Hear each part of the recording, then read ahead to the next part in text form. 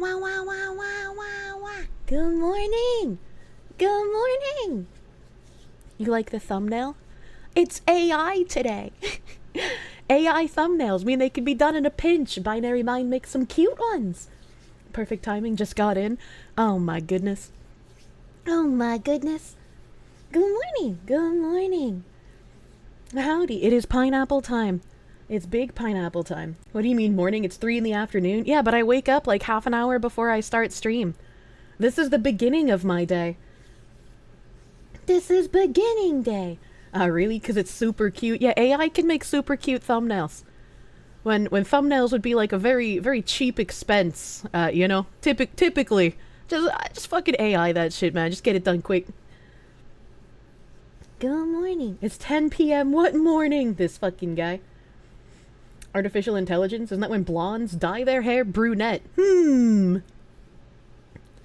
we gonna talk about the Rochester lady? Is that the lady that said the N-word and is getting like a massive payout? When they allowed the Carmelo Anthony give send go to stay up, I was kind of like, I don't know, it feels kind of weird. It feels kind of weird. Like, yeah, people can give their money to whatever they want, but it's kind of weird to keep a murderer's thing up. Like, I know Kirsche was like, yeah, I'm for keeping it up because, you know, people can give their money to whatever they want. And, you know, in hindsight, I guess Kirsche was right. I guess Kirsche had a point. Because if that was taken down, I feel like this woman who said the N-word and was recorded by a pedophile on a playground filled with children, that nobody's talking about that part for some reason, they would probably campaign to get her give send go taken down. So, you know, maybe it was a good thing the other one wasn't taken down. Kirsche was right again. BGM Doko. I had a collab last time I was on stream, so I didn't have any music on. There we go. They opened the floodgates. You live like 30 minutes from Rochester, so it's been big news. I haven't been to Rochester, New York in a really long time. I used to take the train there pretty frequently. Alleged pedo. He went to court and the charges were dropped. Careful with alleged pedo. He's an alleged pedophile on a playground. Thanks to the Schedule 1 collab, you gave Bagman a follow. He's fun and chill. Bagman's a great dude. Bagman's a great dude. He's in need of a wife. Prevent him from moving to Thailand. I keep him in the United States. He needs a woman. What's the mysterious creature, Kirsche? Ah, that's me. I'm mysterious creature. Anal violations is Seeth posting about V-Allure again? Aw. Am I not exciting enough to seethe about? I mean, it has been almost 2 weeks straight of seething about me. One of those weeks I wasn't even here for, so, you know. maybe I gotta mix it up and seethe at some other real women for a bit. Bagman has his supple Asian boy wife, Moonshine. Yeah, but Moonshine has an actual wife. Bagman needs one of those too. Oh my god. Moose Nugget, thank you for the 10. Ketchup Tithe, madame. Side Scrollers podcast was a fun watch. The masses shall be proselytized. All shall submit to the tism-filled sermons of the Arch Schizo. True and real. True and real. It's always a fun time on Side Scrollers. I'm hoping eventually I can do a weekly show instead of only every other week, but man, my schedule is just like so fucking jam-packed. I'm sure if I told my mods I'd be doing like a weekly thing, they would beat me.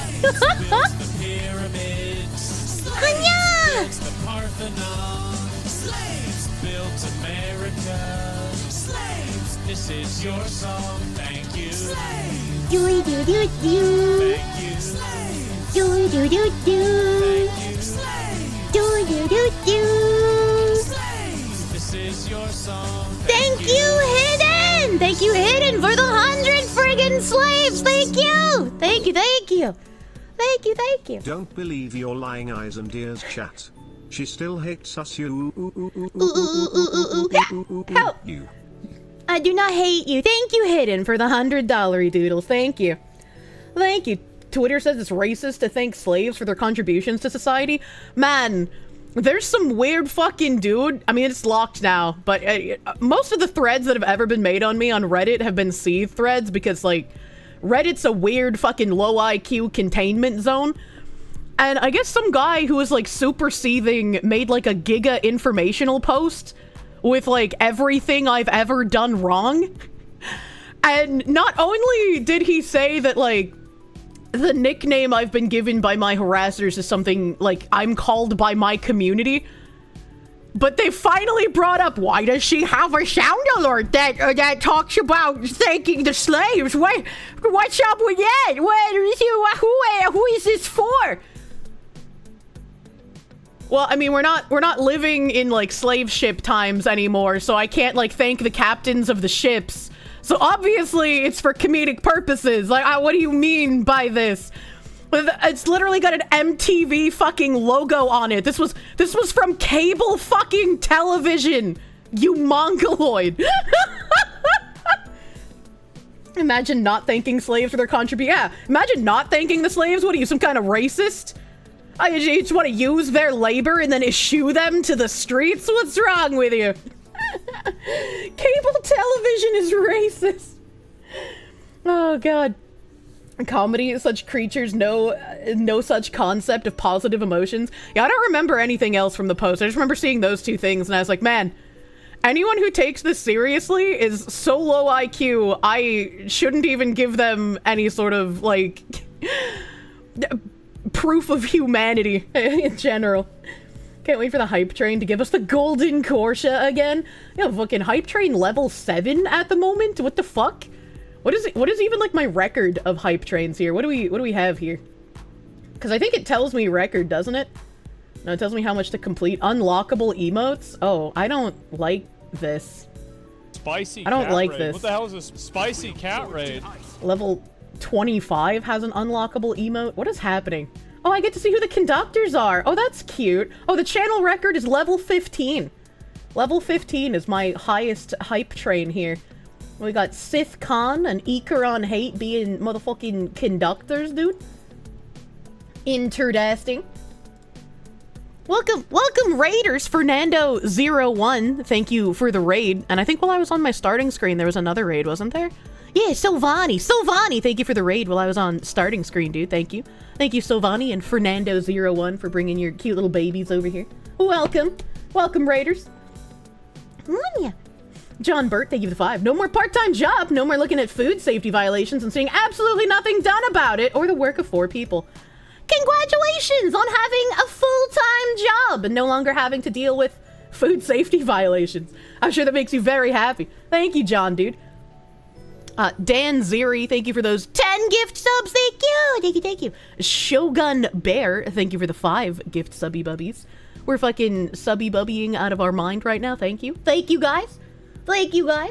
Have I kept up with any of the new Karen Reed trial stuff? I have not. There's been so much going on in my own life. I'm gonna have to say sorry for my tabs not being as organized as they usually are. Typically, I am the master of the titular tabulars, but man, it's been very disorganized recently. It's been rough keeping track of shit. It's been rough, man. Phoenix DS, thank you for that fucking 10 Canadians. Late to the stream for watching Manhao recaps. I don't know what that is. Rolando Ramirez, thank you for the 5. Holy crap, it's hailing where you're at in Texas? I haven't seen hail in fucking ages, man. I haven't seen hail in ages. Every time you see something new, it's like, how's Kirsche gonna wiggle her way out of this? And then it's like, wiggle. And you're like, well, man. You know, it's not difficult to wiggle if there's, like, no substance, you know? You know? Munya. Let's see here. Hey, Foxwoman, glad to have you back. A banger show on Side Scrollers yesterday. Thank you. Key Limps, thank you for the fucking full year resub, dude. Thank you. If anything, it's difficult for Kirsche to not wiggle thanks to her VTuber Parkinson's. I know. All these fucking ableists making fun of how janky my model is. It's VTuber Parkinson's, you ableist. For Creatine, thank you for the 5. Reddit and drama tubers not lying about strangers on the internet. Challenge level impossible. Remember to always have receipts, chat. True and real. And also remember to use code Kirsche on Gamersubs for 10% off your order. You can get caffeinated powder, non-caffeinated powder, and big cum powder. But a Foxy without her tabs is a Foxy without her memory. Munya. I have a few tabs. They're just not as organized as they usually would be. Not as organized as usual. As a Parkinson's Havenzer, by the way. Haver, you approve of the joke. You know, I'm a fox. Michael J. Fox has Parkinson's. You know, it's a conspiracy. Blue Mew 22, thank you for the 5. Happy Foxu, full of yaps, breaks the minds of foolish saps, brings her chatters endless joy, and so I will. Red squares destroyed! Yeah, fuck off, red squares. No one wants you here. Munya. Pharaoh Potato, thank you for the 200 biddies. Hello, Foxwoman. Might you humbly request a happy birthday from your favorite Foxwoman on this day of your origins? Pharaoh Potato, happy birthday! Happy birthday, my guy. I hope you have a good birthday day. Whenever I read your name, I think of the Pharaoh fluid, where like the fluid kind of like makes spikes and shit, and it's like a little magnetic. I picture that, but like in potato form. Little tabs is better than no tabs. That's why I could just be like, chat, I have a couple of tabs on this. Do you have more tabs? Do you have more tabs to add to this specific thing I'm talking about right now? Van Sar, thank you for the full fucking year. 1 year and 6 monther before watching VoDs. I loved every moment. Thank you, Foxy. Thank you. Thank you. Ty Sal, thank you for those 10 gift subby bubbies, my dude. Thank you for the 10. Fucking massive, man. Kirsche, it seems there's a lot of drama going on these days. Is it drama season? Well, you know what they say. April showers bring May flowers. So April was a terrible showery month. Maybe May is gonna be bright and fluffy, filled with flowers and shit. I don't know. I'm assuming that's how that works, right? I'm assuming. Motherfucking Mechanist Golden Gear, thank you for the 10 gift Chibi Bibbies. Thank you, thank you, thank you. Thank you, thank you. That's a long list, true. Burnt Sausig, thank you for the 20. Yo, Fox Grill, my summer hockey league is starting up next week. Any chance you can get a blessing against college kids with nothing better to do this season? Cheers! Hope you beat those college kids' ass, dude. Hope you beat them into the dirt. Good luck on your hockey. Phoenix DS, thank you for the 10 Canadians. Manhwa. It was spelled differently, I think, unless my brain just exploded. It was a Korean version of Japanese manga. You're such a weeb for comics. Yeah, I know manhwa. I recognize that, Bulge. May will be better. Mari _EN_ Phase Connect, that's true. Feemsh Princess and Eepy finally in the Phase Connect. Big congrats also to Cleo being in Phase. Oh yeah, the mono sound, they didn't fix it. Mono sound? I don't know what that means. But yeah, the lady, let's take a look at the lady person. Cause she has been dominating the Twitter sphere for like basically an entire day now. Invader Trio goes so hard. Yeah. Can the Kirsche help make you chainsaw chains? Probably not. I'm not good at metal crafting. Not good at metal crafting, man. Am I sad to not be in Phase? Absolutely not. Absolutely not. First of all, my content is not very corpo friendly.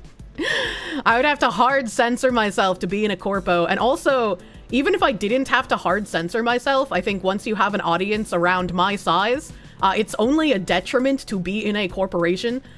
You've made it at this point, right? Like you are making a comfortable income to live on your own and to save money and to invest and to just be a normal person.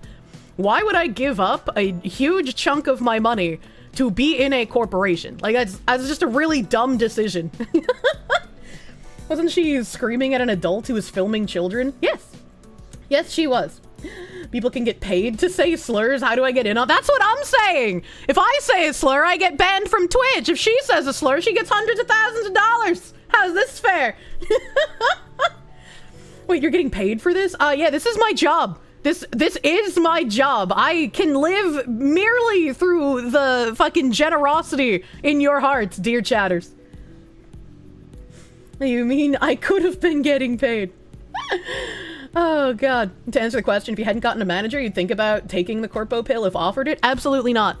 Absolutely not, because years ago, I had already figured out that going corpo would not be the best thing for me to do. Even when I was talking to Aviel about, like, management, it was going to be a management deal, not, like, being in a generation like the other whammons. Butter dog! Dog with the butter dog. I put the butter on the dog, butter dog. Munya! Was there no message? Did that man just like fucking slap me with some butter and leave? No TTS? No TTS? And Stream Elements didn't suck on his dick? What the fuck? Dressed Glass! Dressed Glass, thank you for the 69 buttered dogs and the nice little mushroom stamp to go with it. Didn't even leave a message. Thank you. Thank you, Dressed Glass. Thank you, Dressed Glass. Just need a Wrangler. The content doesn't fit Corpo. True and real. If Kirsche were in a Corpo and had a gen, it'd be called the Rabbit Hole or something. But I'm a Foxu! Will I still be able to collab with Fish? I don't see why I wouldn't be able to. Obviously, I'm still gonna collab with the Feem. I need to prod Pippa as well. Both of us have just been so fucking busy. Like, our schedules are just both ridiculous at this point. Like, I don't remember the last time I reached out to literally anyone for a collab. Like, Craig got me signed up every other week, so those just happen, right? Those are in my calendar. He doesn't need to contact me for those anymore. And, like, we set up the part-time super terrorist one, but that was, like, Bagman basically yelling at everyone, forcing us to finally commit to a date. So, you know, Foxu crawl down the rabbit hole to eat tasty treat. My hard R waifu Shiloh. And Craig, the honorary manager, pray for him. Well, I have a mythic manager. Which is pretty much all I think you really need. I like having a mythic manager because he can go and like beat artists and beat sponsors for me, but he doesn't control my content. But if I am like worried about something or if I'm concerned about something, I can always ask his professional opinion, you know? I'm glad that you guys played Schedule 1. It was everything you hoped it would be. I don't know, whenever I play a new game, I'm just like, I don't know what I want to do in this game. But eventually, I guess my brain kicked in on the autism. Sadly, we need to clarify. Actual manager. Does my mythic guy have a moniker we can refer to him by? I mean, I don't know if he wants to be referred to by anything, so I just call him the mythic man. Legal Mindset made a very good point about being careful who you call your manager, especially if you're indie. Yeah, I mean, like, my manager is part of a company, so it's a little different. Did I get Bagman to help you yet? No, I didn't. But that's okay. I think I'll have time on Monday. Oh my god, where's my calendar? I now am unsure when any of my appointments are, because I had appointments Wednesday and Thursday, but my appointment, I put the wrong time in my calendar for Wednesday, and that was with my pain doctor. Apparently my appointment was not at 3:30 like I thought it was, and it was at 3, so when I showed up, she was like, oh, you missed your appointment, and the doctor went home. And then I fucking had to reschedule it, and it was hard, because he has, like, no room in his schedule. And then, like, on Thursday, I was supposed to see my massage therapist, but she was like, I had an allergic reaction to some medication, and so I'm at the ER right now. So I didn't get to have a massage either. I love my massage therapist, but now I am starting to get anxious about how unreliable she is. Because it's like, I feel like I've had at least probably 10 appointments canceled since the beginning of this year. It's been fucking rough, man. It's been fucking rough. For Kirsche especially, we don't need to speculate on a manager. We all know in like 10 minutes, and 99% would be happy. I mean, I'm sure there will be a couple of like unicorns. I don't know how you unicorn for me, but like, I'm flattered and confused if you do. I'm sure there will be a few that'll be like, oh, Kirsche got a boyfriend, I'm leaving. But like, I've made my intentions clear. When I move, I would like to get back into dating. I don't want to have to kill myself when I hit 40, you know? I can't believe Kirsche would cheat on me with her manager. I know you're dying from anaphylaxis right now, but do you think you'd handle the swelling in my shoulder a little too? Yeah, right? I mean, I think it's unavoidable, even if like every time she's canceled, it's been for a reasonable reason. If you start canceling that many times, even if it's out of your control, that still puts in an unreliability, right? So what's the deal? 40 and you deep throat a shoddy? Guess you have 13 days left to live then? What does that mean? You'll never understand Kier's preference in men, but you're pulling for her to find her gay, emo, himbo, roach man. You don't have to combine all of them. It's weird that people are just like, I don't know what kind of man Kirsche wants, when it's like, I just like men, man. Like, I'd like so many different kinds of the ways that men look, and like, I just want a nice one. I just want a nice, kinda silly, like dumb in the same way that I am kinda dude, you know? Mostly gay men. I'm not attracted to gay men on purpose. It's an accident. You like normal men. I like normal men. If it's consistently out of their control, then at that point they're cursed, and the black magic is getting in the way of work. Yeah, exactly. Oh wait, if he's dumb in the same way as you, who's gonna do the math? Well, I don't mean like exactly in the same way, but like, I don't want to say I want a dumb man, because then people are just like, what does Kirsche mean by this? She wants someone who's an idiot? What is she gonna do? Is she gonna fucking take advantage of them? It's like, no. Like, I don't think I'm like a giga fucking low IQ retard, but I'm really dumb about some shit. That's kind of like what I think of when I think of himbo, right? It's like, they're really good at some shit, and then they're just really fucking silly at some other shit, and that makes me happy. If he says bussy, then stay away from the— well, yeah, I mean, yeah, obviously that's a red flag. She wants Gaston. I want Kronk. I want a Kronk, man. And she'll take advantage of him and play with his pee-pee when he's not looking. I think you mean when he's asleep. Perfect match is one who is left brain dumb partnered and someone who is right brain dumb. Exactly! See, that's what I want. Jimothy Farm! Jimothy Farm, thank you for that $99.99. Thank you! Still coughing up on this week's streams. Akiba made you feel old when she called bags for being old, for being in middle school, for 9/11, and you were in 11th grade when that happened. You probably have, like, a good memory of everything then. Unfortunately. Unfortunately. And I mean, yeah. Yeah, but a lot of people are, like, super young in VTubing. That's why there's so much drama. Thank you, Jimothy! I hope you can catch up on the stream soon, my guy. I hope you can catch up soon. We'll be here for you. Shadowhand of the Naked Truth, thank you for the 5. Does Kirsche actually know what a himbo is? Yes. Kronk is literally an archetypical himbo. And Kronk isn't, like, completely fucking brain damaged. He's a good cook. He can speak to animals. He's good at, like, being diplomatic. Like, Kronk isn't just a fucking drooling idiot. He's good at things. Simple, but not stupid. He's the latest model. They worked out the kinks from the test runs. Remember, he was the voice of reason for the villain? Yeah, exactly. Exactly. The fact that you love Kronk makes me so happy. I fucking love Kronk so much, dude. He's the full package while being chill and approachable. Leon Kennedy's your favorite himbo? He's also pretty fucking good at that. Munya. He's fluent in squirrel. The worst humor you got, it's back when you were young, they recycle humans. I don't know what the fuck you're talking about. I'm confused now. You've literally never seen The Emperor's New Groove. What the fuck? What the fuck? Oh yeah, it's all coming together. I feel like you'd like Brock Samson. Yeah, he's pretty good as well. He's pretty good as well. I've seen some of the Venture Brothers. It's out of your age range. What the heck? You've seen it like 20 times. What the heck? Kirsche want caveman? Caveman strong? Caveman do things? Yeah. I just need a man who's like not like, how do I say this? Like, not like bodybuilder trying to go for the aesthetics muscular, but he's like salt of the earth, like manual labor man, strong as it were, you know? Mecha Shiva. Drag you back to the cave by your hair. Exactly. You want the farm guy muscle definition? Exactly. She wants someone who can build her house a new deck. True and real.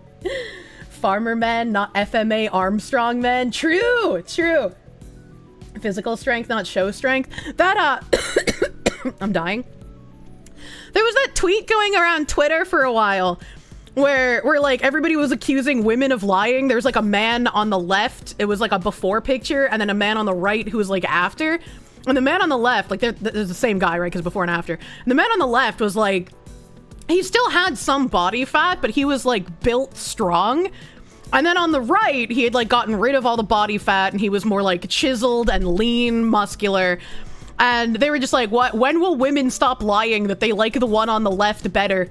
And it's like, brother, no one's lying to you. The man on the right gets that physique to impress or attract other men. Like, sure, there are going to be women attracted to that.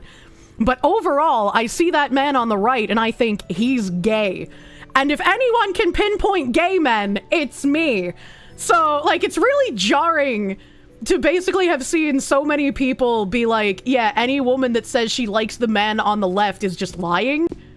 As like, well, I think this might be why men don't know what women want, because women will say what they want, and then men will be like, no, you're lying to me. And it kind of happens in my stream as well, where I'm like, yeah, I like himbos, and then I like say that an emo kid is cute the next day, and chat's like, who cares? I thought you liked himbos. How can you find this emo guy cute? That doesn't make any sense. And it's like, well, I can like more than one archetype of human male, chat. Just because I like one doesn't mean that I find the other one unattractive.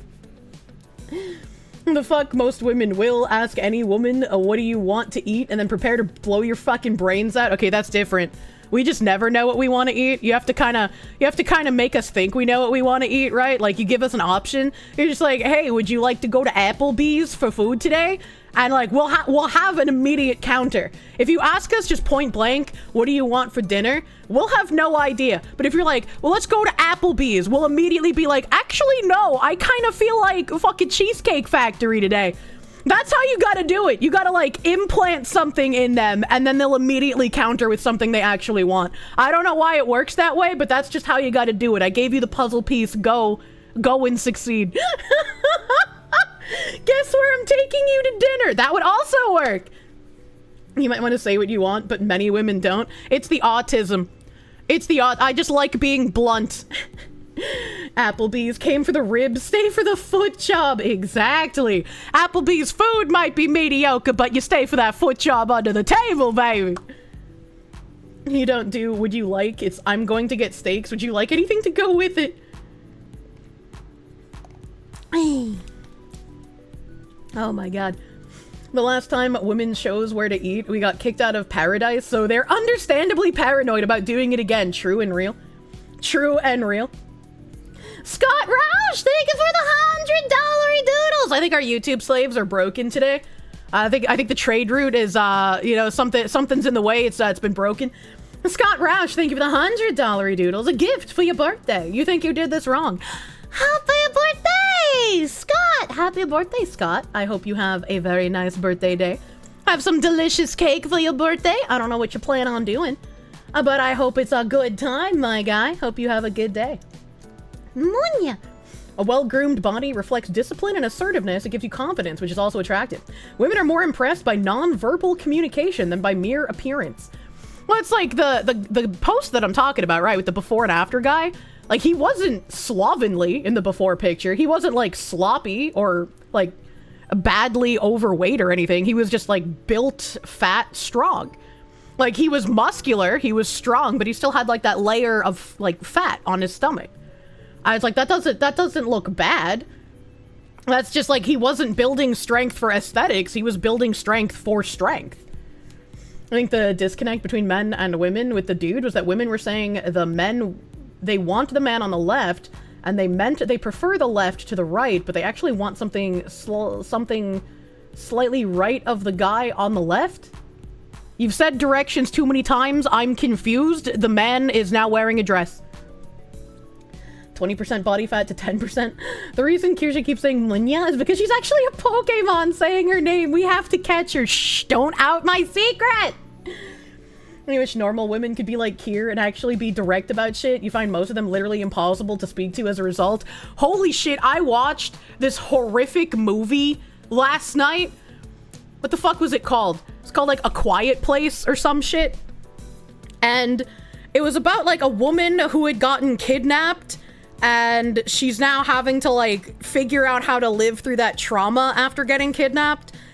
And, like, she doesn't trust her husband, understandably so, even though he was cleared by the police because he's shit at communicating. Like, whenever she says something to him, that means he needs to, like, reassure her. Like, he gets mad and, like, yells at her and acts in a very defensive manner. And I'm just like, I feel like 90% of movies just wouldn't exist if people in movies were good at communicating with each other. But since the plot needs to happen, they're always dog shit at communicating. And then people who watch these movies don't end up getting any better at communicating. And so this just actually mirrors real life, where if I had just finished getting kidnapped and held for ransom for 5 months, and even though my husband was cleared by the police and said that he didn't do anything, I'm gonna go to him and be like, hey, so you usually park in the driveway, but you weren't parked in the driveway the day that I got kidnapped. You were parked in this other garage that we don't even own. Why were you parked in that garage? Because as soon as I went in there, when you asked me to get something from your car...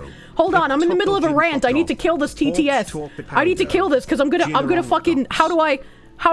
Okay, it's over already. I don't know how to mute shit on my own stream. Fucking... It's like, you never park in the garage, and you asked me to go out and get something from your car. And if you asked me to go out and get something from your car, why was it in the garage instead of in the parking space where you usually park in our driveway? And so I go out there and I open your car to get something, and then I just get kidnapped. Were you trying to kidnap me to take my money and then cheat on me with this other redhead woman that you're here at a cabin with? Like, this doesn't seem like your cousin. I'm a little confused. And like, in a situation like that, a man should respond. Even if he's already cleared his name with the police, he should respond in a way that assuages my anxiety, right? He should be like, honey, I parked in the garage because it was going to rain that night, and I didn't want to get rain on the vehicle. And so I decided to park underneath the roofed apparatus that, you know, we have. And it might be a rare occurrence that I do that, but there wasn't any nefarious purposes. You know, just make the person feel comfortable that you had nothing to do with it. And it's going to take a while, right? It's not going to be the only time you have to sort of like explain that. You have to have patience with someone who has this kind of like PTSD and anxiety around specific events. And if you can't have that patience, and if they ask those questions and your response is, the police cleared my name, they believe me, why can't you believe me? I'm going to squeeze your head with my hands and get really close to you and act like you're a burden to me. That's going to make it worse. That's going to solidify in her mind more paranoia, more, why is he acting this way instead of just telling me that he didn't do anything? The fact that he's trying to make up these excuses, the fact that he's getting angry means that I'm right in my paranoia. And so it just makes me so fucking mad. And then after this, the guy even realized, oh, I was kind of an asshole. So he goes and apologizes to her in the morning, even starts crying because he felt bad enough. And I'm trying to imagine myself, right, I've never been kidnapped, Chad, but I've been in an abusive relationship. So I'm imagining myself in this scenario. And it's like, if he just had that outburst last night where I needed reassurance from him, and instead of giving reassurance, he fed into my paranoia, he fed into my anxiety. Once he starts apologizing, I'm going to wonder if he's actually apologizing, or if he's apologizing as a cycle of abuse to keep manipulating me and keep me under his control. Is he going to apologize and then yell at me again later in the day, and then the apology and yelling cycle will just continue to spin out of control until I feel like I am unable to leave him in general? And so when he comes to you and he apologizes, you have to sort of push that paranoid feeling down, and you have to be like, are you actually apologizing for what you did? Are you actually not going to yell at me that way again? Because when you do, and then you explain how it inflames the anxiety, inflames the paranoia, blah, blah, blah, blah, blah. And if he's like receptive to that, then you're like, okay, maybe he'll change his behavior. Maybe he'll understand how to have a conversation, how to communicate in this situation. And then you go from there. But it's like, instead of that, this woman in the movie just completely fucking ignored him. Like, he got on his knees, he was crying, he was holding her. She wouldn't say a fucking word. And it's like, I get it, lady. You're upset that instead of reassuring you, he made things worse. But now he's apologizing. And if you don't attempt to communicate with him here, you're going to make it fucking worse. He's going to feel like no kind of apology that he gives you will ever be good enough. And so what's the fucking point of communicating? So like, I just get so fucking fucking angry when I watch these kinds of things where I'm like, please communicate! And they just never do. They just never fucking do. I lost the men 5 minutes ago. Wait, why? This sounds like some coffin game shit. Nah, you're right. Maybe he's just upset that she's stopping him from banging his redheaded cousin. Jesus Christ. Communicate deeply. Exactly, man. And Kier's right for this. Thank you. There's like nothing pisses me off faster in movies. And like, I always have to pause because I don't want to talk over the movie, right? I always have to pause and I have to be like, this pisses me off. I understand, like, the movie would have ended after 30 minutes if they actually communicated with each other, and so they need to be fucking retarded for the sake of the plot, but this pisses me off. Abuse makes your brain do exhausting things. It does. It's exhausting both for the abused person and the person who's trying to, like, quote-unquote fix them, as it were. That's more thought than you've ever put into your own line of thinking. That's just how my brain works 100% of the time. I don't know where you're going. We're getting on a motorcycle and we're running over someone's dog in the middle of the night. Always talk over a movie. It makes it a fun event with friends to heckle and critique films. Well, you know, I'll talk over a movie if I have like just a short sentence to say or like a single word. But if I'm going to, like, give a tiny rant about how upset I am at the state of things in the movie, I'm gonna pause it, alright? Because, like, that's rude. It's an unfortunate Hollywood plot device requirement that the characters are all sub-room temp IQ to make the plot out how the writers want the plot to plot out. Yeah. Bikes always slip and throw you when you run over dogs. 1, how do you know that? 2, I was making a joke because that's what happens in the movie. Thanks for sharing that with me, Kirsche. I appreciate you showing me vulnerability, but we still need to figure out dinner. Fuck you, Michigan! Good lord. I just don't do it in the movie theater. My cousin does that. You know, yeah, people don't want to see that shit in a movie theater. People don't want to see that, like, you know, I'll probably, like, I would touch you in the movie theater, but, like, you don't fuck me until we get out to the car at a bare minimum, right? Like, and Twitch didn't give you a notification. What did I miss? I was ranting about a bad movie. And Kirsche, this is a Wendy's. Please do not have sex in the Wendy's bathroom. That's very low class. Wait, you live in Michigan. What's wrong with Michigan? What isn't wrong with Michigan? Watching those kinds of movies are fun to watch. Oh, no. Phoenix, thank you for the 10 Canadians. Foxy trauma dumping from past experience. Stop being hungry and have a Snickers. I wasn't even trauma dumping. I was describing a movie. I'm pretty sure it was called A Quiet Place. I'm pretty sure that's the name of the movie. But Kier, why would you ask for his phone password instead of breaking up with him if he cheats on you? What are you, fucking Skewky's alt account? What the fuck is this? That's such an old, obscure channel reference. There's like 3 people who can make that joke. Found the Skewky.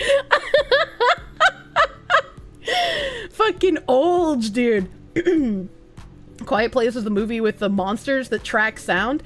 No, this one didn't have monsters. Maybe it wasn't called A Quiet Place, but it had like quiet in the title.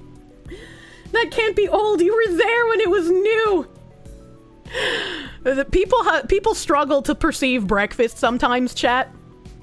We were reading something. I used to read like this really shitty advice column. Oh my god. Does it still exist? Well, I was gonna talk about this woman who said the N-word and got paid for it, but now we've been distracted.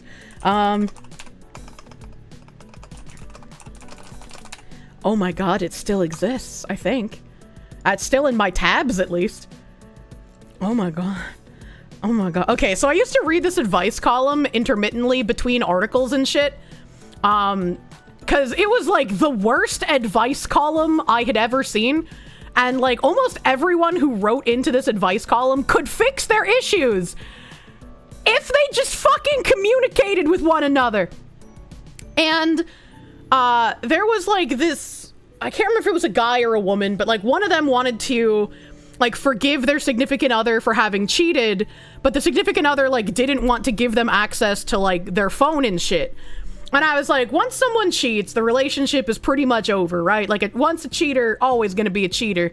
I don't think there's any realistic way to actually fix this once cheating has occurred. However, if these people are dead set on trying to make it work, if you're going to try and make it work, you're going to have to give up some of your privacy for the sake of regaining trust in the relationship. If you cheated and you want to fix things with your partner, your phone is no longer private. Your partner's allowed to go through your texts, to go through your emails, to go through your pictures, to go through any apps you use to talk to people. If you're trying to fix things after you've cheated. And so some people in chat were just like, I disagree with you, Kirsche. Once someone cheats, the relationship is over. You can't fix that. There's no point. There's no point in trying to fix it. It's over, Kirsche. And I'm like, yes, chat, I said that. But then I carried on to a hypothetical where if these people are trying to fix it, this is something you have to do in order to attempt that.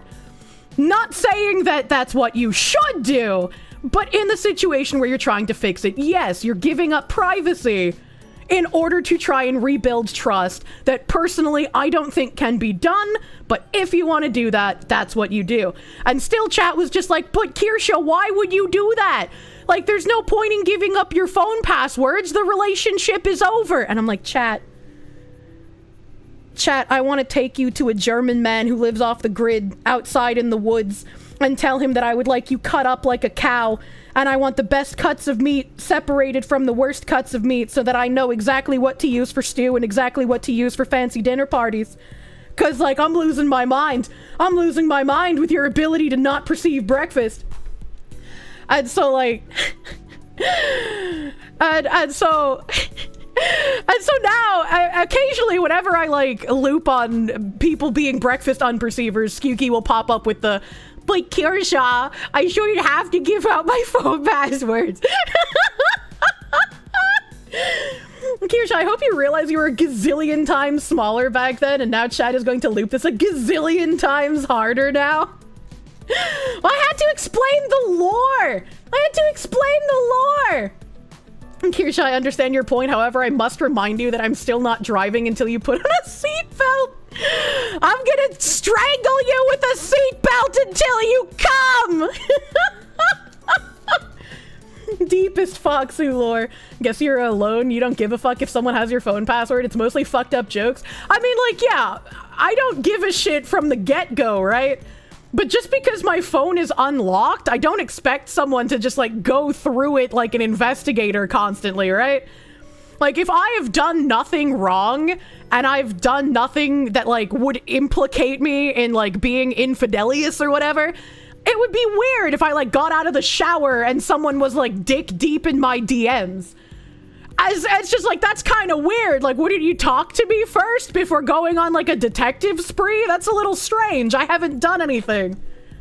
Do not encourage autoerotic asphyxiation. It's not autoerotic if I'm the one choking you with the seatbelt, okay? If cheating has occurred, the person has proven themselves to be too susceptible to the temptations of the flesh. To salvage this, a greater feeling of shame of their actions, knowing that their significant other will know of their infidelity, might be good for salvaging the relation. Yeah. Like, it's like, I don't think at this point I would ever give a cheater a second chance. Because, like, you know, been there, done that. They genuinely don't change. They genuinely don't. And, like, I know everybody always wants to think, oh, this will be different. They will actually change for me. They won't. They will not. So, like, I genuinely don't think it can work. But if people wanted to make it work, you have to give up some of your privacy in order to rebuild that trust. Kirsche, I understand your point, but where are we going to fucking eat? I'm gonna cut your dick off and eat it as a breakfast sausage. Smart move. You've tried that too many times. Always fails, right? Mikey, thank you for the 10. Kirsche, I don't want to be gay. Please don't choke me until that happens. What the fuck? That's honestly your only hard red line. No cheating, period. True and real. Cheating is how we ended up with the Google Docky meme. That's a different kind of cheating, but you know. And chat, we want food. Kirsche, I will choke you until you come. Typical woman. Typical fucking woman, man. Oh my god. So the place that I read these like advice articles, let's see what they have today. I sent my husband a sexy selfie that he loves. Maybe the story behind it is best kept a secret. Oh boy. Oh boy. Hold on. This one's like a paid one, so I gotta go to the archive. They started paywalling like half of their advice columns for some reason, and I don't know why. There's a reason it's such a good photo. And the advice column is by Jessica Stoya, who is a porn star, and Rich Juzwiak. I don't know who that is. I'm a 42-year-old woman who's been married for 19 years. I recently sent a playful photo to my husband that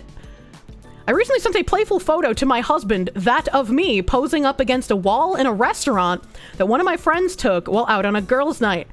I enjoy sending him tasteful, flirty photos when we are apart. Oh, same, lady. I also like that. Traveling for work or just out doing the things we enjoy out on our own. It's fun for me, and I know he enjoys it. These are in public, clothed, tasteful, but flirty. He saved this most recent photo as his wallpaper on his phone and even printed a little copy that he taped to his bathroom mirror. That's so cute! That's so cute! He says it's the sexiest, flirtiest photo I've ever sent, and he says the look on my face and in my eyes is stunning. The thing he doesn't know is the reason I have that look is because my group of friends and I had been drinking a fair amount of wine with our meal. And the moment before that photo was taken, my friend, quote-unquote, Trisha, and I kissed for the first time. It started as a hug, a kiss on the cheek, and the next thing I knew, we were lip-locked, and I thought, oh, okay, so we're doing this. She pulled out her phone and told me to lean back against the wall and smile for a photo because she wanted to remember this moment. That's the photo I sent him. I like that he enjoys it and I love the way he sees me in it. But every time I see the photo, I also think about the kiss and am conflicted. I'm glad we kissed and I don't regret it. It was fun and in the moment it felt good. The conflict is that it's a secret about why I have the look in my eyes and the smile that I have. I'm not interested in my friend or anyone else. It was just a fun, happy, playful kiss.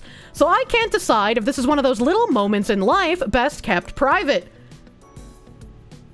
How the fuck do you not regret it? Yeah, that's a great question, chat. That's a great question. I would feel like this is evil, right? Like if you've just made out with someone who's not your spouse, and then you take a picture because the person you kissed wanted to remember the kiss that they had with you, and then you send that memento photo because you for some reason consented to have it taken. You send that photo to your spouse as a way to like, hey baby, look how hot I am. You're like, that's cucking, man. That's cucking. That's so fucking weird. That's psychotically evil. Yeah, that's so fucking weird. I cheated on my husband and sent him the picture, tee-hee. Yeah, that's so fucking weird. Get in the chair. Just playful fun is incompatible with I want to record this moment. Yeah, exactly. I would forgive her if she lets me make out with Trisha too. Women turn bisexual after a few drinks. Like, god damn, dude, that's fucking insane to me. Didn't you say she was a porn girl? No, the people who give the advice are a porn girl. The people who write in are just like average human beings. If you want to be a secret, then why did you post this, you evil shit cunt whore? Well, because she's writing to fucking Slate. And who the fuck reads Slate? Like, her husband's chance of seeing this are literally 0. And obviously her friend's name is not correct here. They're using a pseudonym. Lesbian DV upon her. A lot of guys wouldn't even consider it cheating. I think the guys who don't consider it cheating if it's with a girl are disgusting. And like, if I have a guy in the future, hopefully he would also be just as vehemently against me having sex with women as he would be against me having sex with men, right? Like, for a guy to say it's not cheating if it's with a woman, I think that you have to inherently see women as lesser than men in order to have that opinion. Because there's a huge difference between you as a man watching pornography with 2 lesbians and you as a man having your significant other fuck another woman instead of you. Fun fact, Japanese people don't consider fucking prostitutes to be cheating. Yeah, because they see prostitutes as less than human. Which, like, fair, but also, you shouldn't have the energy to put your dick in anything else but me, alright? Okay? Kirsche, you can't cheat with women. That's basically like cheating with a vibrator. If I wanted to cheat with a vibrator, it better be in my husband's hands, okay? Alright, like, that's the only DP I'm gonna accept. It's the soy jack getting a PS5 from his wife's boyfriend meme. Yeah, exactly, dude. Obviously, and according to anyone with any sense, sex between a man and a woman and sex between two women are not the same. If you believe that, you would have to believe that in a lesbian relationship, those women are incapable of actually loving each other. Because, like, there's no difference between emotional and, like, sexual cheating.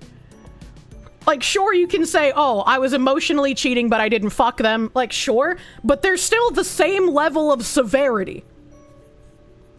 You just got back? What's going on? Just because there isn't a penis doesn't make it any different, yeah, right? As the girl in the article says, she has no feelings. The violence statistics kind of seem to back that up. Maybe women just operate on a higher plane than men do of, like, I beat you because I love you. Like, I don't know, man. Sure you can sounded like sure you can. The rates of DV that might not be too unlikely. Jesus Christ. You watched a 2-hour screaming argument over whether sleeping with your spouse's clone was cheating. If penis don't go to a hole, it's not a sex. That's actually a good question. That's actually a good question. Hold on. If your spouse, like, has a clone, so it's not even a real human, is that cheating?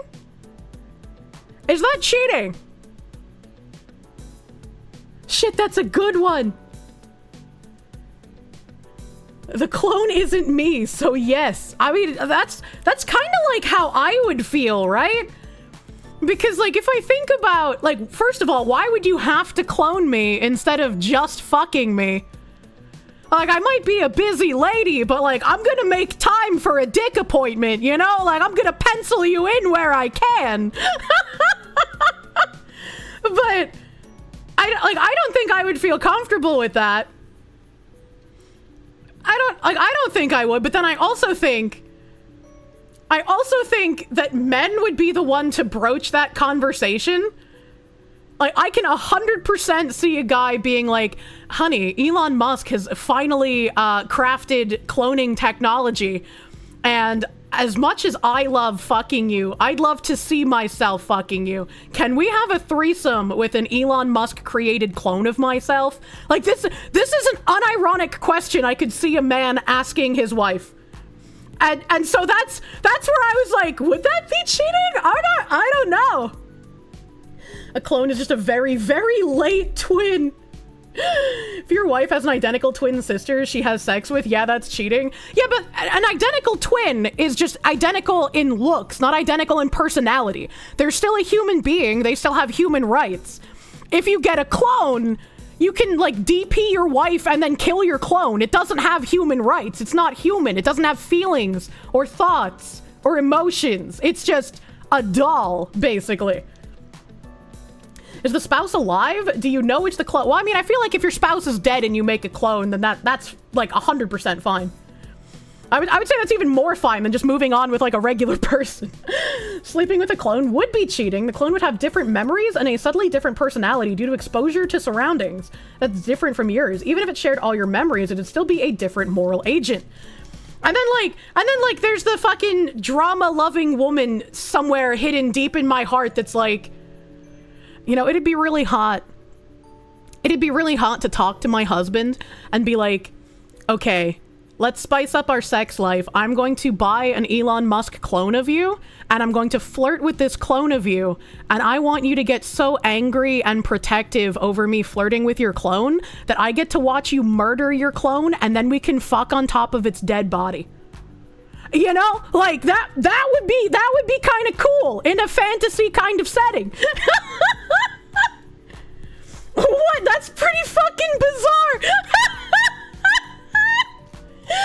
What the fuck?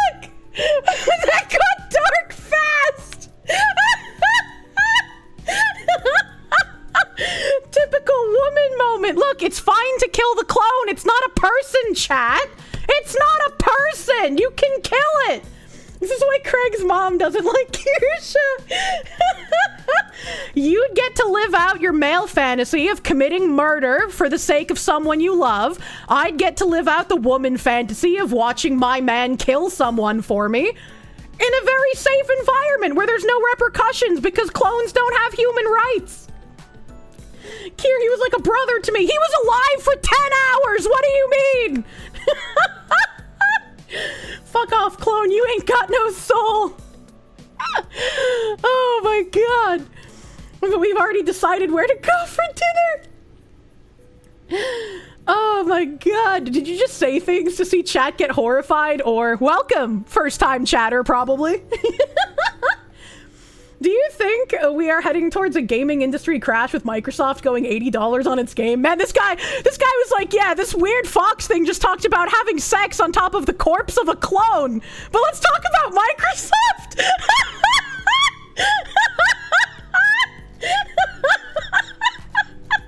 This is like that one time I was fucking in the car with the guy I was dating at the time. This is fucking my long-term relationship. Spicy cat raid. What the hell is this spicy cat raid? We were on the highway and I was like really horny. I was like, go, we need to get home because I need to fuck. Like I was just horned up out of my mind.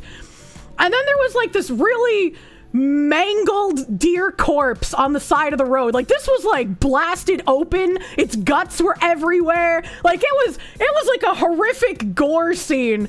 And my guy was like, oh my god, that deer's been destroyed. Did you see that? I was like, yeah, shut up and tell me how you're gonna fuck me when you get home. It's like, yeah, I don't give a shit about the fucking blasted out deer guts. Shut up and tell me how you're gonna fuck me. You're scaring me, woman. One track mind. What is wrong with you? What do you mean? When I want dick, I'm gonna get dick, okay? You can't pull out. Okay, Kirsche, but what if I want you to come in on me fucking your clone? Obviously, I can't tell you apart. And I get to watch you go full yandere and stab her to death with a kitchen knife, and then we fuck with her blood on your face. See, I would almost be okay with that, but you said come in on me fucking my clone. I didn't fuck your clone, I just flirted with it.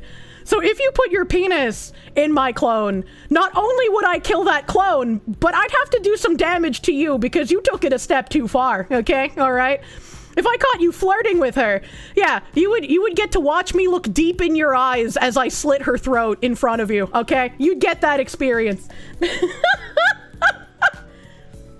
Andrew Graves, is that you?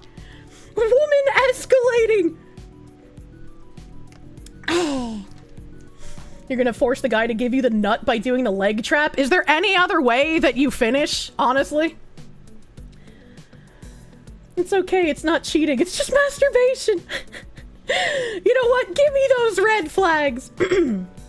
He would flirt with the clone specifically to see that. See?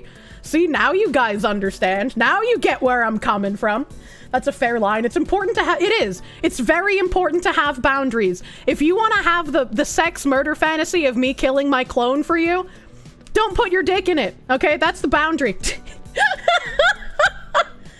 Can we eat the clone after we fuck on it? I don't know if Elon is going to make the clones edible. So I'm not sure if that would be safe, because I feel like there'd be a lot of computer parts in there, and the skin isn't real human flesh, right? What if he legit got you confused with the clone, though? Like, I could see that as a dumb himbo mistake.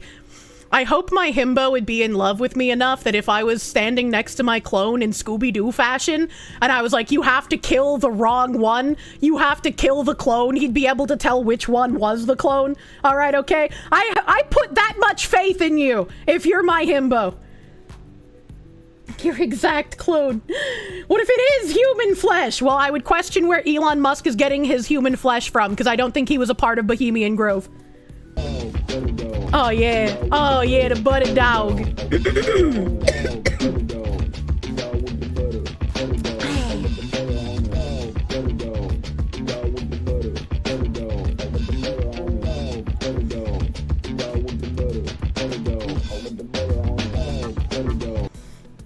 All this clones talk is giving me a confused boner.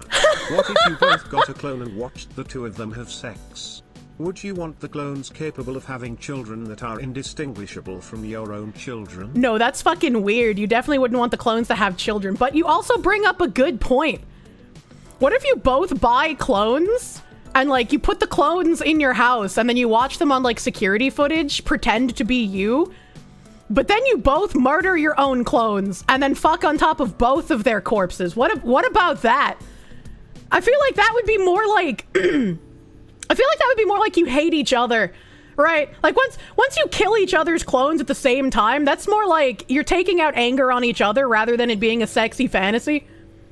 What is this conversation? Now each of you murders the other's clone. That's nice, but can you untie me, please? No! One clone for each of us. Free sex tapes! Why we gotta be murdering all these poor clones? Because they don't have human rights, so it's the only time you can murder a quote-unquote person without getting in trouble.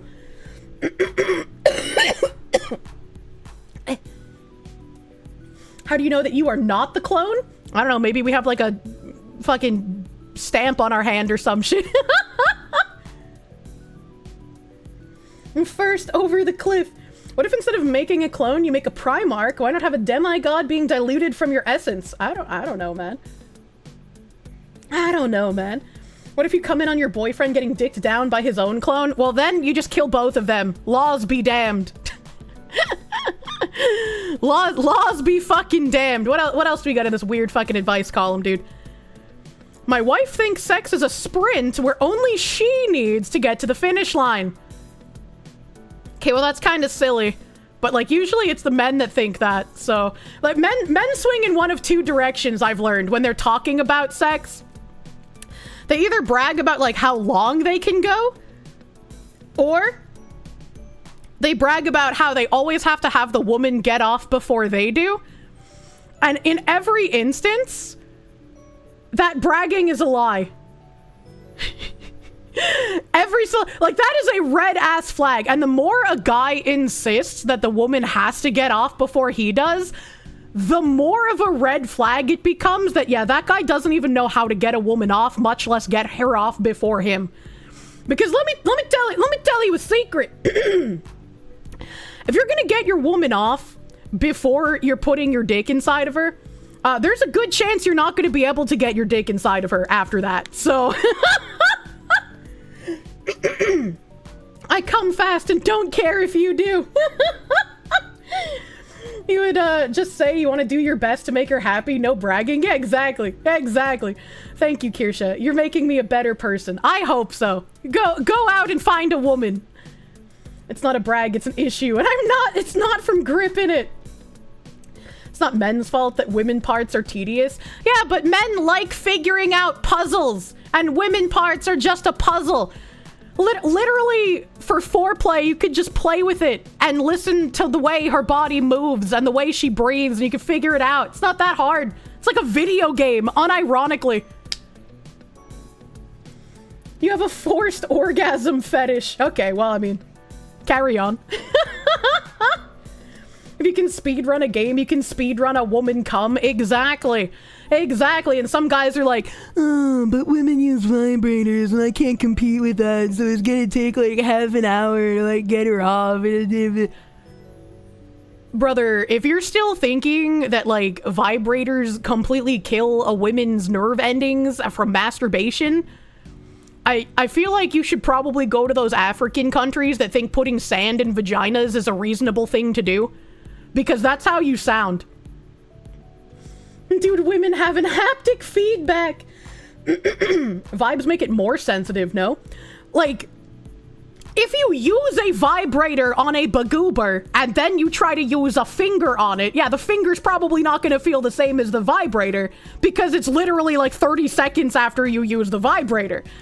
But it's like if you use a vibrator on Wednesday and fingers on Thursday, it's gonna be completely fucking different, you know? Like, it messes with it, but the problem can be reset. Gives them the sandpaper grip. Jesus, Chad has never seen a woman before. Desensitization is real. As a woman who uses vibrators and who gets off every single night before bed, I can tell you that my fingers can do the job in less than 5 minutes. So, like, I don't know what to tell you. Maybe you're just not very good at pleasing women. The desensitization isn't real. It's literally just a skill issue. Get better at your female video game. Know way too much about your masturbation habits, Foxu. Well, I've been single way too long, so, you know. Skill issue, chat. You can't compare with your wife's own hands. It's over. Well, I mean, it's the same, right? Like, me giving you a hand job will never feel the same as you jerking yourself off. Like, that's just never gonna happen. But, you know, just by the property of just another person touching you, it feels a little better, even if it's not the same as your own hand, you know?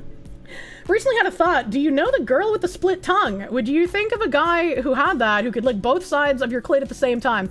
I don't like the split tongue. I think it looks ugly. I think it looks ugly, and it's a result of bad decisions, typically. Like, I know, like, you could accidentally harm your tongue, and it needs to get split regardless, but, like, most of the time it's from a tongue piercing. Kirsche literally means cherry. What did the Foxu mean by this?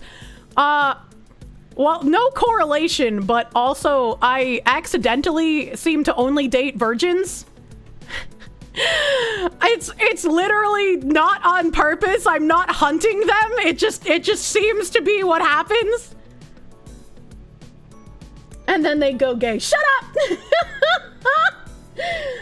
Thank God I'm safe. Split tongue is preem 2000s. My mom had a tongue piercing for a while. She took it out, though, thankfully. Thankfully. Munya. You're just connecting some dots. Gay virgins. Shocker that you hunt them. Well, I should be hunting them in a different way, let's be real. Let's see, what else is on this fucking advice website? My friend wants me to take her virginity, but there's one big thing standing in the way. Is the big thing gonna be that, like, one of you has a wife? Like, what? What is this? Oh, fuck, hold on. This one's also paywalled. Why are they like this? Are any of these non-paywalled anymore? You only date virgins means you're not safe from the crazy fox lady. Look, man, it's not on purpose. I bet he's gay. Mikey, thank you for the 10. Cherry Hunter, ver stall. It's, you know, it's not on purpose, chat. My friend wants me to take her virginity. It would require me to make an absurd exception just for her. I'm friends with a girl, Hannah, who goes to my university. Hannah came from a pretty repressive household and is still a virgin, even though she's 19. Why does he say this like it's a bad thing? What the fuck? The other day, she made a request that took me by surprise. She asked if I would be willing to have sex with her so she could get started. This is a typical, like, female mentality thing, right? Because for some reason, it went from shaming men for being virgins to also shaming women for being virgins. And I feel like all of that should stop.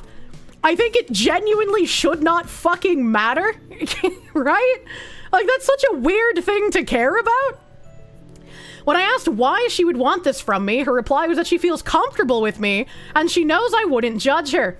While I'm flattered she thinks so highly of me, there's a very good reason I won't be able to help her out. I'm gay!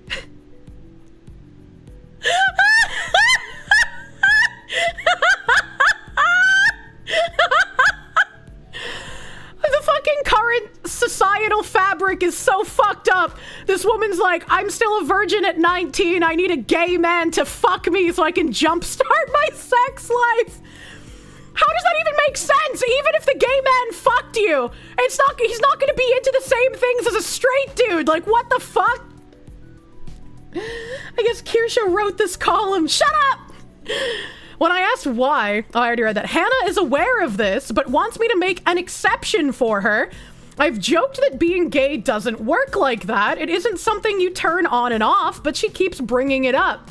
I don't want to lose her as a friend, but the propositioning is starting to wear thin. What can I do to get the message across that she will need to look elsewhere? I wonder if this kind of thought process of, like, oh, he's gay, but he'll still have sex with me as a woman anyways, has been brought on by how flooded media has been by gay men wanting to turn straight men gay. And so it's like, if they can turn straight men gay, surely I, as a biological woman, can have sex with a gay man. Like, it's retard logic for sure, but it's still, like, in their minds probably checks out. This is your arch nemesis, a virgin that makes gay men straight. Jesus Christ. The Uno reverse card. Just do it one time with her and she'll never call again. It's just like, yeah, maybe if you put your dick in pussy, you won't want other dicks again. I can fix you. Like, use that same logic of, like, men who hit on lesbians. They're just like, oh, you're just a lesbian because you haven't had good dick yet. It's like, yeah, I got that pussy like NyQuil. You won't be gay after you hit this. The ego hit when a gay guy won't sleep with the desperate woman. Call my pussy a conversion therapy. I almost said conservation therapy. And Kirsche is now making men gay in articles. Jesus Christ. Jesus Christ. When you're gay, all pussy is nasty. That ain't gonna work. Yeah, exactly. Exactly. You love lesbians. They're great wing women. I can only imagine. That's why I said, like, Tangerine is my bestest and longest friend. All right, okay? Bestest and longest friend. I was like, Tangerine, you're so fucking gay. You're gonna have to wingman me because I can find gay men. And then you can be like, that one's gay, don't touch it. And then maybe you'll find someone, right? He's got a fiance now, so like that part's out the window. But he was just like, yeah, the problem is the gay men that you're attracted to are the gay men that I would want to throw off rooftops. And I'm like, oh, I'm sorry. In theory, if there's a dick good enough to make lesbians gay, then there has to be pussy bad enough to do the opposite. Tangerine does not like snake bites. He does not. He does not.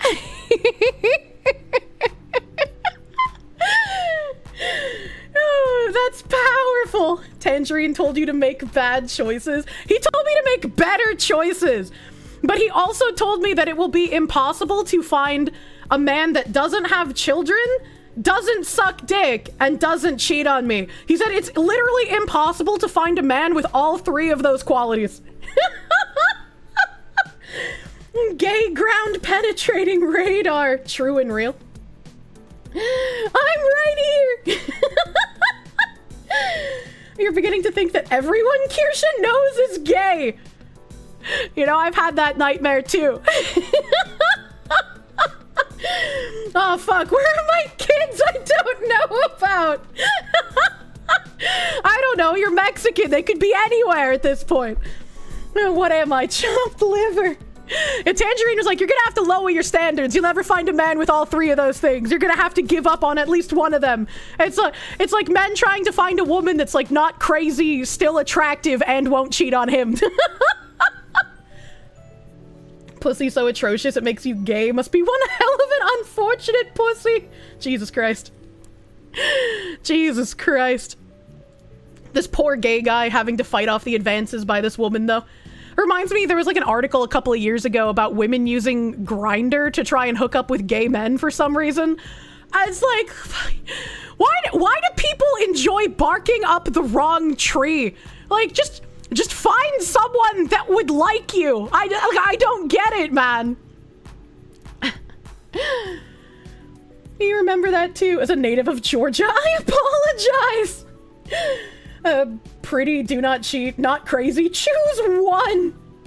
Atlanta's probably skewing the numbers a bit. Dude, Atlanta's so fucking gay. You feel the need to repost this from 20 minutes ago? Azahara said, girl, I love your pussy so much. I want 2 of it. I do not want to wake up with a double vagina after a Frankenstein surgery. Let's see here. My boyfriend has instituted a total ban on going down on me. His reason why is ridiculous. Okay, this one's also paywalled. Maybe they just paywalled all of this. It's been so long since I've read from this advice column. Mouth cancer scare. I mean, like, pussy tastes so good, the mouth cancer might be worth it, so I've been told. An embarrassing thing happened a few days ago when my boyfriend was going down on me. I accidentally farted in his face.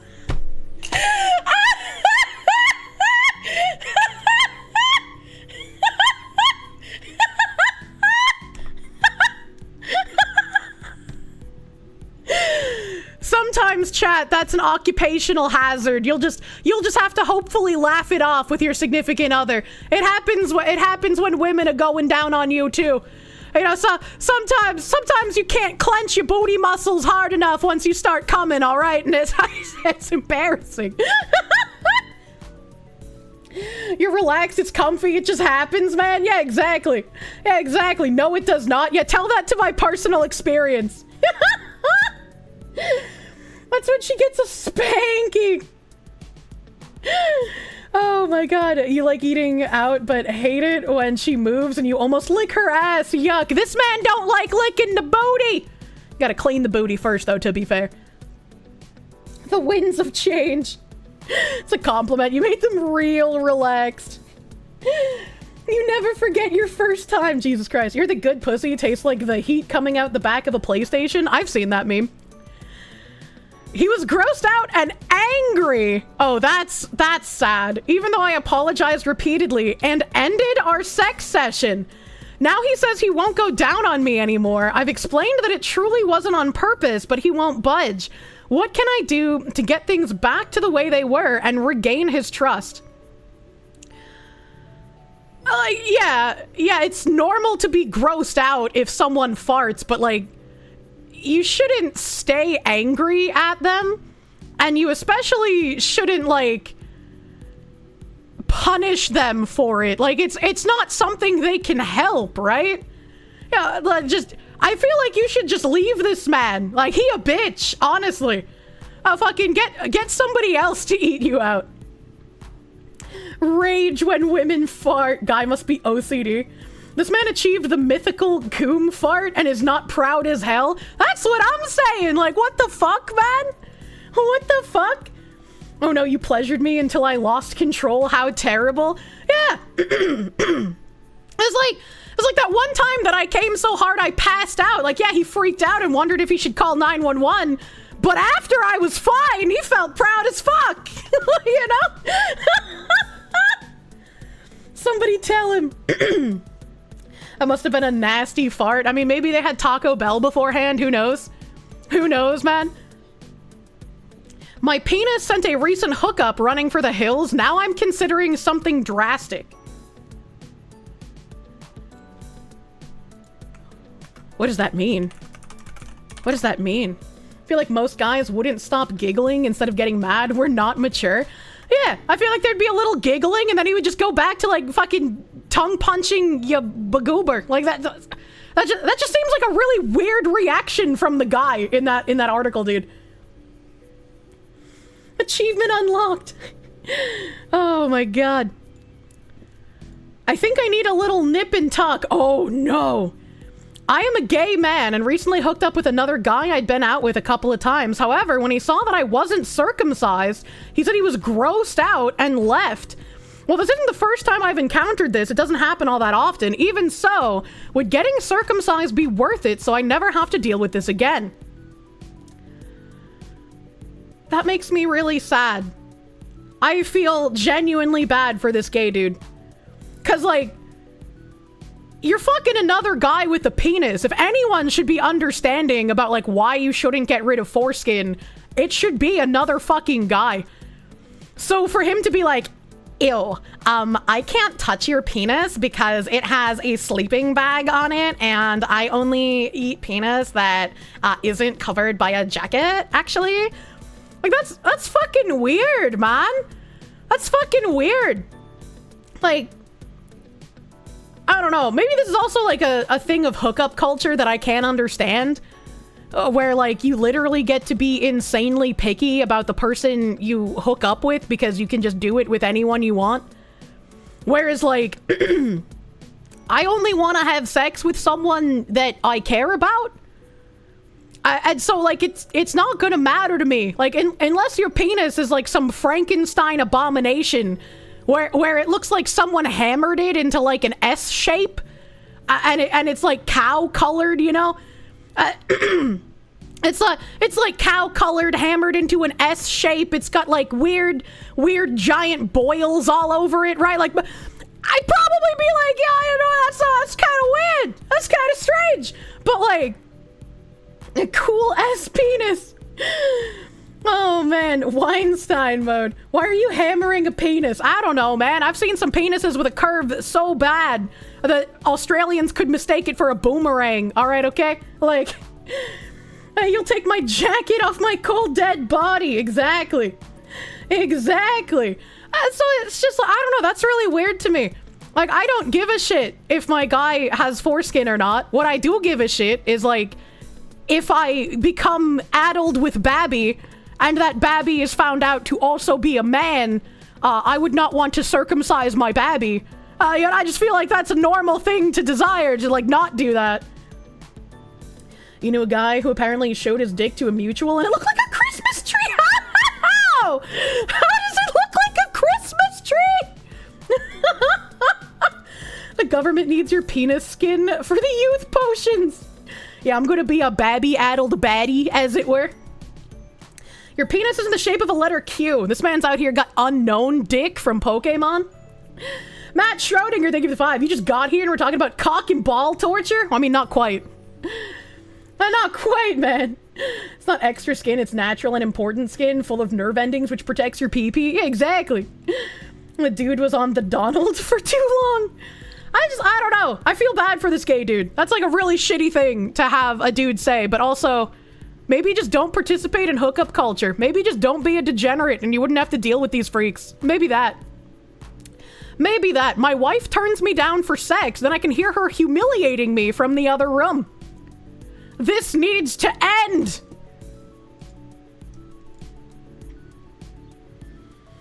Fuck! This one's also paywalled, you piece of shit.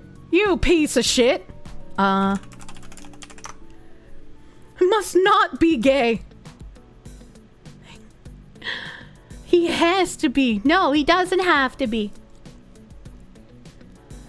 Nearly a month ago, my wife, Louisa, bought a high-end dildo vibrator. The trouble is that ever since, she seems to have forgotten I exist. I can't count the number of times I've tried to initiate sex only for her to turn me down. Yet a few hours later, I can hear an unmistakable hum when she's in the bathroom. When I confronted Louisa about it, her excuse was that she didn't feel like having sex at the time that I did.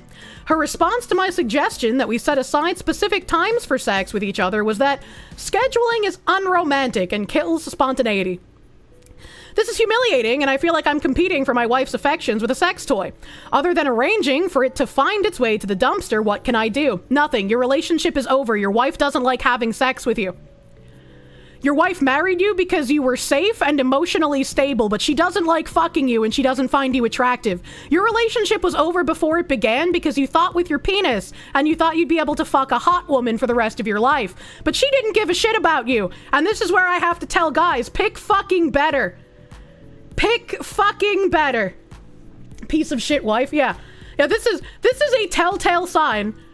It's not that she no longer likes having sex with him, it's that she never liked having sex with him, and now she can get off by herself with something else that now she doesn't even need to give it to him out of some weird fear of obligation. Many such cases. Pick better, says the woman that picks gays. Hey, I said to myself, I just gotta pick better, baby. I gotta fucking figure it out. I give myself the same advice. She's gonna move over to flesh penis of someone else's at some point if she can. If she hasn't already, she absolutely is going to cheat on this man. No ifs, ands, or buts. Your relationship is over. Get a divorce. Get a divorce. Get your ducks in a row before she starts raping you for half of your worth. Get out. It's gone. A super cute thumbnail today. Thank you. Remember, gents, you can only pick one. Pretty, won't cheat, mentally stable. Sometimes you can get 1.5. You know? That's about as good as it's gonna get. If your wife wants to schedule sex, she has to write a royal proclamation stating that the queen is requisitioning my royal scepter at such and such a date. I love the spontaneity. And it's like, maybe it's because I'm like submissive. But I I like when the guy is just like, oh, you know, I woke up in the middle of the night and just had to start touching you because I was horny and wanted to fuck. And it's like, yeah, I'm useful. I like that. Make me come too. You earned this text. All the women around you talk about sex with their significant others as if it's a chore or an obligation. It's so unfortunate. I had a relationship like that. Didn't last very long, obviously. And they were like, I see having sex as something like taking out the trash or doing the dishes. I don't like doing it, but like I do it because I'm supposed to in a relationship and it's something you want. And I'm like, well, I don't want it if you don't want it because it's not fun for me if you're not having fun. And I don't want to be in a sexless relationship. So like, that was pretty much fucking over. Was it one of the gay men? It was one of the men that had a porn addiction. Porn addiction is terrible for your brain. And like I have known too many friends and also had a personal experience with like how porn addiction can rewire men's brains, which again is one of the reasons why like Fight the New Drug is one of the only charities that I have donated to. I can praise Terry Crews. If he agrees with an org, they can't be bad, right? Did he have death grip? No. Porn addiction destroys man. It really does. It really does. It's really sad. It's really sad. Like you won't even know that you have an issue from watching porn because like you might feel like you're only consuming it like, you know, when you jerk off occasionally, like you're not even making a goon cave. But then you'll get with a woman and then you'll be like, oh, there's an issue. There's a problem here. So like sometimes you won't even know that there's a problem until it's already too late. 2D porn every now and then is the safest choice. That's how I feel. But some of the men that I have spoken to have had that issue with 2D pornography, with Fuda pornography specifically, which is weird. But like personally, I feel like if you're going to watch porn, like cartoon or like hentai is better because there should be that extra separation between fiction and reality that keeps it seated firmly in fantasy for you. Well, that's because you pick the gay ones. They're not actually gay, chat. Hello, Fox Lady. Hello, Mochina Lady. What the fuck did you come into? We're reading Slate. We're reading Slate today. To be fair, if you do Fuda, you're gay. True and real. You pick the gay ones, Kirsche. I don't. I know it's a meme, but I legitimately do not. You're gonna watch Fuda to the point where you have problems fucking a real woman? You gay? Yeah, pretty much. Because the huge amount of grape H stuff right now is very concerning. What do you mean right now? I feel like rape in hentai is like butter on bread. That's like the default genre. Fuda's gay squared, not just gay or double gay. You watched the famous Fuda porn once out of morbid curiosity, mostly just found it funny. I mean, I've watched Bible Black. That was a weird trip. There's a lot of it right now, like a lot. I don't know about that. Grape and hentai could be synonymous, to be honest. A grape target audience is female, by the way. You know. The classic. The Force just makes the hentai better. You know, Mind Break is a tag for a reason. Let's see, what else is here? My boyfriend went on a boys' trip. He did exactly what I was afraid he would do. Oh, no. Oh, no. Did he fuck the homies? Did he fuck the homies and say, I'm still straight? There's no way. There's no way. What happened? Many artists who do NTR are women. Yeah, but NTR is disgustingly degenerate. I saw the text. Oh, no. Oh, no, this is long, too. Oh, no. I'm in a monogamous relationship. My partner went on a boys' trip to Costa Rica. He got pineapple in the ass like Hitler. I was anxious about it to begin with because he took this same trip, same people, a year before we met. And he told me about all the hedonism that took place. Is this someone that knows Rakita? After he returned from his most recent trip while we were out, he left his phone open to a text exchange between him and a woman from Costa Rica. Oh, at least he wasn't gay. He left his cell phone on the table and he walked away. When I saw the text, they included him calling this girl beautiful and talking about some mundane things, but also evidence of videos and pictures, video and pictures deleted, but the ghosts forever preserved. He denied that he did anything physical, sexual, but did say the group as a whole met girls in local bars and brought them back to where they stayed to swim and hang out. He insists it was all innocent. Yeah, after seeing those texts, I would absolutely not believe that. I would, like, zero fucking chance I'm believing that. I've asked him a few times to please be upfront with me, and he's sticking with this story. Obviously, I wasn't born yesterday, and I'm now dealing with one question. Do I stay? And if I do, how do I get over it? How do you stay with someone you love despite the bad choice they made? We have a pretty good relationship, we have fun, we have great sex, and I love most of his friends group. I'm torn because I do not want to be a doormat. If I stay, I feel like I'm leaving opportunities for future indiscretions. Admittedly, I have thought, why not, and considered playing around with other people just because it seems to be open season in my mind. I've asked him if he needs an open relationship, especially on trips, but he denied this invitation and shut down communication specific to this particular topic. Please give me advice on things I should consider while I'm contemplating whether I should stay in this relationship or go. Yeah, well, I think she should dump him, but also, I think it was a pretty smart move to ask about the open relationship, because asking about this gave him another opportunity to completely come clean about the cheating he was doing on this trip. And his response means that he wants to keep being able to cheat while on these trips, while keeping her locked down and lied to. I don't think open relationships are real, mind you, chat. I don't think that they work out, but I think this was a smart play by her to offer this to get him to come clean. The woman wants to have an open relationship too. I don't think she does. I don't think she does, because especially the way she worded it, admittedly, I've thought why not and considered playing around with other people because it seems to be open season. This is something that you think about when you are incredibly fucking angry. When you're incredibly angry and it's like, well, they're doing it and they're lying to me, so why not do the same thing to get back at them? Right? Like, that's a normal angry thought to have. The difference is between thinking about it and then actually doing it. And so, again, she gave him the opportunity to come clean by offering an open relationship.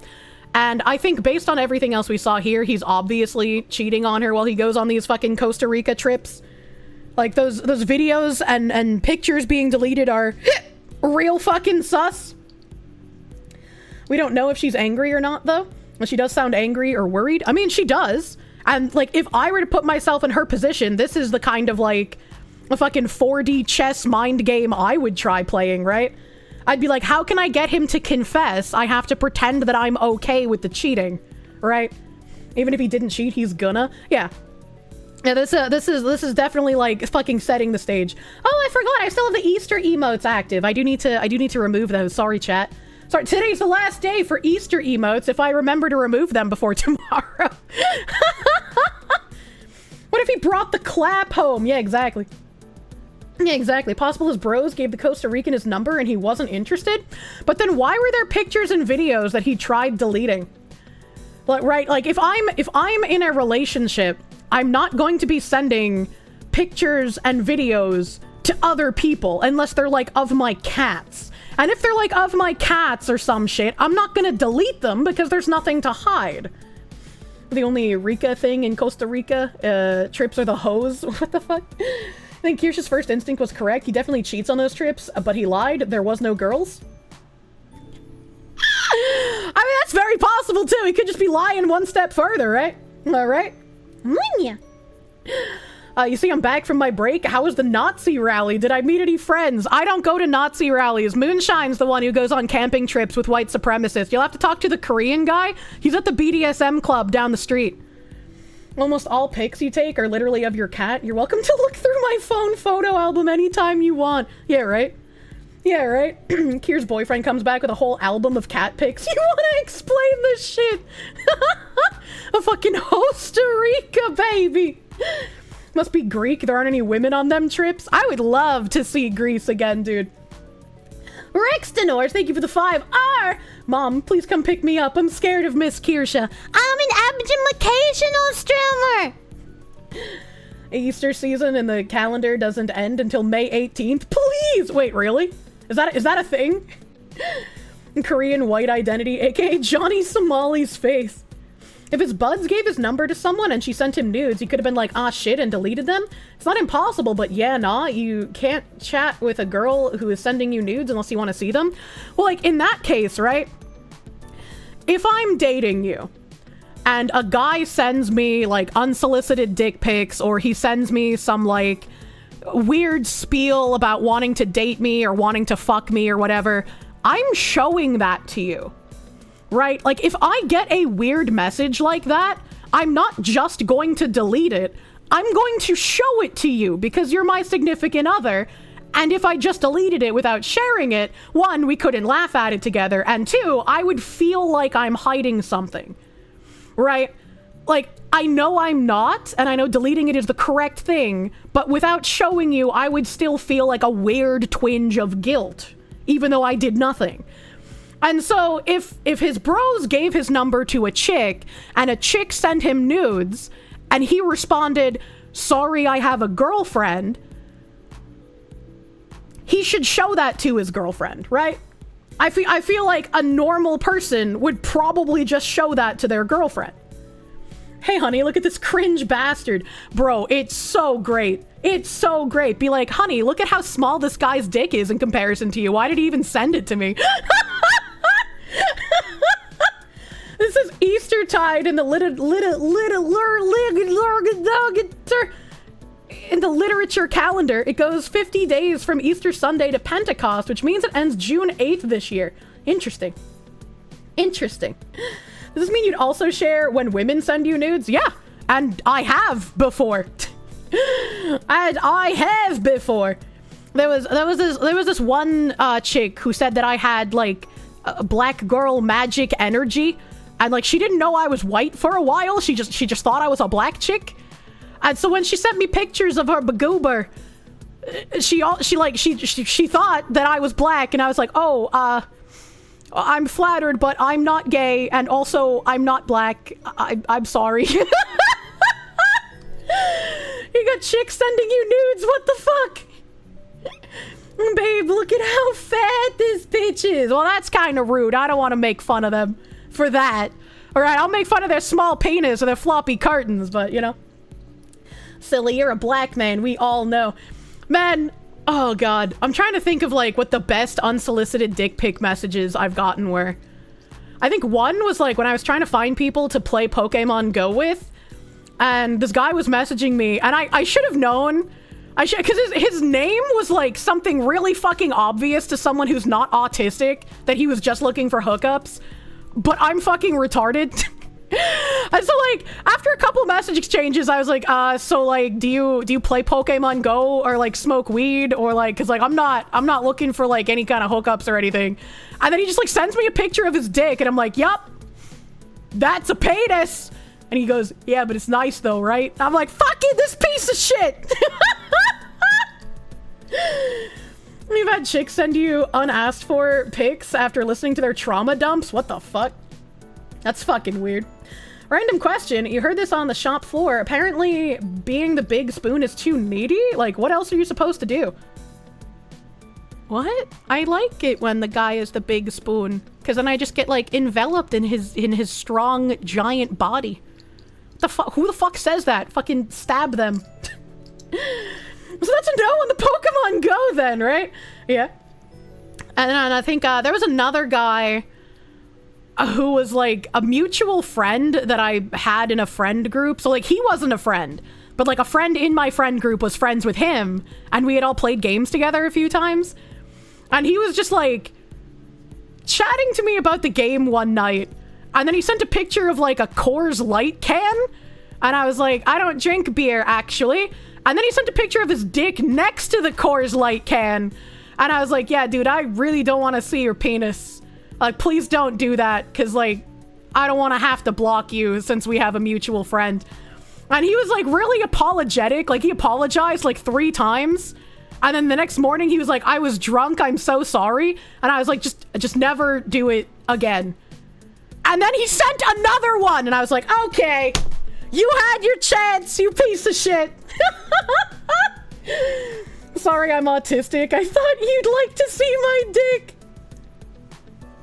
How is this normal for people? It's really fucking weird, dude. It's really fucking weird. TTS is still off. You have to prepare for your every stream gag. It should be on. It wasn't working on the Butter Dog earlier, but I think Binary Mind said he fixed it. It should be on. It should be. And then he turned gay. You sent crazy texts and pics, non-dick to people and forget all about it the next day. I have never sent unsolicited pics to people. I will only send pictures of myself to someone I feel safe around and I care about. Like even like non-lewd pictures. I just don't like taking pictures. You once left a friend group and a girl kept trying to guilt trip you into coming back because apparently you were one of 2 people who keeps her grounded in terms of opinions. I mean, that sounds normal. I don't know why you left, but like from that alone, it feels like, well, why wouldn't you go back?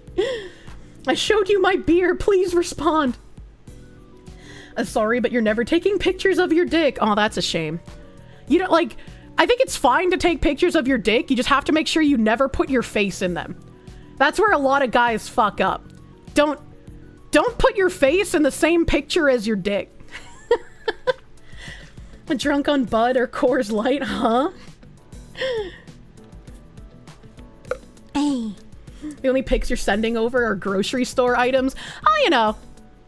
Like somebody said earlier, they like sending, you know, pictures throughout the day to like tease their significant other. I like that. I think that's fun. Maybe once in a while I'll be like, hey, I know you get off work at 5 when you're in the parking garage. Maybe you take a picture of your dick poking through your pants for me. That's cute. I like that. Your dick is distinctive. This man's got freckles on his dick. I'd be incredibly fucking impressed if like random dick pics came up and someone was unironically like, I recognize that dick. Like, I know it's happened to like a fucking cartoon penis, but I think it'd be way harder for like a human penis. The way I say garage makes you lose your boner instantly. Maybe it'll help if we had sex in the garage. You're paying the fine if I get a public nudity charge. I've never had anyone get a public nudity charge before. Sorry, you don't pay attention. Is Kirsche asking for dick pics in her work email? No! Please do not send dick pics to my mythic manager! He has a wife! Not unless they get around, if you know what I'm saying. Oh my god. Nguyen Sakurai, thank you for the 5. Kirsche, you're also accidentally turning guys and gals gay. You think it's autism. You can't attract a single girl, but you can get every single gay guy. We're allies. We need to work together. Maybe our gay beams like go in the opposite direction if we hang out. Mythic Man isn't really straight. He just hasn't seen enough good dick yet. Jesus Christ. Jesus fucking Christ. I forgot how enjoyable reading these shitty Slate columns were. Sparks fly when I'm texting my guy friend. What happens after never fails to confound me. What did they mean by this? Am I asking for too much? I don't know, are you? How about pics of cute kittens? Oh no, is Kirsche about to turn her mythic manager gay? I certainly fucking hope not. I want him to have a happy life with his wife and kids. I'm a 42-year-old woman and I have an interesting situationship. What a fucking candy ass. With a guy friend of mine. It's been going on about 4 years. This man is using you, you dumb cunt. And we've only slept together a few times. However, the amount of sexting over this time frame has been intense. That's because sexting is low committal. He doesn't actually have to do anything. This was new for me, but it's been a ton of fun. I used to usually just fake my orgasms. I know. Hell, mostly due to my own insecurities and lack of knowing what I liked.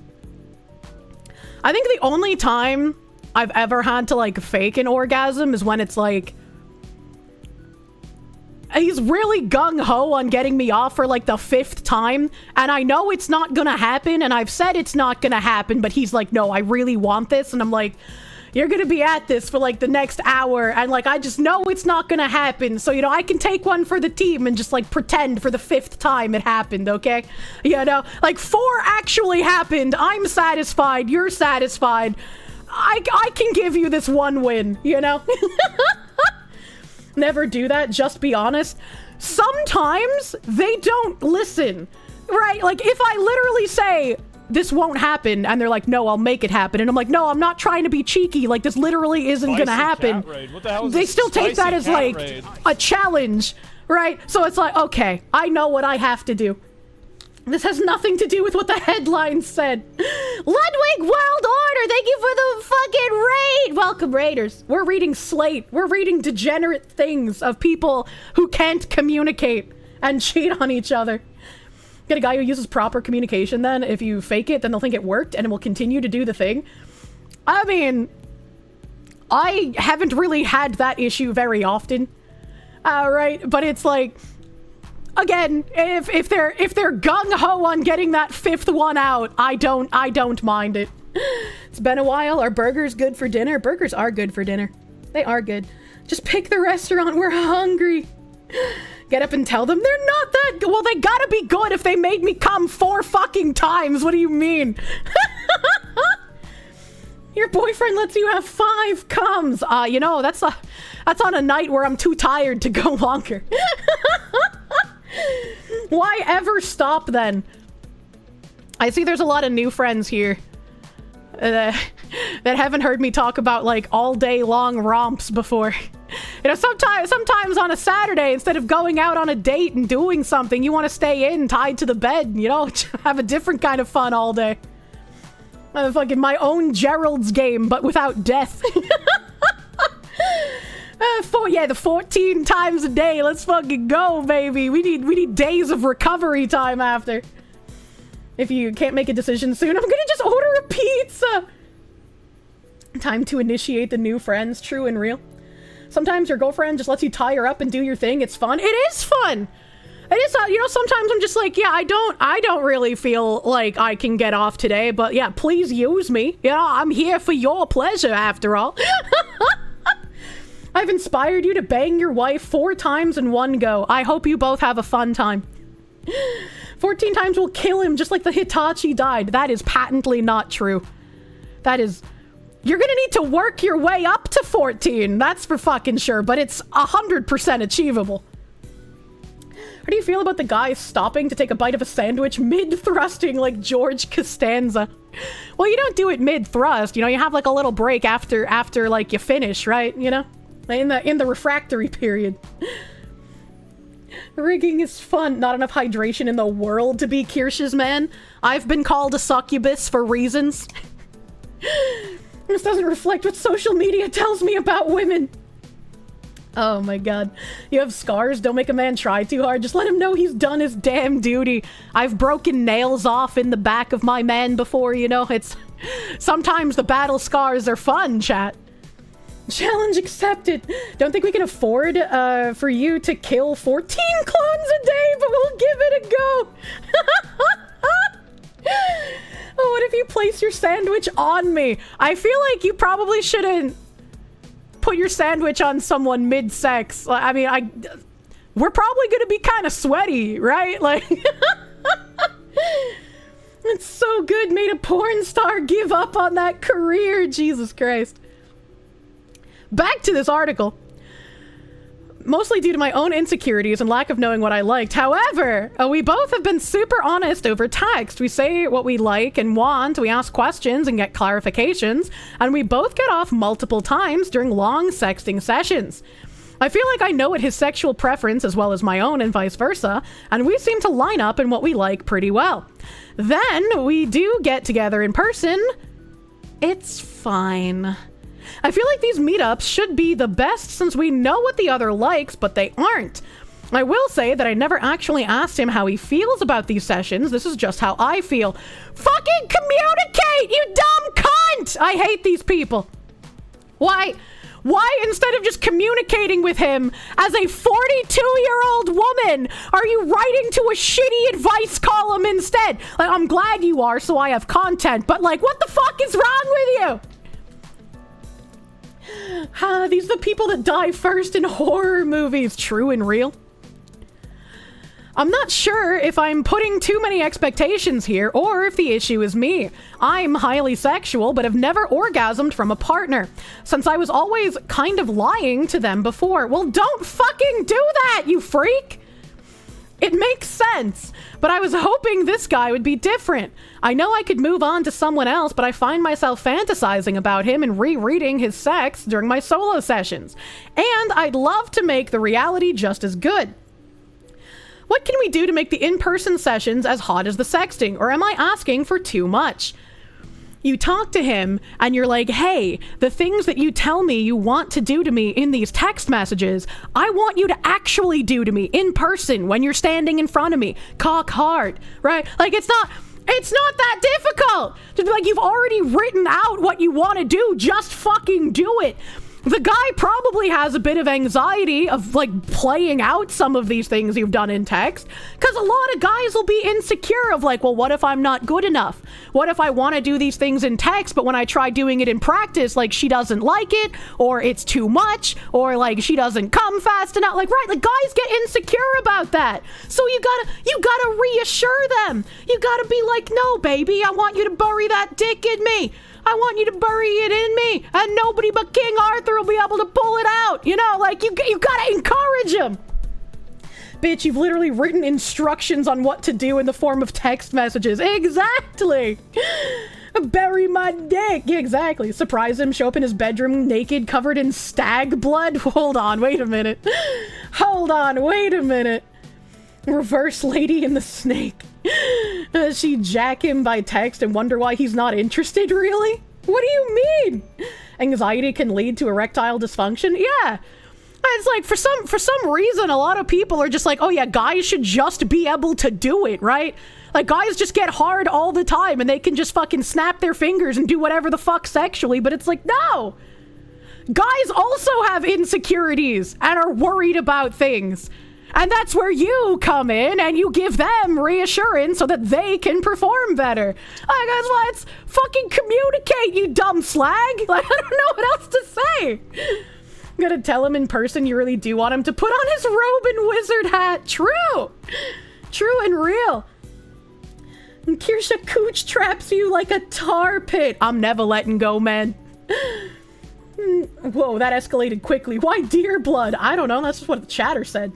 Oh my god, we got a Kappa train? We're Kappa training out of our fucking mind? I'm sorry that I got fisted so hard it fucked up my stream. What an alert for right now. Snap your fingers, Kirsche, and the snake rises. That's not how that works! Though sometimes I wish it was. The amount of encouragement you need to be... Oh, hold on. Chat is fucking scrolling hard. You need to be rough with someone would probably move a mountain. You're hyper afraid of hurting people. Yeah, like, I could definitely understand that. And it's really hard, right? To get across, like, how much of a beating you can take if that's something you're into, right? Like, because I'm not going to be as strong as a man ever. So it's not like I could hold him down and be like, see, you can do this. Because he's going to be stronger than me. So he's still not going to know, right? Like, what? But it's like, you know, sometimes I've been a bad girl, like Tucker Carlson said, and you just need to beat my ass until it's bruised. Like, you know, it's built for that. Asses are kind of fatty. They got the extra cushion there for you to be able to beat it. Don't beat anywhere else though. That's bad. Sometimes you need a vigorous spanking. Listen to Tucker Carlson. He knows your sex life. Your ex wanted you to go so hard on her during sex. It took years to be comfortable enough to accommodate her. Well, it's like, I definitely understand, especially if people are into, like, crazy rough things. Like, I've talked about the guy I knew who likes being cut during sex and having women finger his, like, little bloody knife holes. Like, that's fucking weird. But, like, my brain is just like, how do you get to a point of, like, being comfortable doing that to someone when they tell you that they like it? Like, that is, like, a bridge too far that my brain can't comprehend. No, that's a little far. Yeah, that's a little far. Kirsche dated a Cenobite. I don't know what that means. Bro, just put the dick in vagina. No knives needed. Yeah, pretend your dick is the knife and I'm like a nice cut of meat. 2 comes, 5 comes, 10 comes, 15 comes, 20 comes, 25 comes, 30 comes. Hell yeah, brother! Let's fucking go. 30 comes. Thank you. Thank you, Colgrave, for the 30 comes, my guy. Thank you. The schmeat is too much. That shit is straight Joker shit. Yeah, some people are into, like, really crazy rough things that, like, that makes me feel worried for people. When she likes it rough, but the stab wound won't stop bleeding. Golden scam train. Yeah, we're on the golden scam train right now somehow, for some reason. Cenobites are the pimp-ass demons from Hellraiser, like you motherfucker Pinhead. Oh, okay, I know Pinhead. I know that. Kirsche robs you of all your seed. I've maintained that if you date me, you're not even gonna have time to watch porn, dude. If you watch porn, I'm gonna be angry because you're spilling seed that could be in me. Alright, that's my seed now. You're not allowed to do that. God damn. Desert Ghost, thank you for the 20 gift subs. Thank you. Thank you, thank you. That stuff you hear that makes you feel like a saint. Salka Alpaca, thank you for the 10. I love and hate Fridays now. Like, it's been a while since I've read these fucking columns, man. It's been a while. Kirsche's future himbo is forever in imminent danger. He better stay fucking hydrated, because he never knows when I'm gonna preemptively strike him. I'm just gonna run down the hallway and jump on his back and be like, ha-ha! And make like some weird fucking Final Fantasy surprise attack noise. Cenobites are there to explore the extremes of the human condition. It doesn't have to just be pain. You got too much seed, you can't have it all. There's no thing as too much seed, my guy. No porn for you. Just 6 levels to go, chat, to tie the record. We are at level 9, Scam Train. Spilling seed, lady, this is the bathroom. You're not a gardener. Who are you? Maybe Kirsche's himbo already knows of her and is just hiding in a cave somewhere, perpetually terrified. Probably. Probably, man. And Kirsche's himbo tries to sleep and life hits him with the you can't sleep when there are hostile entities nearby. Very true. And Kirsche's like a random battle in Final Fantasy, but these terms are acceptable. He just comes home to the boss music playing already. This weird woman continues. It makes sense, but I was hoping this guy would be different. I know I could move on to someone else, but I find myself fantasizing about him and rereading his sex during my solo sessions, and I'd love to make the reality just as good. What can we do to make the in-person sessions as hot as the sexting? I might have already read this, but like, please just fucking communicate, woman. You said this has been going on for 4 years. There's zero reason that as a 42-year-old woman sexting a man for 4 years, you've been unable to communicate with him on how to make the reality better than the texts. And also, if this situationship has been going on for 4 years and neither of you have asked to turn it into a relationship, what the fuck are you doing? This just feels like a waste of time for everyone involved. Like, what the fuck is happening, even? She's been in a 4-year relationship with some dude sexting back and forth and she has no idea how to initiate things in person. What the fuck? It's a shitty situation. Yeah, it's a shitty situation, man. It's a shitty situation. Deadpool kid, thank you for the 2. Kirsche the lamprey of this relationship. True. Help.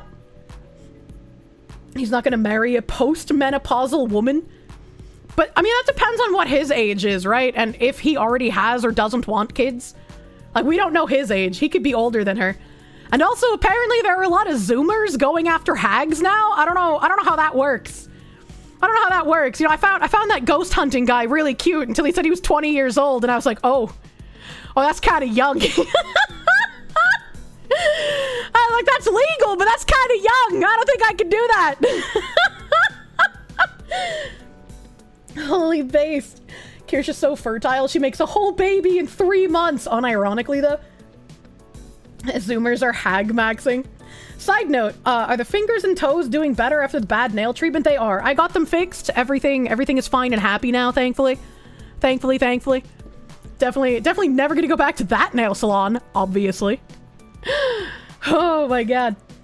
Let them hag max. That just means you can date 10 years down.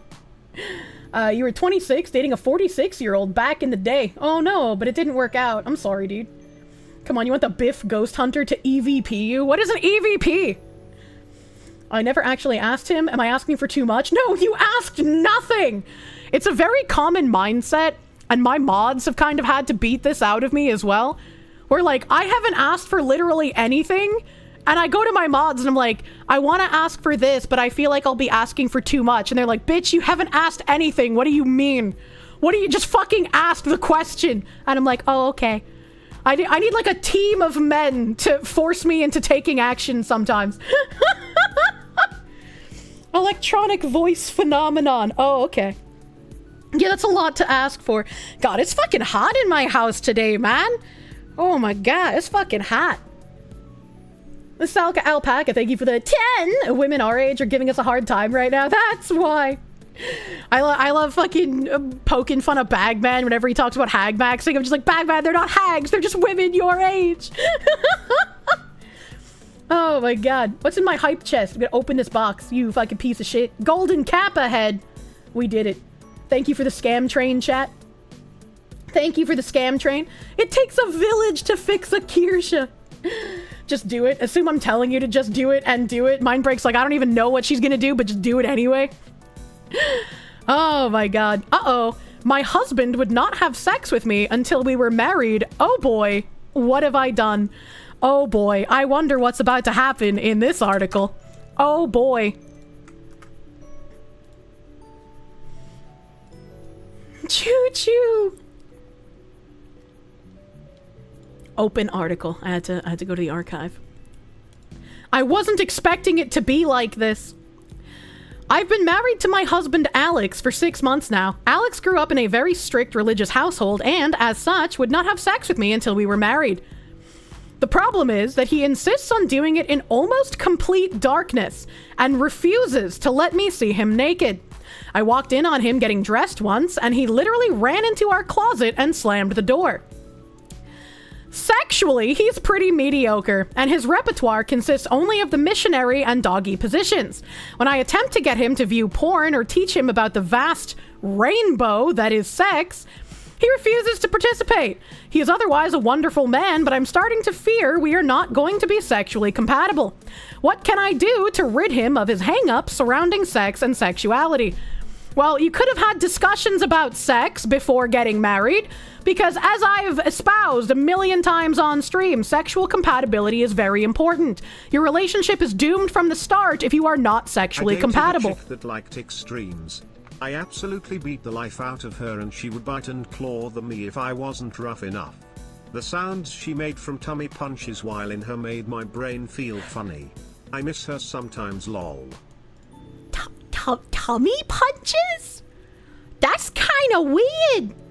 That's kind of extreme. I don't know how you managed to like actually do that. You know, that's kind of crazy. But at least you both had fun. At least you both had fun. Thank you for the 25, Mr. Hidden. Love the tummy, no punch. Yeah, grab the tummy, kiss the tummy. Do not punch the tummy.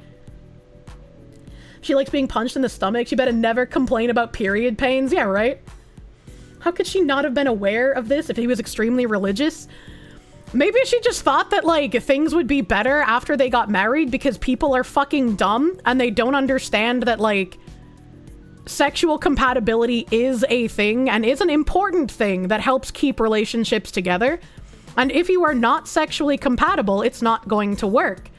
Like, all she had to do was bring up to him, like, hey, I'm not going to feel sexually and emotionally fulfilled unless we can do some of these things after we're married. Like, I will respect you and not ask for sex before marriage, but these are things that I will need to have in a sexual relationship.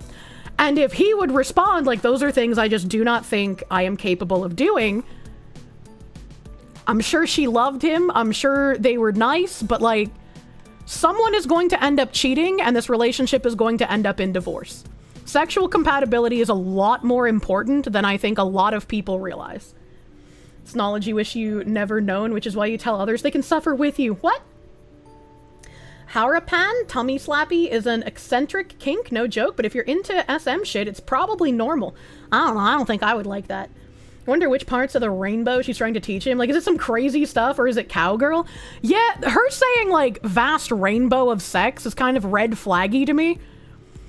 Right, like, that's a really weird thing to say. Your response would be, I am prepared to learn. Yeah, and like, if guys are just like, yeah, I've never done that before, but it sounds like something I would like and I would like to try, right? If they're just like, I've never done it, but it sounds hot, like, I'm fucking in, right? Like, that would be fine. But some dudes will just be like, yeah, you know, I just never could do that. Like, right, that doesn't sound interesting to me. That doesn't sound like I would enjoy it. I don't want to do that.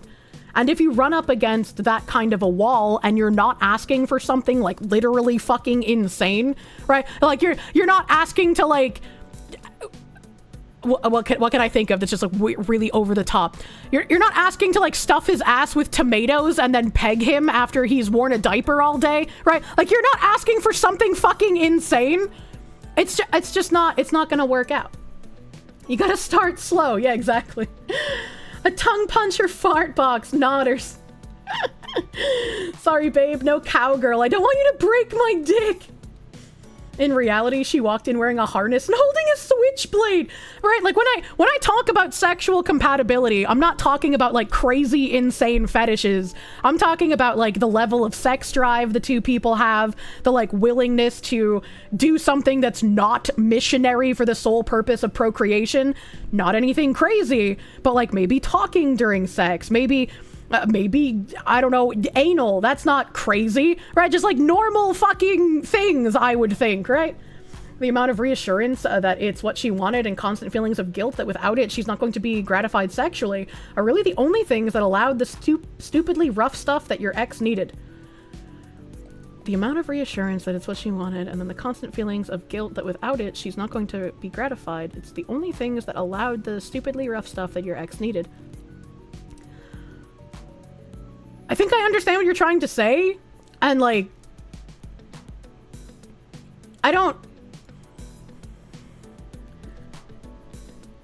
if your partner needs something sexually or wants something sexually because it's something they really enjoy, and one of the only reasons you do it is because you have feelings of guilt that they won't be satisfied unless you do it, I think means you don't like doing that. And you shouldn't feel compelled to do something that you don't like and you don't want, right? Like, again, as much as you might feel for that person, if the sexual compatibility isn't there, you shouldn't feel forced into doing that. Because you're going to feel unsatisfied having to do things you don't like. And if your partner ever found out that you don't like doing it and you're only doing it out of feelings of guilt, they're also going to feel bad if they're anywhere near a half-decent person. Because, like, having sex with a partner is supposed to be good for both of them. And if someone is treating it as, like, a guilty thing or as, like, a chore that they're only doing out of obligation, it's not going to be good. Guilting you into doing something is bad, even if it's chores. Guilt is not sustainable external motivator. Absolutely. Absolutely. And it's like, when I have sex in the future with whoever I end up falling in love with, I want them to get enjoyment out of having sex. I don't want them to feel like they're doing things because I want it. I want them to do things because they want it. And it's also something I enjoy. Sorry, I'm late. Did you see The Femsh Princess? I did. You should always be happy to fulfill your conjugal rights to someone. Yeah, exactly. Exactly. Yeah. You noticed a new mod. We haven't had new mods in, like, at least half a year, if not longer. If not longer. Best sex ed class right here. Yeah. New mod. Yeah, all the mods are confused. Safe, sane, consensual. 100%. 100%.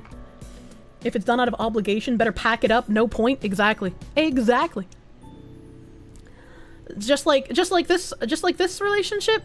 This was over. This was over before they even got married.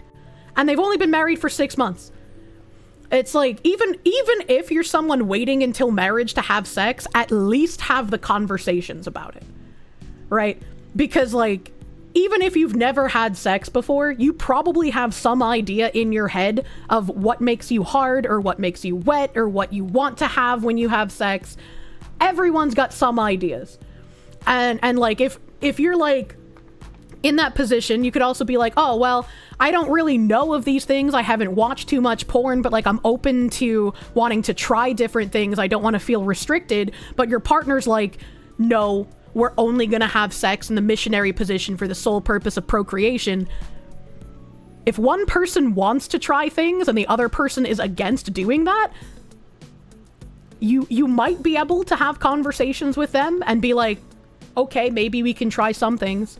But for the most part, if they're heavily against it, you can't convince them otherwise. And if they do something, it might just be out of obligation or guilt. Sexual compatibility is important.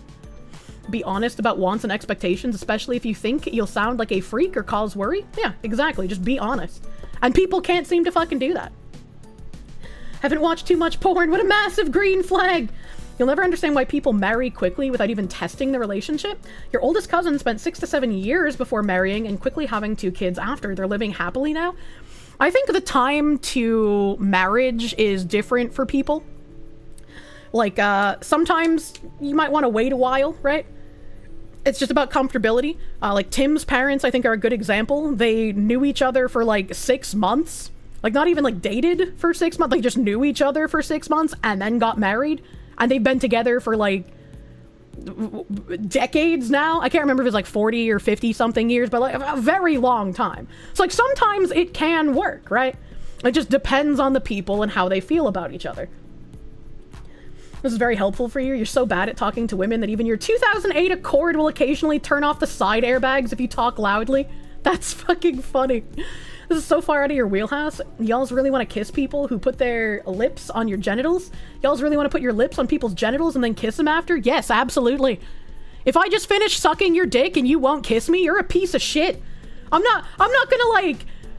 Every time I talk about this, people are like, oh, I don't want my cum in my mouth. I'm not fucking snowballing your cum into your mouth. I've already swallowed, you fucking freak. Like, what's wrong with you? First of all. And it's just like, if I had a guy between my legs eating me out until I came all over his face, the first thing I want to do after I get out of like muscle lock from orgasm is pull him by the hair to my face and kiss him. I don't give a shit that his face is covered in my juices. What the fuck is wrong with you? He just spent work getting me off with his mouth. He deserves a kiss at the bare fucking minimum. Okay? Like, come the fuck on. It's not a snowball. Take the kiss like a man. That's emotional reward. Exactly. I only brought that up the first time. That's when I learned about snowballing. I'm so proud about how far you've come. Thanks fucking Matchbox 20. Look, chat, it's just courtesy. You have to. There was the one pastor with 3 kids. He had sex 3 times. His wife had a sex drive of a rock and believed sex was specifically for reproduction. Poor guy. Oh, no. You don't spit the load back into his mouth? No, I'm not a fucking degenerate. I swallow like a good woman. Then can we have you wash with water first at least? No! What the fuck? What if he wants a steak as a thank you? That can come after. And she gets the kiss, but only if she swallows first. Yeah, exactly. See, that's the reward for swallowing. You get the kiss after. And Kirsche would never waste free protein like that, chat. I love protein shakes. Parry the load like a Dark Souls veteran. That's disgusting. Bunch of candy asses in chat. You would give a head pet right now if you could. Yeah, they're still broken. That's my fault. Damn, lots of info happening. Getting flashbanged here. Jesus Christ. Spitters are quitters. No kissu for you. Exactly. Exactly. Eating pineapple is important for both parties. Well, luckily for my future man, I fucking love pineapple. He won't even have to ask me to eat it. Future himbo is going to have his work cut out for him, but he'll be well rewarded. True.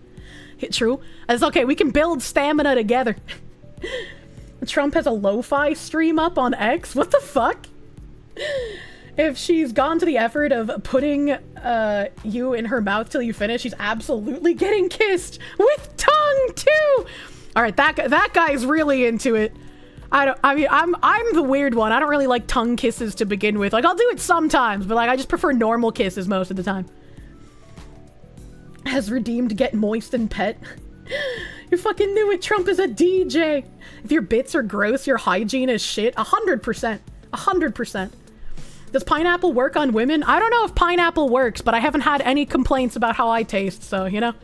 I had one guy literally obsessed. He could not get enough. He's just like, like he would write diatribes on how much he loved how I tasted, so, you know, kind of builds a little bit of an ego. Time to virgin post. Why use tongue during a kiss?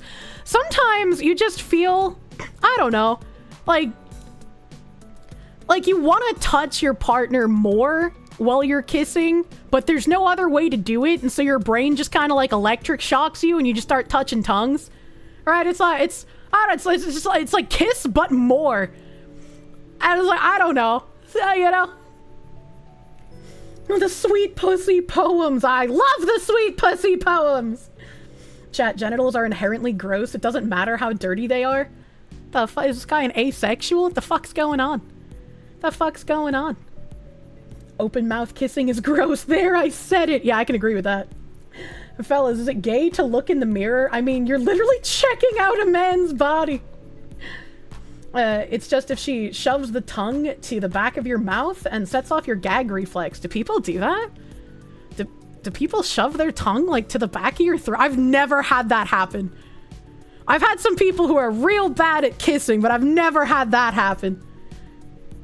You're a bit squeamish, but you'd kiss a girl regardless if she had your dick in her mouth. How else is she gonna know she's doing a good job? Exactly! It's the emotional reward! Genitals are gross. Sorry, you're a fucking mammal, you coward! Jesus Christ, that's an anteater, not a woman. That guy just said it doesn't matter how dirty your genitals are. Ew! Fellas, is it gay to breathe? You're literally sucking in dick particles. Bro's a sponge. How long is that tongue? I don't know. Ask Gene Simmons, man. What tongues do you guys have? Are you serpents? Genitals are gross. You'll stick your face in a woman's vagoober?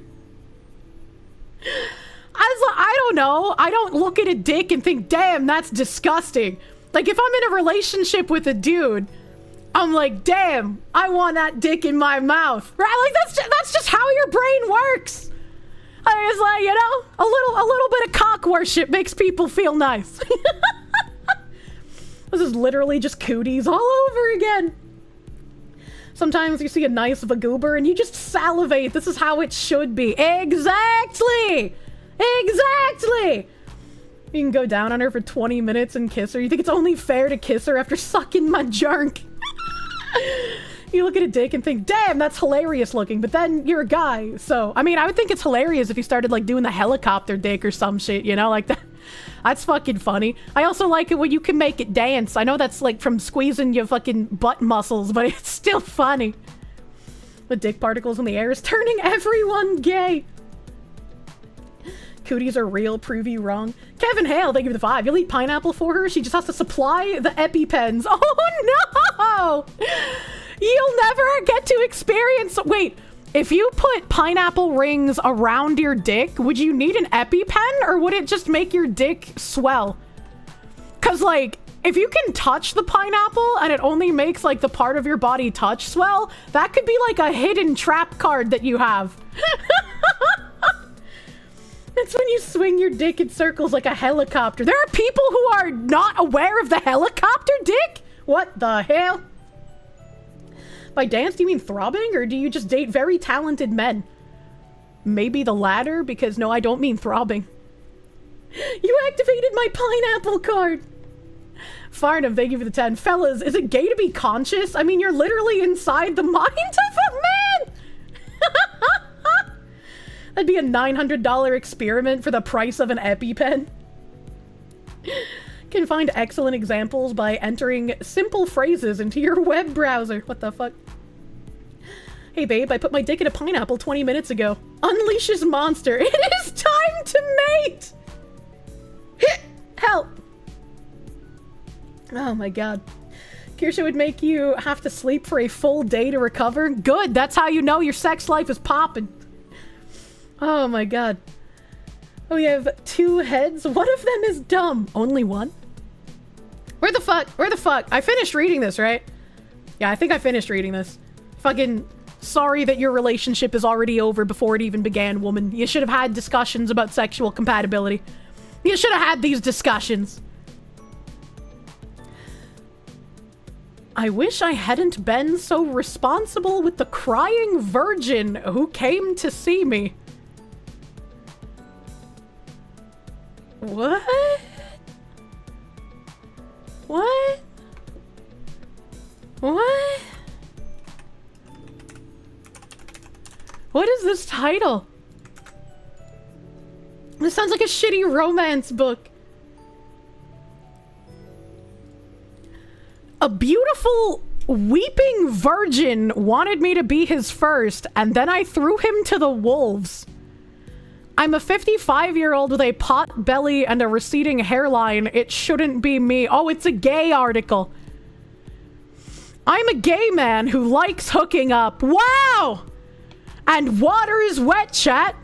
It's fun, and I make it a priority to be safe, sane, and sober in these interactions. A recent experience has me reeling. A hookup arrived at my house, more handsome than I'd expected, in his very early 20s, and a little shaky, which I chalked up to inexperience. He said it was his first time meeting a guy on an app, and that's when it started to get weird. We began to kiss, but then he started to cry. He confessed he was a virgin and that he wasn't sure if he wanted to continue, or whether he was even gay at all. I was a little shocked and just held him until he stopped crying. I told him he'd done nothing wrong and that trusting your instincts is a good idea. He calmed down and said he wanted to continue, but I said that I couldn't. And while he wasn't at fault, I couldn't be his first time. He needed to find someone to make it special, not a 55-year-old bottom with a receding hairline and a pot belly. I recounted the story to a few brunch mates, and there was division in my friend group. One side said that I could have been his responsible and kind first experience, and that many of them wished they'd gotten the chance that I did.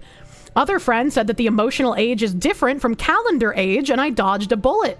I'm confident in my decision, but also, did I leave this guy open to bad experiences by not offering a non-harmful one? Well, I'm disgusted because I hate relationships, but I feel like the old guy, I guess, handled it as well as he could have. I hate everyone involved. Yeah, I hate literally everyone involved in this story. But at least the 55-year-old was responsible and was like, I can't take your virginity, dude. Like, how rare is that he's just like, nah, I can't do that, man. That was the right choice. Yeah, I feel like he made the right choice. I don't think he threw anyone to the wolves, but like, just don't participate in hookup culture, man. That shit's grody. That shit's grody. Some viewers might take this as harsh. The guy writing is the least bad person involved. Yeah, I can agree. I can agree with that. Kirsche, the gay man expert, gives her opinion. 20-something was probably too old for him. Oh, Jesus Christ. He gave the other guy some time to figure some things out. Yeah, like, if you're a virgin and you don't even know if you're gay and you meet up with a guy and then you start crying, like, maybe you shouldn't be doing that. Maybe you should reconsider the choices you've made that brought you to this point, and maybe it's not what you should be doing. Kirsche isn't an expert gay man. If the dude was crying, then he was rushing into it. Yeah, exactly. Exactly. If you're 55 hooking up with a guy who turns out to be a 22-year-old, you should probably back out based on that. I mean, it's legal. And hookup culture is degenerate, so like a 55 and a 22-year-old hooking up wouldn't surprise me as far as hookup culture goes. Because it's all fucking degenerate. So, you know. It's like, if 20, no, but if she's 35 or 37 or 40, hell yeah, what the fuck? Legal doesn't mean moral. It's like, I mean, they're an adult, right? So they can make their decisions, and since this guy was clearly in an overtly emotional state, the 55-year-old made the correct choice. Right, this guy broke down crying. He wasn't even sure if he wanted to have gay sex. So the 55-year-old handled it correctly, where he was just like, I can't do this. You need to have some, like, thoughts and conversations with yourself. I remember the tab that started this 2.5 hours. Has it been 2.5 hours? Oh my god. Oh my god. He was 22 years old, you sick fuck! Well, it's kind of like me, right? We're like, I'm not, like, crazy older than a 20-year-old, but I still feel like 20 is too young for me. Alright, like, they're legal. It would be perfectly fine to date and fuck a 20-year-old. I just don't want to. Please, Kirsche, we just wanted dinner! Welcome. If it's two consenting adults, then it's fine. Yeah, exactly. Age doesn't matter as long as it's legal, and the dude was confused. He just needs a weekend in Nevada to get his shit straight. What the hell? It's like that underage 21-year-old gym whore. The fucking child-coded 34-year-old. Adults are adults. Stop infantilizing people, you degens. Yeah, when I say, like, I don't want to date a 20-year-old, it's not because of their age, it's because of the mentality that people usually have at that age. You know? It's like, they're legal, it would be fine. I just think they're too young, personally, for me. 20-year-olds are too dumb nowadays. I mean, being 30 years older than a 20-year-old is pretty crazy older. I mean, sure, but it's still legal. It can be creepy, depending on what the dynamic is, but again, it's still legal. People are stupid as fuck at all ages. Oh my god. Everybody acting like children. You can't ever drink or smoke at 20, but you can fucking join the army. You go 7+ and you're 33, or 7+ or minus, rather. The 23-year-old can't confirm? We're all fucking dumb. A gross isn't illegal, so you don't get the hand wringing? I don't know what you mean by gross. I don't think I said it was, like, gross to fuck the 20-year-old. It's just like a mentality thing, right? Like, personally, I just don't think the majority of men at 20 years old would be at a maturity level that I would enjoy in a relationship. Sure, there could be some, right? But using that is a pretty good filter. Your buddy married a 32-year-old woman when he was 22. They've been married for 7 years and have 2 kids. Your buddy lucked out, man. Your buddy hit the fucking lottery. You weren't talking about him, you were talking about Fox, but you wrote the joke badly. I don't get it. Your wife is 9 years older than you. After you're both old enough, the age difference doesn't matter so much. I agree. I fucking agree. Like, again, there might be some, like, mature 20-year-olds out there that I could have a nice relationship with, but based on averages, I just don't think I should waste time looking at that age bracket. That's just, like, a me thing, man. Maybe it's just your preference, not going for a 20-year-old? Yeah. It's just like, it's not that I think it's illegal or bad. They're a legal age. I just don't want to. It's a lower odds gamble. Yeah. Yeah. You're 36, almost 37. You'd go as young as 20, but then again, you also have no experience with girls. 20-year-old might want to go on a date to the fucking Minecraft movie. Thanks, I hate it. They're gonna be reciting skibbity toilet memes, and it's gonna make me drier than a desert. If a 20-year-old woman hit on you, you'd say that you don't care who the IRS sends. I'm not paying taxes. Jesus Christ. And pretty much there, you've been out of the game for so long, you might as well have no experience at this point. I don't even know what the game is anymore. I feel like I meet too many men that are just like, yeah, you know, I'm straight, but I fuck traps on the weekend. Oh my god. We had a fucking rabbit hole with Slate. It's been a while since I've read their shit. It's been a while since I've read their shit. Let's get into some real tabs. Let's get into some fucking real tabs, dude. Synapse, thank you for the 20. You relate to Kirsche on this. You love your dumb women in games, but IRL, if you can't hold a conversation without cringing at a pervasive dumbness or immaturity, you just can't stay interested. Age very strongly correlates to this. Typically, yeah.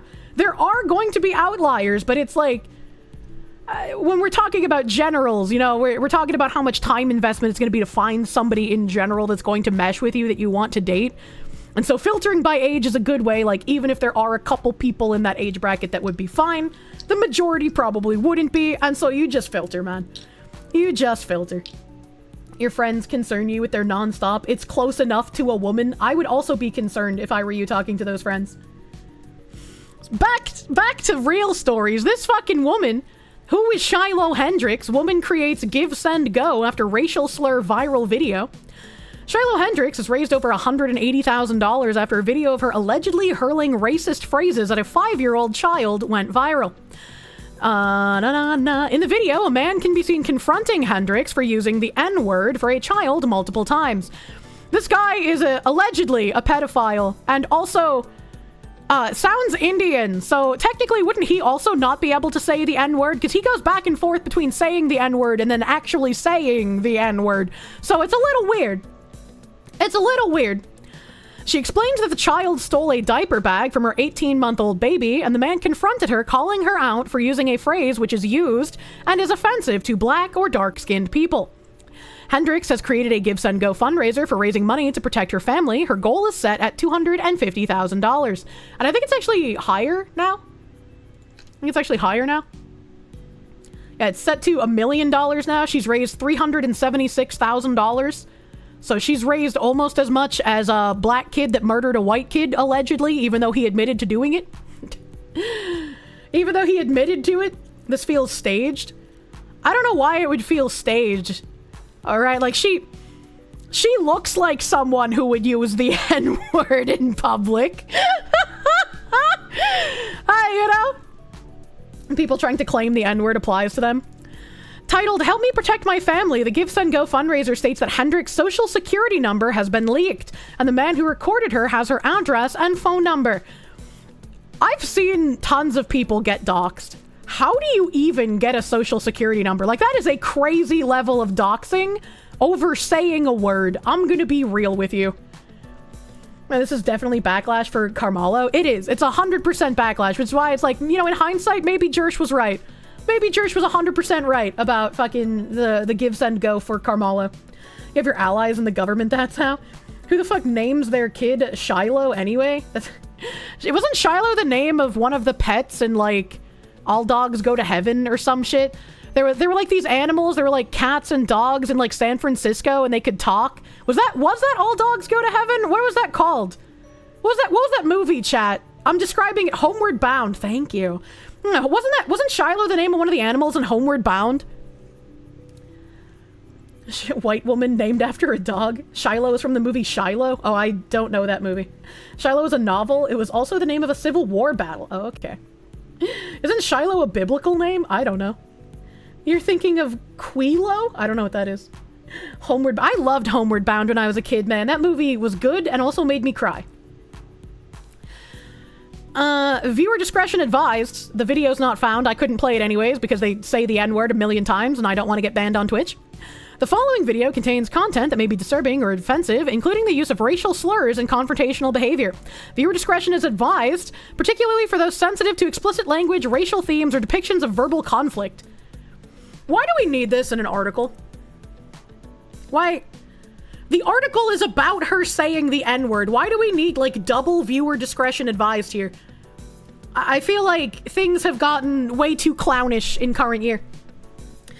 My name is Shiloh, and I've been put into a very dire situation. I recently had a kid steal from my 18-month-old son's diaper bag at a park. Called the kid out for what he was. She is bold. She is very bold. Another man, who we recently found out had a history with law enforcement, proceeded to record me and follow me to my car. The woman says in the description of the fundraiser. She further adds that the child might have to skip school. He then posted these videos online, which has caused my family and myself great turmoil. My social security number has been leaked, my address and phone number have been given out freely, my family members are being attacked, my eldest child may not be going back to school. Even where I exercise has been exposed. Shiloh Hendrix further asked for help, saying she fears that her family must relocate. I have 2 small children who do not deserve this. We have been threatened to the extreme by people online. Anything will help. We cannot and will not live in fear. And again, like I said, she's raised about $376,000 here. Update May 2nd. Where do I even begin? The overwhelming support that my family and myself have received is unbelievable. I've never felt so scared yet reassured in my life. It's truly a whirlwind of emotions. And, like, that's relatable, right? Like, when people are doxing you and harassing you, like, you're going to feel some semblance of worry because you're like, I don't know how crazy these people are. I don't know what they're capable of, and I don't know what they're going to do to me or my family. So, like, it's very normal to feel worried in these circumstances. We're currently doing okay, no one has been harmed, and we're getting by. We're taking the proper procedures in order to stay safe from these constant threats. I'm trying to find my water bottle. I don't know where I put it. There we go. I'm still very frightened, and I don't think I will feel safe until we can escape completely. 1,000% understandable. If I was in this situation, I also would not feel safe until I relocated. I'm so grateful to all of you who have donated to my family. I never would have imagined that we would be supported to such an extreme. It still feels as if it's too good to be true, and it's all going to disappear. It's such a strange feeling to be living in a blissful dream and a nightmare simultaneously. Thank you for all your continuous support and love. We have to keep fighting for the safety of all our families, not just mine. Yeah, I agree. And again, I think Josh was completely right about his take, where like it was fine to leave up Carmalo's Give, Send, Go, because if people are going to donate their money to something, even if it's a vile thing, they're free to give their money to whatever the fuck they feel like. And after people have given an alleged murderer who admitted that he did it a ton of money, hundreds of thousands of dollars, there's no way that anyone can be upset or try to take down a Give, Send, Go of a woman who merely used words. She didn't kill anyone, she didn't stab anyone, she wasn't physically abusive towards anyone. She said words. And so there's no way that people can try and campaign and get this taken down after what happened with Carmelo. And yet they will anyways. I mean, they will, but they'll get ignored, right? They'll get ignored. It'll be just like my Vice hit piece. They're still claiming that the track star did it in self-defense. It's like, I genuinely cannot believe that, but I would love to see video. I would love to see video. And let's see, what else do I have here on these tabs? This lady deleted her post. I don't know who Cassandra McDonald is. Federal court says I trolled the web through Twitter, an info terrorist. She said, I don't think it's okay to call little kids names, not even just the N-word, but in general. The kid who stabbed Austin Metcalf got $500,000 from anti-white racist, though, so fuck it. And that's pretty much where most people are at. That's pretty much where most people are at, because the comments on Carmelo's Give, Send, Go were kind of fucking crazy. Kind of fucking crazy. And I can also agree, like, you know, generally you shouldn't call kids names. Right? Like, I can understand someone having an emotional outburst in anger, especially if they're being stolen from. Where were the kid's parents? Where was the kid's mother? Right? Because typically the parents should be the ones who are the target of ire. You know? They should be the target of ire. So I could agree with, like, don't insult the child, insult the parents, but where were the parents? And if I refresh, I'm pretty sure it's gonna be gone, maybe? Yeah, page doesn't exist. Sorry, that's been deleted. It's gone. It's gone forever. Can't get it back. So I'm glad that was at least here when I brought it up before. How old was the child? Her son that was being stolen from was 18 months old, and the child stealing from her was 5 years old. I've seen some people on Twitter say that the 5-year-old had autism. I don't know if true or not, or like how anyone would know that. You even saw Quartering have a spicy title of a stream saying America has black fatigue. Oh my god. Quartering getting spicy. What the fuck? I think it's accurate. The wider population is sick of having to care about people based on skin color. I can say people are pretty fucking tired of race being brought into everything. Like, nobody wants to have to care about race, and these people pushing it constantly has definitely made people a bit more ornery than they usually would be. Jeremy has stopped playing with the race shit. I don't know. That's crazy to see. Like, if the Quartering had a title like that, that's actually insane. The kid has autism. RFK Jr. has entered the chat, and I guess this is like one of the guys that was calling the woman out who said the N-word. And I guess this is like a fucking crazy dude who is known for doxing people. I have no idea who he is. And this guy said, let's check in on a toothless hicklib who is apparently seething that a great awakening is happening after reading comments following the tremendous outpour of donations that our friend received. I can already see some things wrong with the donation behind him. This person donated $1,488. 1488. 14 represents the 14 words of white supremacy, and 88 represents the letter HH, which is what they used to say to Hitler when they gave him the Sieg Heil. The Sieg Heil. I had a friend whose name in a MOBA was Good Player 88 because he was born in 1988, and people would unironically rage at him for being a white supremacist until he changed his name. Because he just like got sick of people saying he was a Nazi because he had 88 in his fucking name.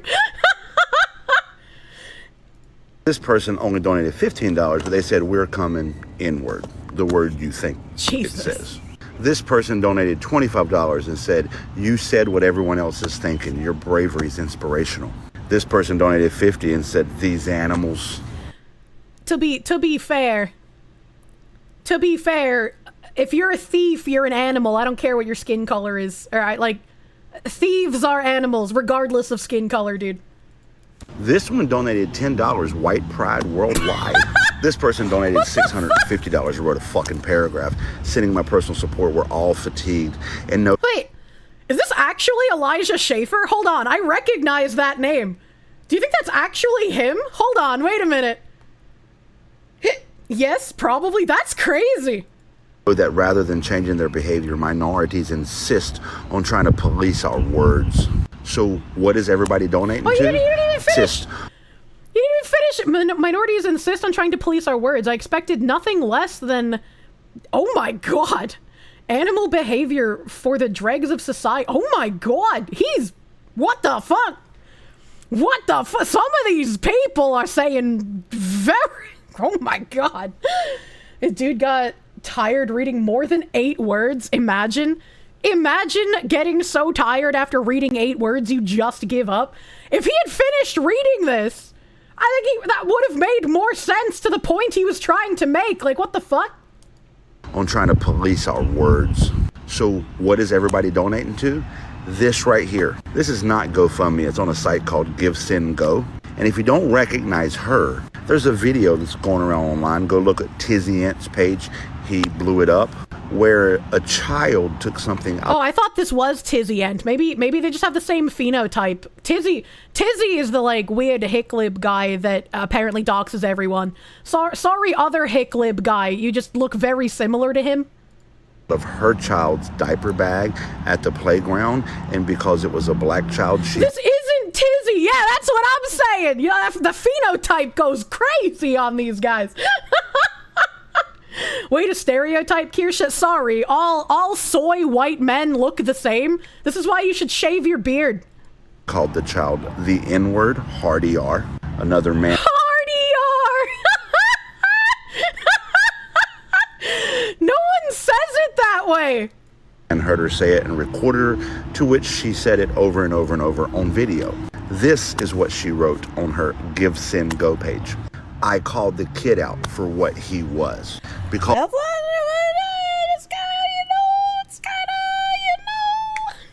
the kid, who is probably 2 years older or younger, was black and made her mad, took something from her child's diaper bag. She called it out for what he was.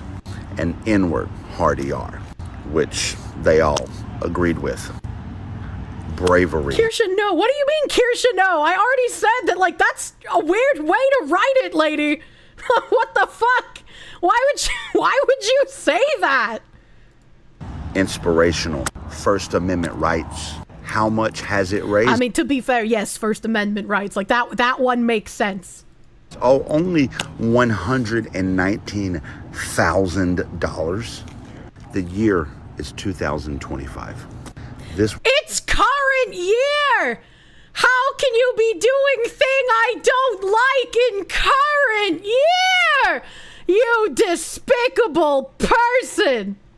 Woman called a child, a fucking child, a racial slur.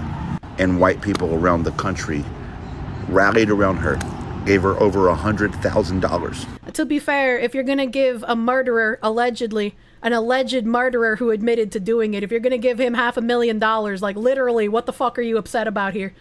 Literally, what the fuck are you upset about? weird priorities, honestly. Just saying. Dude's gonna get really upset about it now. Yeah, it's a little fucking weird. It's a little fucking weird. None of them deserve the money, honestly. I mean, like, I think it's weird that, like, you can set up campaigns like this and get money for, like, almost anything. But considering these people are more angry over her saying a no-no word for her having bad thought than for the child stealing or for the alleged pedophile being at a park recording children. I feel like the child stealing and the alleged pedophile being at a park recording are both two more important things than a woman saying a no-no word. So the fact that people took this alleged pedophile's words at face value and got angry at this woman and doxed this woman to the point of even letting loose her social security number. Yeah, I would do the exact same thing as her, because that's fucking insane. That is fucking insane to do. Let's be real, the donation comments on the Carmelo Anthony page are probably just as racist. Oh, they are! Oh, they absolutely fucking are. I don't know if I have the tweet up, but I'll see if I do. Fox Lady VTuber Kirsche. Hi. Isn't this bitch a Nazi? Ay. Well, this week's report is going to cost me. Or get me a promotion. Thanks. Love, Dr. Kirsche. JK the Slagger, thank you for the 88, dude. I hope you get the promotion, because that means you can dono to me more. Congrats on becoming director of the FBI. If America was in a better place, race relations, she and Carmelo would probably be ignored. Yeah, that would be like the ideal situation, right? Kirsche, why does the guy look like he drinks microbrew beers and eats guacamole? Because he probably does, to be fair. Donated using Nazi numerology, made their feelings very clear. And let's be abundantly fucking clear. The white supremacists in the White House emboldening these people. That's actually insane that they can still call Donald Trump a white supremacist. Is this why I get attacked for, like, retweeting the White House? Like, what the fuck? You to understand that this give, send, go represents exactly where our country is right now.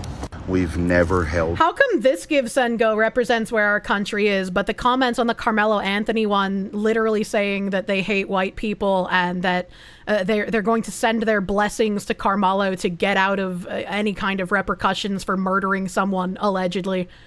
How is that not indicative of where we are as a country? Why is that not an indication, but this is? Like, that seems a little hypocritical, right? Like, it would be both, would it not? White supremacy accountable.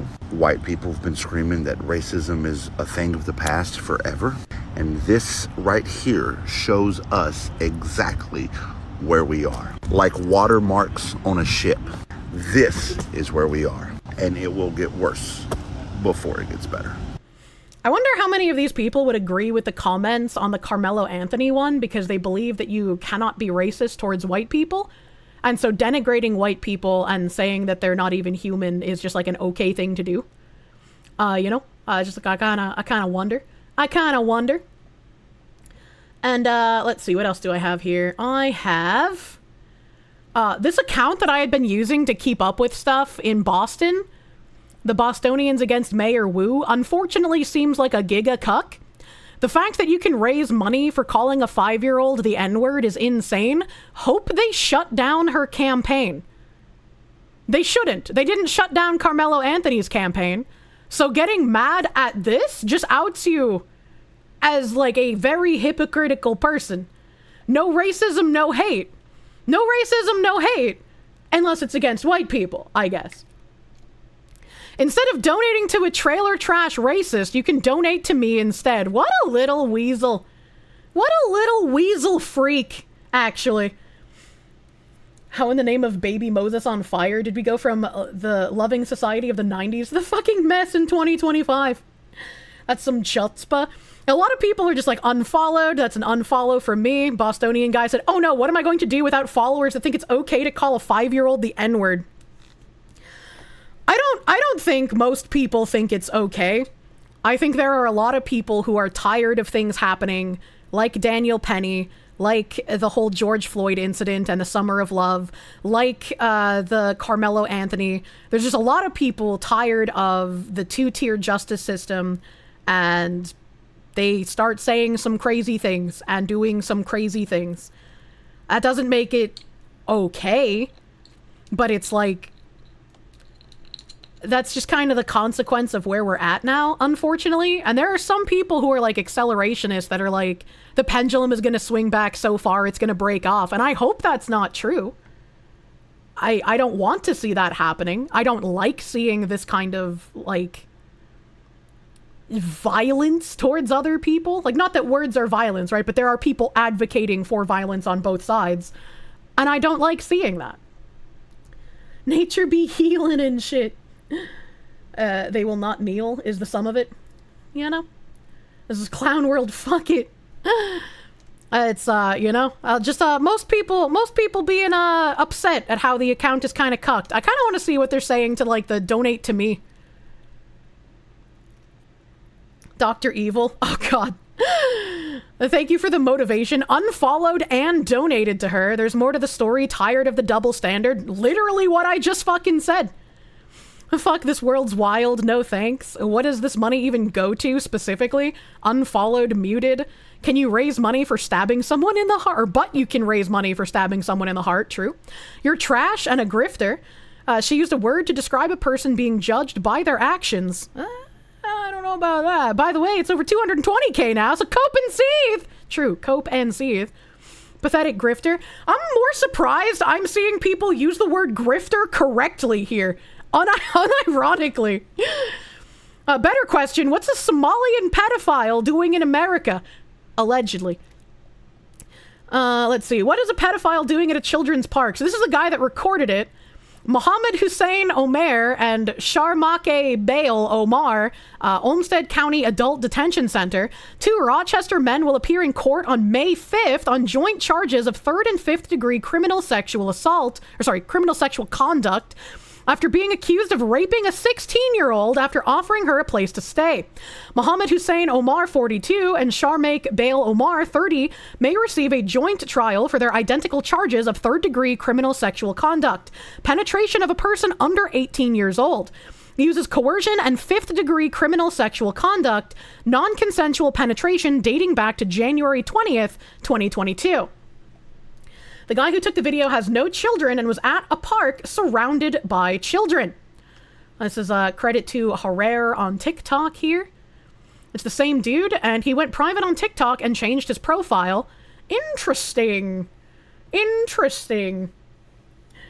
Sure, this isn't the UK. I mean, it's weird that it's in Rochester and not Michigan. I'm gonna be real. I'm glad my pineapple hat is in the way. Because there's some slurs over here that can't be shown. Holy shit. Holy fuck, these people. You're glad you're at the gym right now? You needed the energy to push harder. God damn, you and your swinger hat. My swinger hat is protecting me. I'm being protected. That's a little crazy. And then, we have this response from government officials because, you know, if there's anything you can expect from government officials, it's protecting alleged pedophiles. The Senate DFL and Minnesota DFL have issued a statement defending the thief and a pedo. Unreal.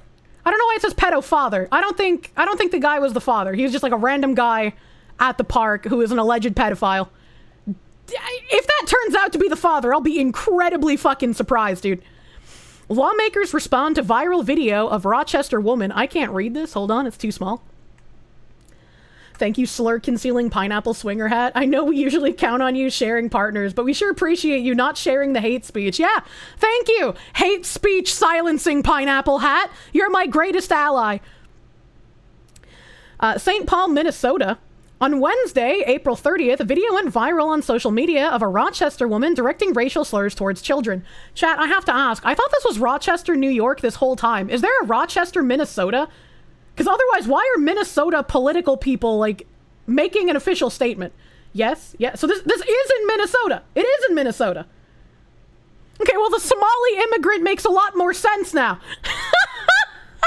There's so many Rochesters. This whole time, I thought it was in fucking New York, man. I thought it was in New York. Pineapple's better than racism? Absolutely. I'll take a pineapple over racism any day, man. Not my Rochester. In the video, a man records himself confronting the woman for using a slur, to which she responds by repeating it. How dare she? In response, state lawmakers representing the Rochester area, Senator Liz Bolden, DFL Rochester, Representative Andy Smith, DFL Rochester, Representative Kim Hicks, DFL Rochester, and Representative Tina Liebling, DFL Rochester, released the following statement. We commend the gentleman who recorded the encounter for standing up and protecting one of our youngest community members, a 5-year-old boy, from this targeted hate. Are you not going to ask why there's an alleged pedophile going to court for his sexual conduct of a minor on May 5th, recording children at a park? Is this not a question you're going to be asking? Why do you commend the alleged pedophile for this behavior? This is crazy to me.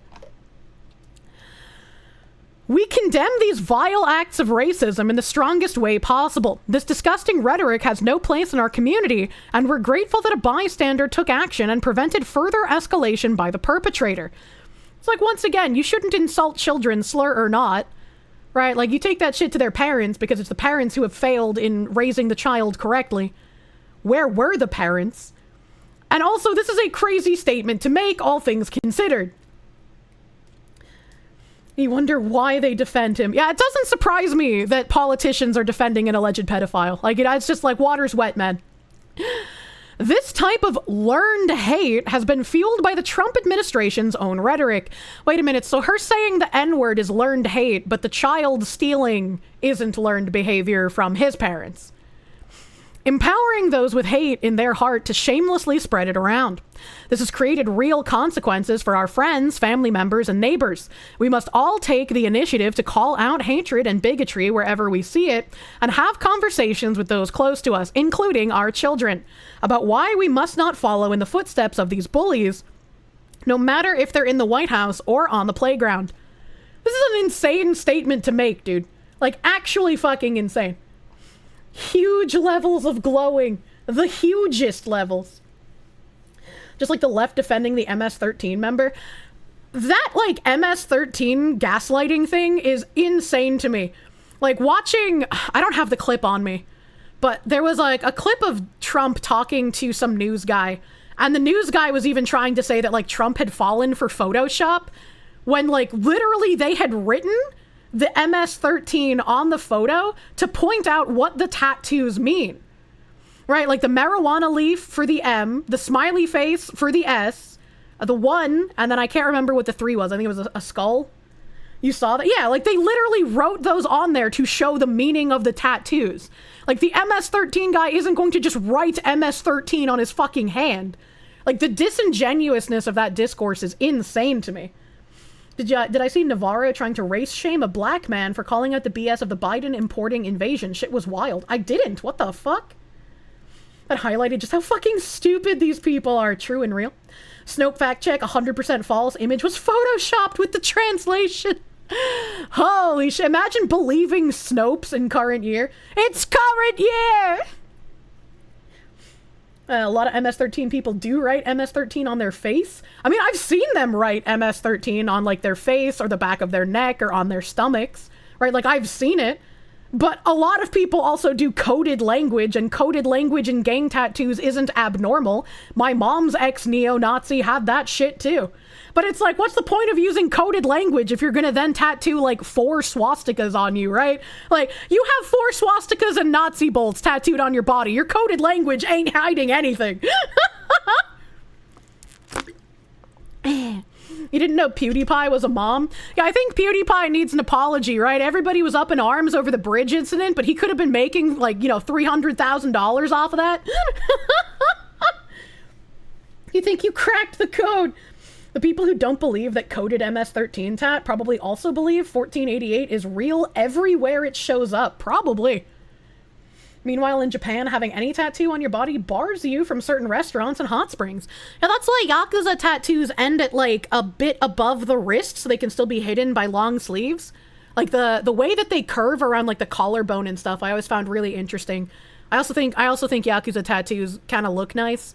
You know, like neo-Nazi, Aryan Brotherhood, and MS-13 tattoos usually look really fucking bad. Like, they're really grotesque and they're not aesthetically pleasing, but Yakuza tattoos, those things look nice.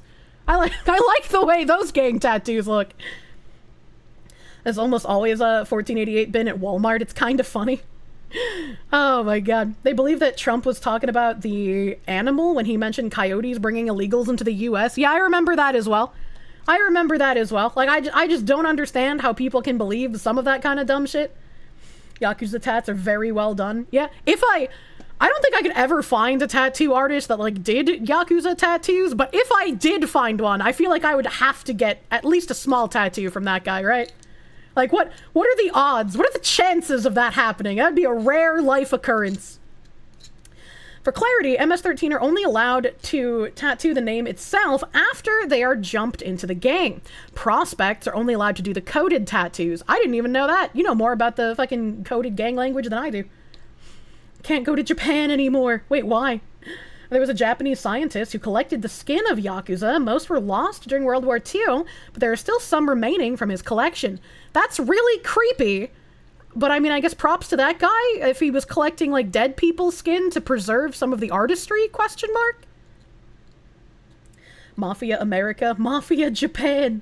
I don't think I've seen, like, Italian mob tattoos. Like, when I think of Italian mobsters, I think of clean skin with no tattoos. I'm gonna get them all. To be fair, most MS-13 and Aryan Brotherhood tattoos were done in prison with an electric toothbrush and a pen. They're gonna look like shit. I mean, yeah, they do look like shit. Kirsche gets full Yakuza back tattoo of an oriental-looking Kirsche slaying an HEP. Good lord. Good lord. Remember that these people also fell for the 4chan bait about the OK symbol being code for white power? True. True, and Pepe the Frog being a hate symbol. Oh my god. Do I have anything else on this story in particular? I think the only other thing I have left for this is the family of the 5-year-old also set up a GoFundMe. And the family of the 5-year-old have raised $104,000 as of right now. The NAACP Rochester branch, Our Children Are Sacred. On April 30th, 2025, in the city of Rochester Public Park, a white woman launched a racist and hateful verbal assault on a defenseless 5-year-old black child, who, according to reports, is also on the autism spectrum. I don't know if this is true. I've seen it claimed on Twitter a bunch of times. Literally no idea if it's true. She called him the N-word, and when confronted by a bystander, she didn't back down. Instead, she repeated the slur multiple times and attempted to justify her actions by blaming the child. At no point did she show any remorse. Let us be clear, this was not a misunderstanding or a moment of poor judgment. This was a deliberate, racist, and threatening attack on a young black child.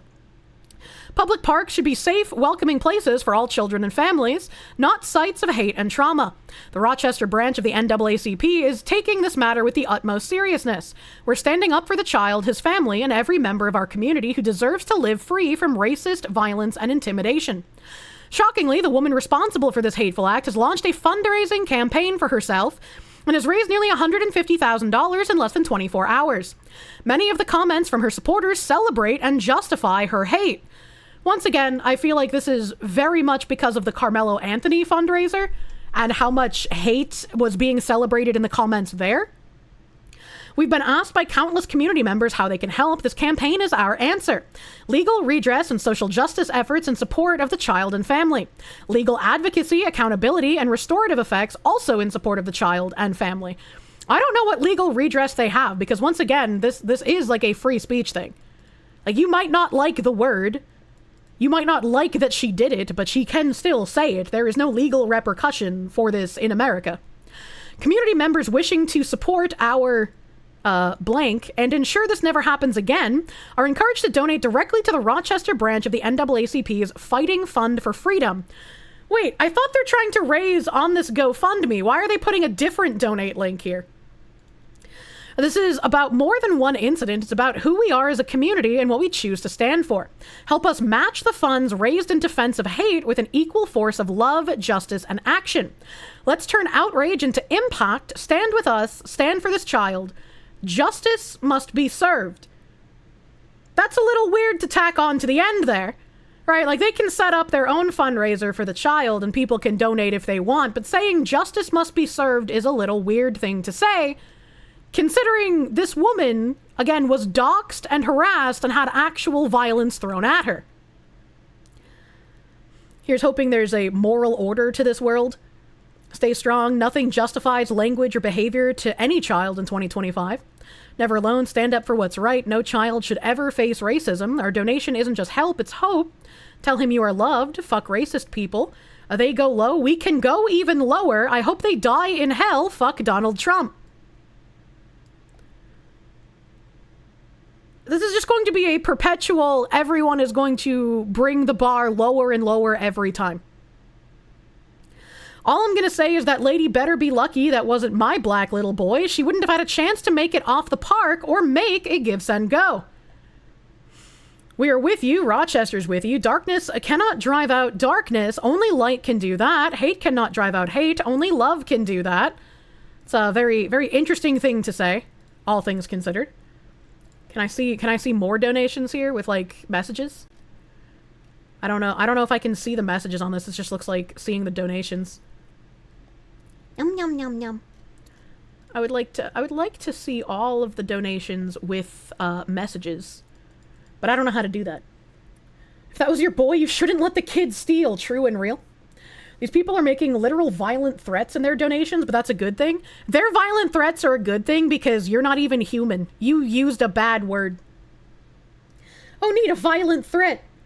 Why did that comment say, my black little boy? Why say it like that? That's a great question. I'm not sure. That's just like, oh God, what is this? What is this fucking DM I got recently? I haven't made a tweet about it. I don't know if I will, but it's like, man, some of these people getting creative. I never realized, you know, like, some people just have too much time on their hands. Let's see, where is it here? Where is it here? Fucking. I can't wait for the day someone sprays your Nazi brains against a wall. You could do us all a favor and do it yourself, but I bet you're too much of a pussy, just like all you Nazi scum.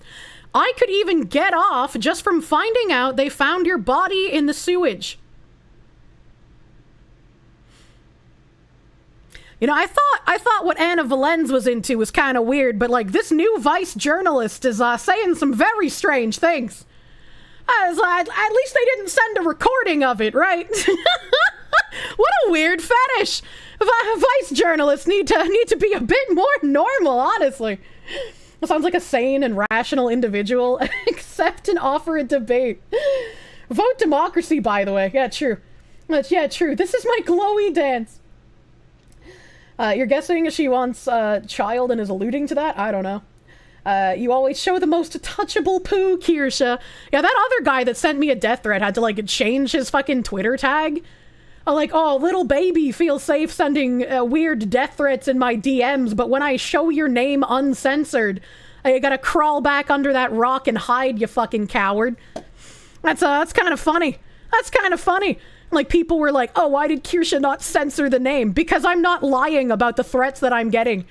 If someone on Twitter posts that they got, like, a shitty DM or a threat in their DMs, and they censor the name, they're lying.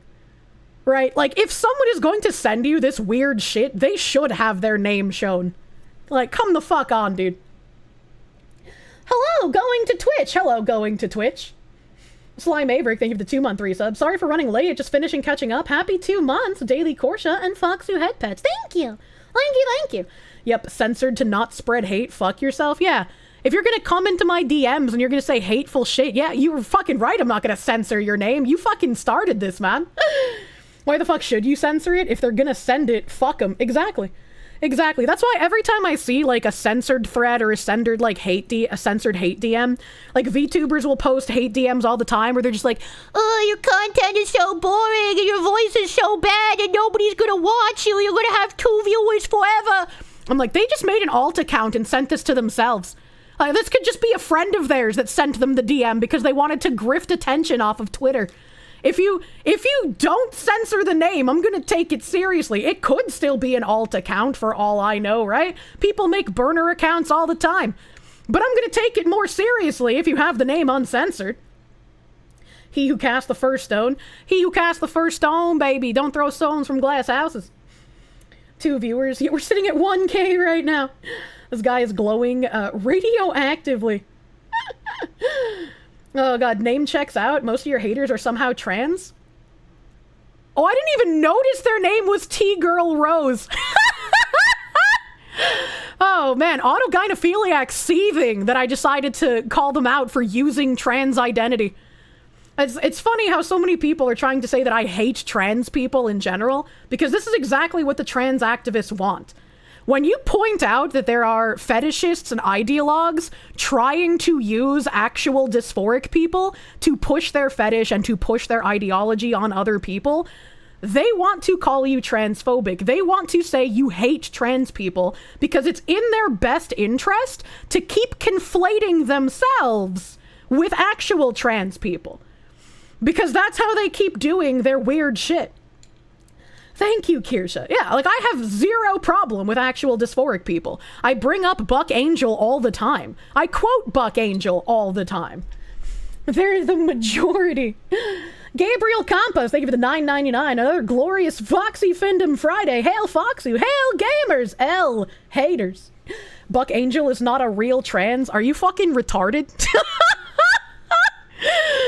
I don't know if you're trying to make a joke on like what the fucking activists would say or not, but like, you know, these people aren't real. That's what they say. Okay, that's what you were quoting. It wasn't in quotes, so I was like, are you fucking retarded? Thank you for clarifying. Thank you for clarifying. Good lord. You don't disrespect the Tranpa. Fucking Tranpa love, dude. He gives out so much good information for people as well. It's the dumbest shit I heard all day. Oh god, it's amazing how many of those people make threats, and oh god. It's not a fake account. If they'll call themselves D2 Sweat, they're real pathetic as well. I don't know what D2 Sweat means. Am I supposed to know what that is? What's worse, those people being bots, trolls, or those people being real and having the right to vote? It's always the latter, and it's always depressing. That chatter's going too ironic on text. It happens to you too. Yeah, you know, it's hard. It's hard to tell. It's hard to tell in text sometimes. D2 is the underground extract on reserve in Tarkov. Yeah, I wasn't really a big reserve player. I liked Interchange and Customs. Those were my mappa. I felt really comfortable on Customs, especially because I played that map the most. There's something about it. It had a lot of milk. Had a lot of milk, man. Destiny 2 woman. Oh. Who the fuck thinks about Destiny? Jesus Christ. Anya manya. Welcome to the calm zone. True. True. No idea what that means. Also, just sad anybody would actually type something like that because they disagree with someone's opinions. What the fuck? Yeah? Yeah, it's a little crazy. It's a little insane. Come Guardian. Come Guardian Leviosa. Alright, what else do I have in like little tab areas today? Oh, I have this weird thing up here. This like weird little side story for Ein the Moment. It's Washington law offers $120,000 home loans to black buyers. Governor Bob Ferguson of Washington signed into law modifications to the Covenant Homeownership Program through House Bill 1696. This legislation offers up to $120,000 in forgivable loans to address the racial homeownership gap, specifically targeting black first-time homebuyers and potentially other minorities. The program aims to counteract historical racial disparities in homeownership by providing financial assistance for down payments and closing costs.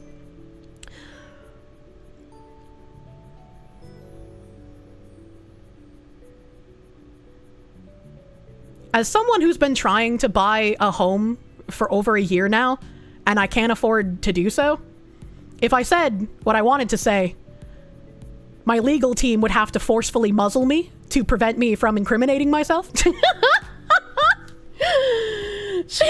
gonna say the word! And there's a little video here. Washington has signed a new law offering $120,000 in forgivable loans exclusively for black first-time home buyers. Step right up. Yes, let's do it. History now. This is great. Okay. Hold on. Washington State's Hold on. You got to hear their like weird cucked at the beginning here. I got to turn up the volume somehow. Great. Okay. Where's my fucking Washington volume State's bar? Covenant homeownership program provides down payment and closing. Here we go. Here we go. Feel free to step right up. Yes, Let's you're do part it. of history now. This is great. Okay. Washington State's Covenant homeownership program provides down payment and closing cost assistance for lower income first-time home buyers. Lawmakers created the program to address the disproportionate impacts of racial redlining in Washington State. House Bill 1696 modifies the program by adjusting the area median income threshold for program eligibility, introducing loan forgiveness, and modifying the Oversight Committee membership. This modification will create more opportunities to close the racial homeownership gap, which is a very important goal for all of us here in Washington State. We so appreciate everybody who made this legislation possible. We know it's been, like any legislation, challenging. This one has its share of challenges, as we know.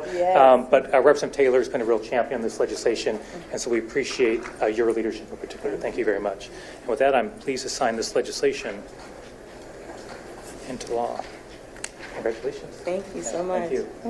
And let's take a photo. Oh. 1, 2, and 3.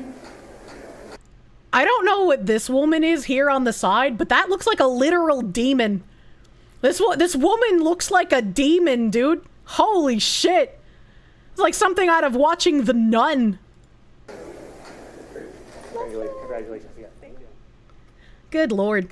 I would say if you live in Washington State and this is unfortunately your governor, talk to a lawyer and see what the chances are that you could sue for discrimination.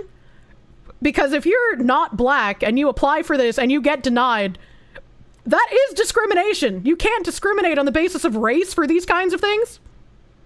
But I'm not a lawyer, so I would say if you live in Washington, talk to a lawyer, see what the chances are of being able to sue, apply for these loans. You're going to get denied because you're not black, and then sue, and then buy a house with the winnings, right? Sue the state, do it. Yeah, instead of just complaining about how bad this is, if you live in Washington, fucking take action. Fucking take action against this man. Did you hear about the study Ontario is planning for involuntary addiction treatment of criminals? No, I do not. What is that? Discrimination is back, but it's cool and progressive. It's the good kind of discrimination this time. It's actually insane. This isn't even the first article that we've read. I think it was California that was giving out home loans specifically based on race as well. All that shit is bad. Your race should not be in the equation when giving out loans and shit. And speaking of which, I can't wait for an update on this. Tom Homan was asked, why not just arrest sanctuary city leaders who are harboring and shielding illegals from deportation? So, the president signed an executive order just this week threatening to defund sanctuary cities for their policies. Why not just arrest the leaders who are harboring and shielding illegal aliens, actually terrorists, from deportation? Wait to see what's coming.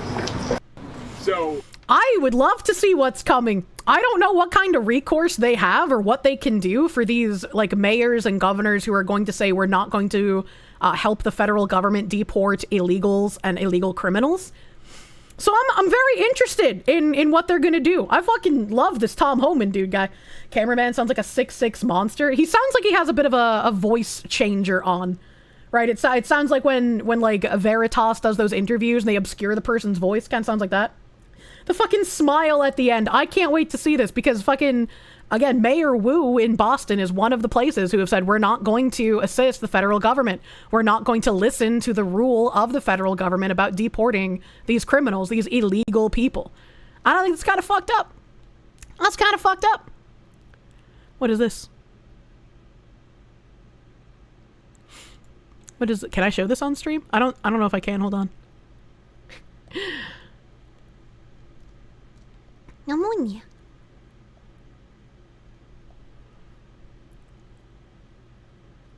Oh yeah, no, I don't think. Yeah, I don't think I could show that. Whoopsie daisy.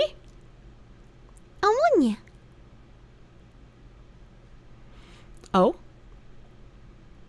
There is this thing from Linda. I love Linda. So hot Linda. So hot Linda.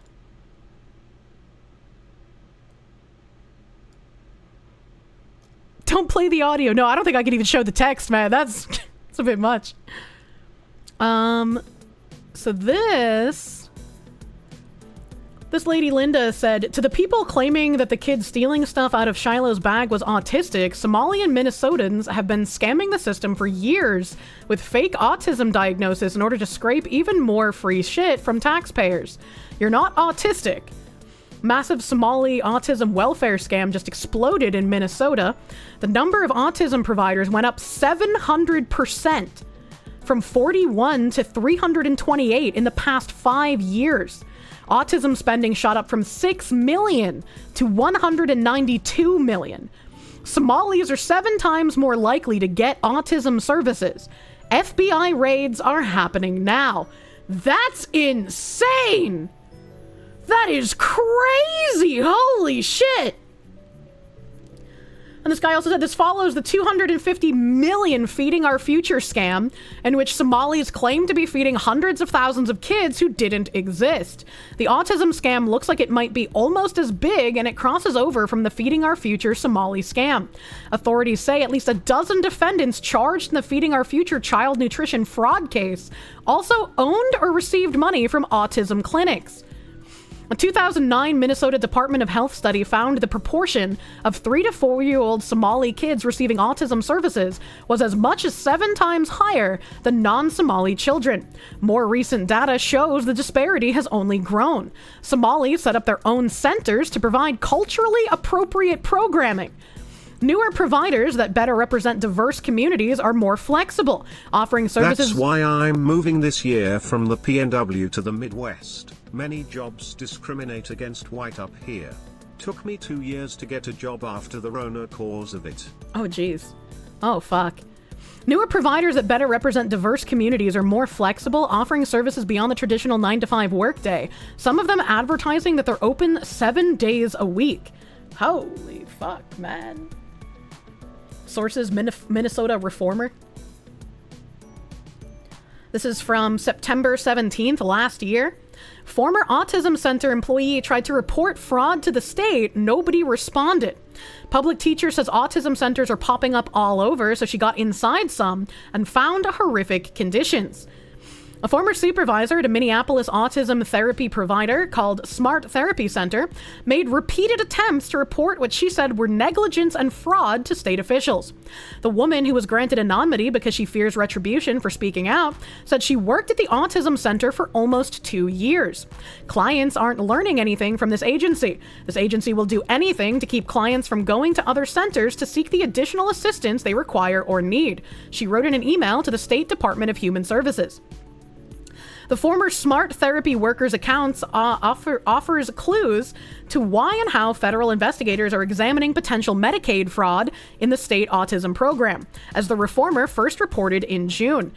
I wonder how much these fraud reporting of autism percentages have affected the overall percentage, because we've seen a lot of studies in recent years saying that the levels of autism prescribed to children have exploded in recent years. And people are like, well, why is there so much more autism now? And I guess the answer is there's not. There's just a lot of people lying about autism now. Minnesota doesn't license autism centers, so there's virtually no regulatory oversight. A federal investigation of a fraud-riddled federal child nutrition program unearthed connections to Minnesota autism centers, which have exploded in growth since 2018. The number of autism therapy providers increased 700% in the past 5 years, while payments to providers increased to a whopping 3,000%. Smart Therapy Center hires relatives or young people with no education or experience so they can pay them less and conceal their activities, the former worker said. I and other former employees witnessed some neglect regarding clients' education needs and self-care. The clients' goals aren't being run by the behavioral therapist there, she told DHS, which administers Minnesota's version of Medicaid, known here as medical assistance, a federal state health plan for poor and disabled people. Smart Therapy did not respond to a request for comment.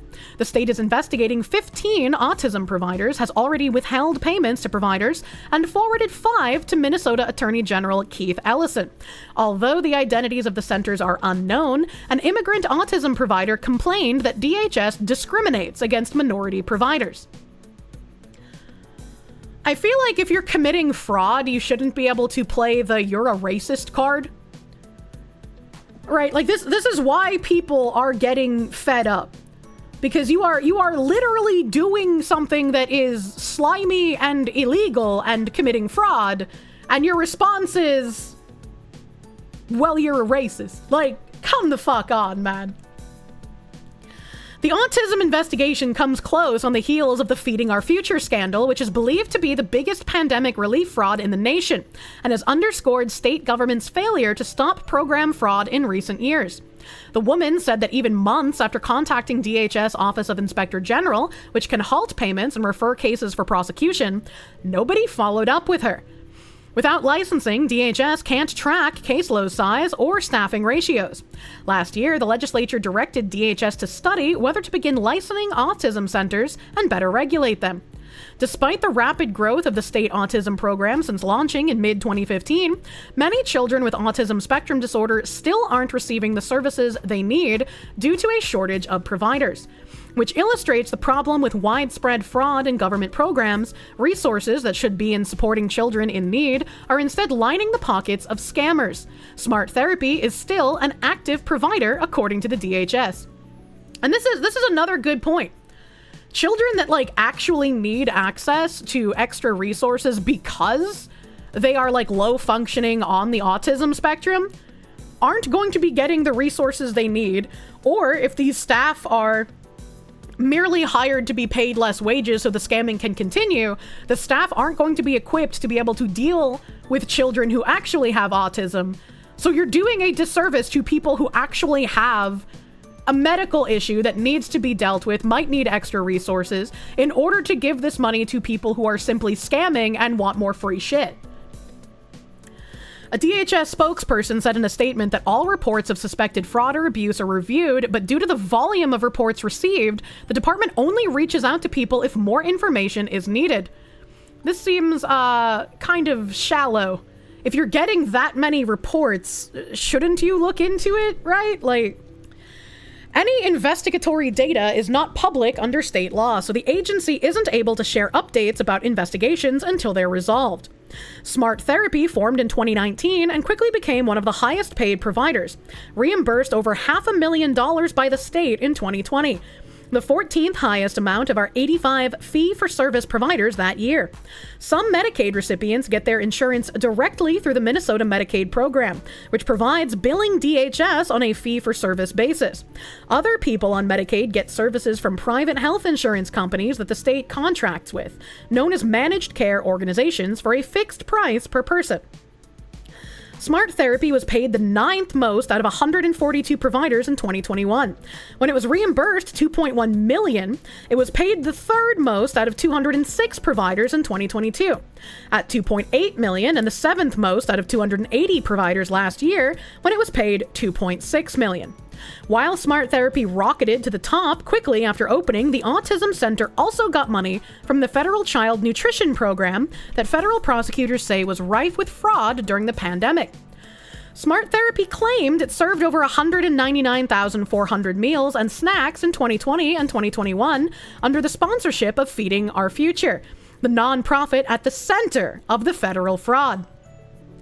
Well, that ain't looking good if this place being accused of committing fraud worked with another organization that has been convicted of committing fraud. No one from Smart Therapy has been charged in the Feeding Our Future case. The child nutrition program, funded by the U.S. Department of Agriculture and administered by the Minnesota Department of Education, was designed to feed hungry children as schools and child care centers shuttered.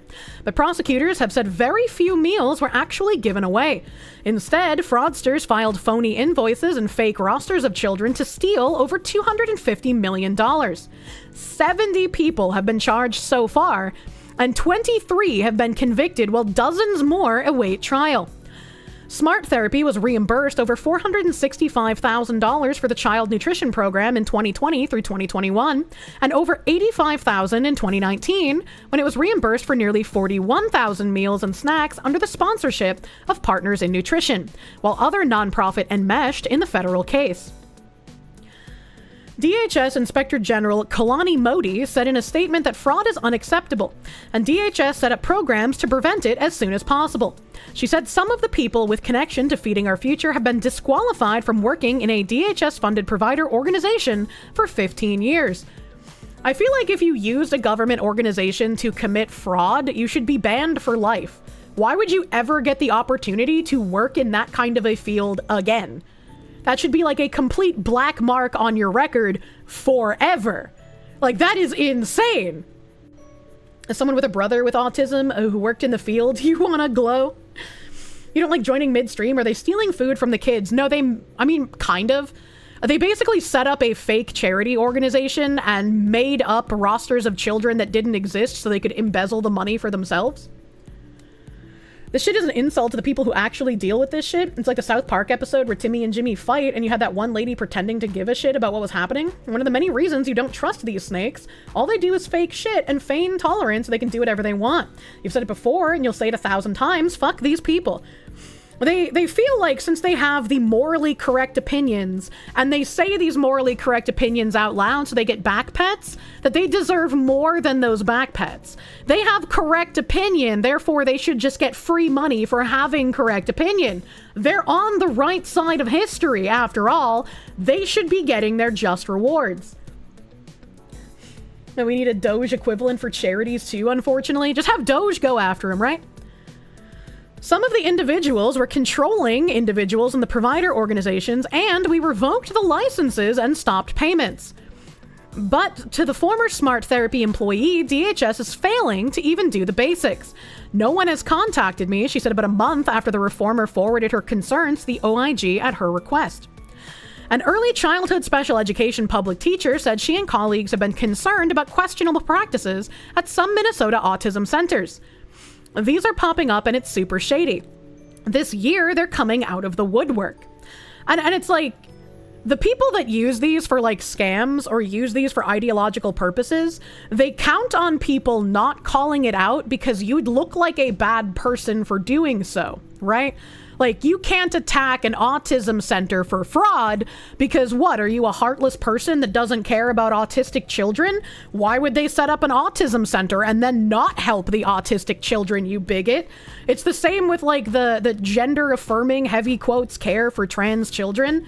They try to use the emotional manipulation of like, would you rather have a dead son or an alive daughter, right? To make you feel like the bad person to keep protecting them to do these things. So much autism. These people deserve some form of hell. Absolutely.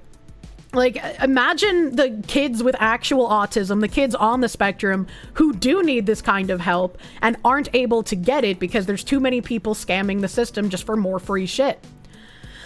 The source, who was granted anonymity because she was not authorized to speak by her employer, does initial evaluations of children up to age 5 and talks to parents about any concerns. Some 3 to 5-year-old children attend her school's half-day program and then get bused to autism centers.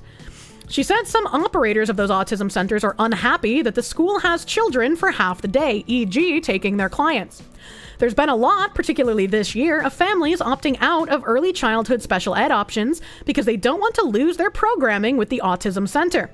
Families she worked with said that they were told by autism providers to continue with autism center programming rather than starting school, which has specialized programs for ages 3 to 5.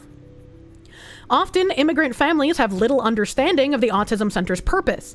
Some parents have never heard of autism, even though their kids are in an autism center. Some think their children are going to regular child care, when actually they're going to an autism center.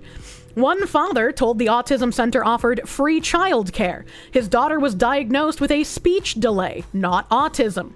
The teacher made it her mission to get inside some of the autism centers to see what they were like, and said she got into 5 last year. Some of the centers were located in crazy business parks. It's like somebody had taken a business office and gotten rid of everything. Often, she found a lot of young staff members, many glued to their phones, and few children. Not one had a speech clinician on site. There were few toys or core boards, visuals, or other learning or therapy materials. Sometimes, she said, the employees seemed to be putting on a show for their visitors. Some were absolutely horrific, she said. They were using a decades-old, now controversial, intensive one-on-one treatment called Applied Behavior Analysis, or ABA. But she said it was poorly done. She saw one behavior technician instruct a child to sit, stay, and spin. It was terrible, she said. Meanwhile, the parents rarely get past the waiting room, if they get there at all, since many children are transported alone in taxi cabs or vans free of charge to see what's happening. That's scary. If I had a child with like a severe mental handicap, I would want to know what's going on with them, because there are people in positions of like teacher or instructors over children that will take advantage and abuse them even normally. But if your child has a mental handicap or a deficiency, they're even more at risk, because they can't verbalize typically to stand up for themselves or to even explain to you that something bad happened as the parent. So I would not feel comfortable being completely hands-off and not seeing what's going on at these centers. Even if your kid wasn't autistic, you ain't sticking a 5-year-old in a random taxi. Yeah, exactly. That's crazy. Seems about the same as where you are, CC. The parents don't care. They just want them gone for half the day. That's like a huge fucking problem, man. Like, parents need to start actually parenting their children again. Holy fuck, are you kidding me? They're sending nonverbal kids alone? What the actual fuck is wrong with these parents? I'll put a pin in this article for a second and see if I can find the video clip. Maybe KB can find it faster than me because he's fucking crazy at this shit. There was an aide on a bus, and there was, I want to say he was an autistic kid. He was basically nonverbal. And she was like hitting him in the face and hitting him with her elbows, and she tried to break his leg, all on camera. And it's like, these are children being put in the protective guidance of these adults who see these children as like less than animals and feel like it's okay to attack them. It is insanity. Let me see. Bus aid attacks. I'll just put autistic child tries to break leg. Let's see if I can find it this way.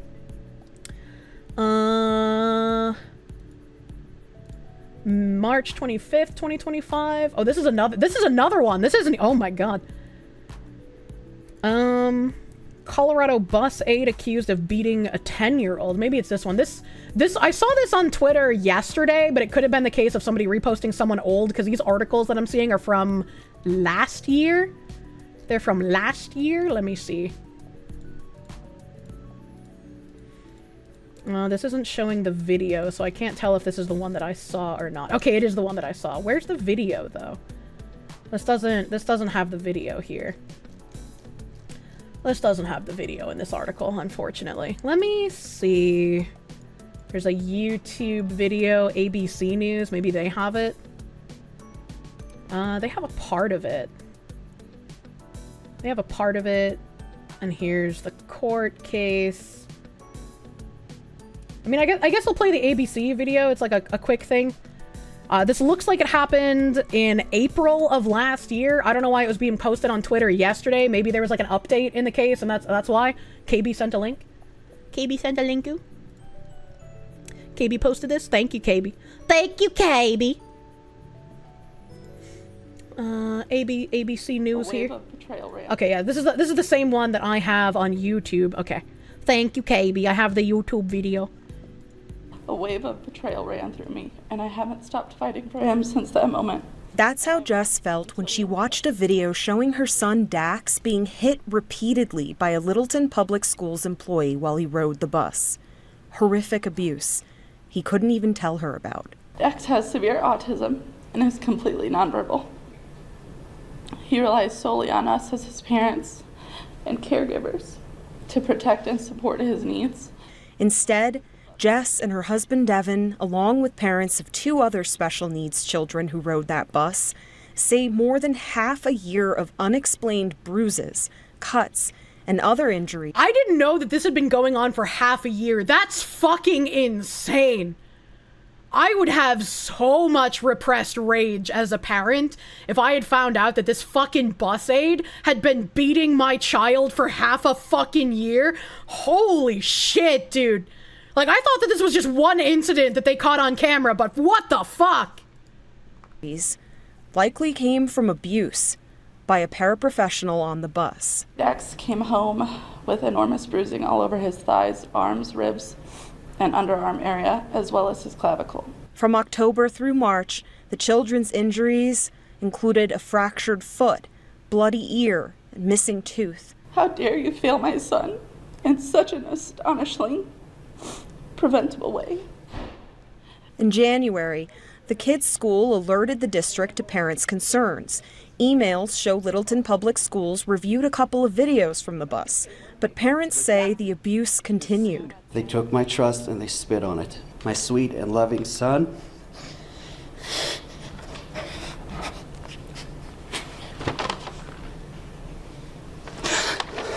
Man, I always feel so bad when, like, I see fathers break down like this, but it's like, what else are you supposed to do when this happens to your child? Like, this is like a correct response to finding out your child has been subjected to this shit. Not like Austin Metcalf's fucking cuck of a dad. Had been being beaten.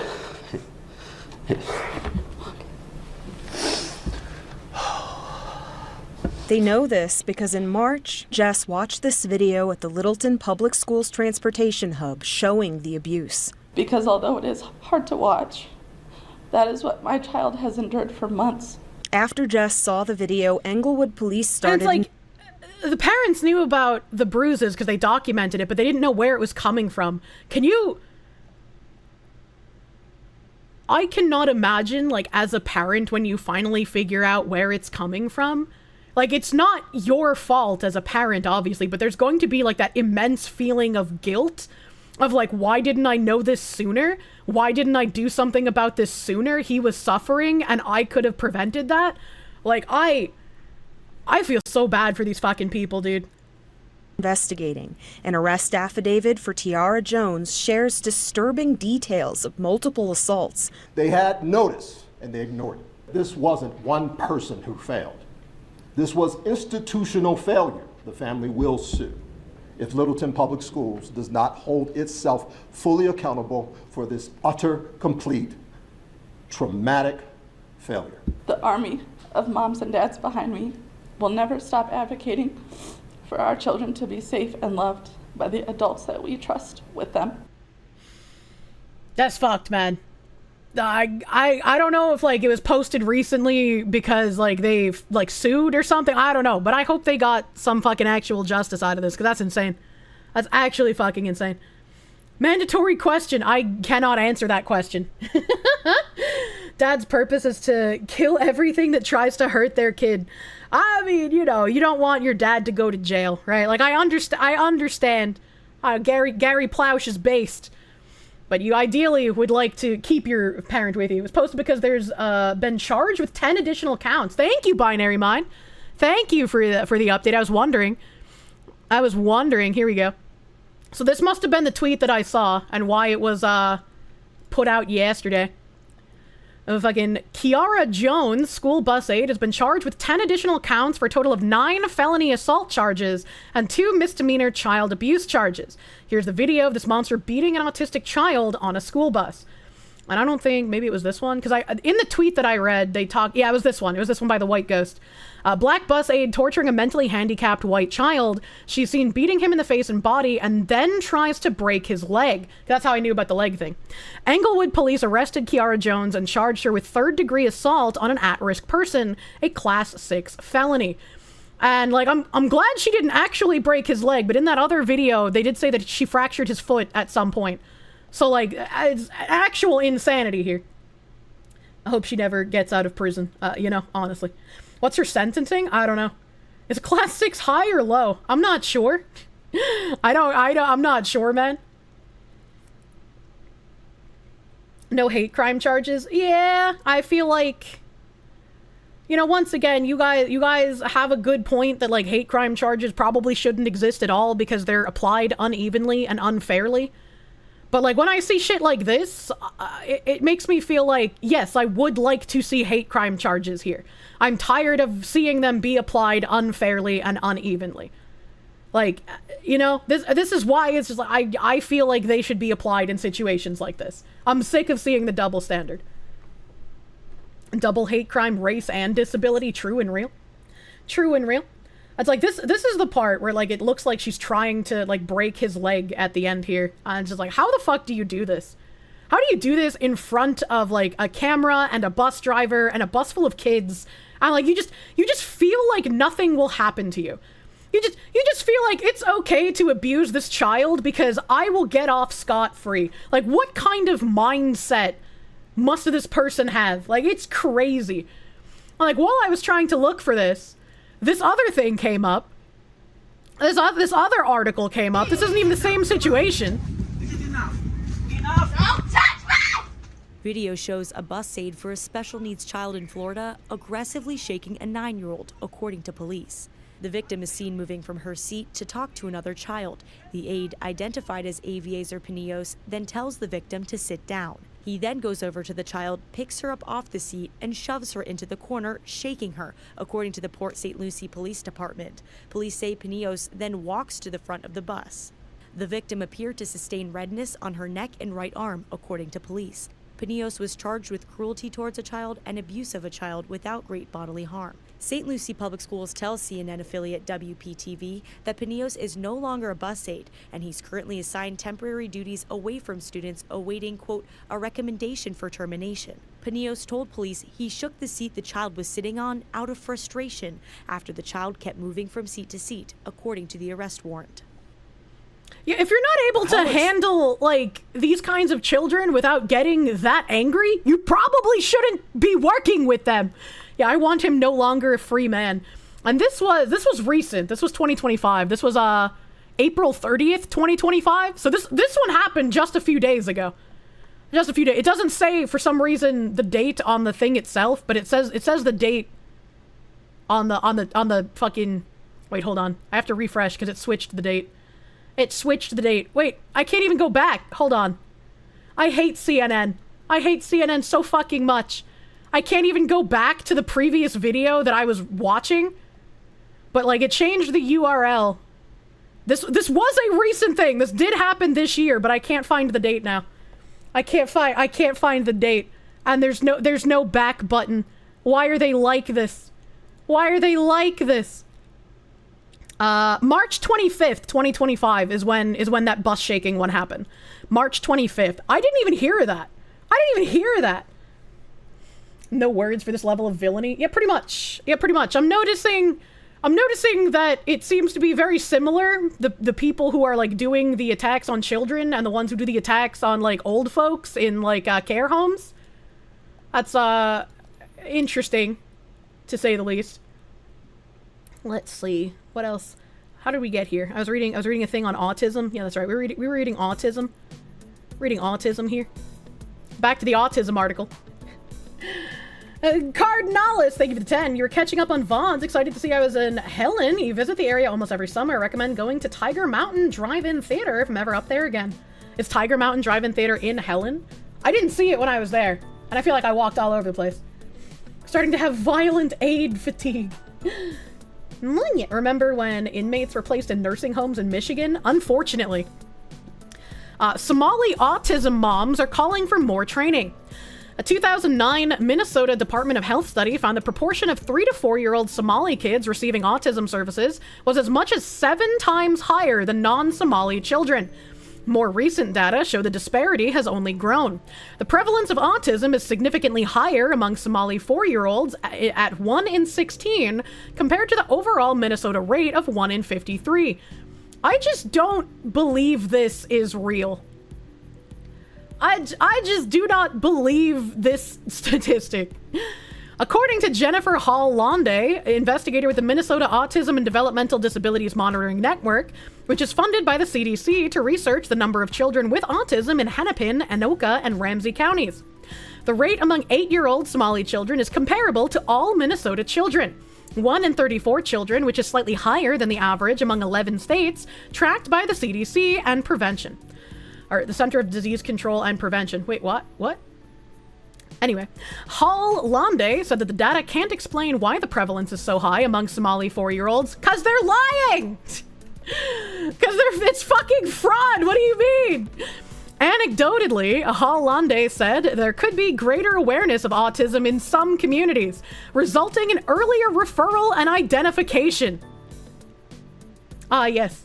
The Somalis just have way more awareness than everyone else about autism, and that's why their children are diagnosed at higher rates by these autism centers under investigation for fraud. Some children may be served under a different eligibility category at older ages, or some older children may leave the public schools and go to charter schools. In the wake of news that autism centers are under federal scrutiny, a group of self-described autism moms say more training is needed for providers serving the many Somali-descended children on the spectrum. I feel like when you give yourself like a cute crusader name like Autism Moms, people should stop taking you seriously. 700% difference. That's just more awareness, totally. Yeah, nothing to see here. Go back to sleep. Idil Abdul is a Somali-American immigrant whose son has autism, which led to her advocacy. She opened an autism therapy agency and co-founded the Somali-American Autism Foundation of Minnesota. She and other Somali parents of children with autism fought for years to get the state Medicaid program to pay for applied behavior analysis for low-income children on managed care plans. ABA focuses on changing behaviors and takes more hours of repetitive therapy and thus higher reimbursement. Abdul said before immigrant providers entered the field, white providers bullied and discriminated against parents of children of color. Proof?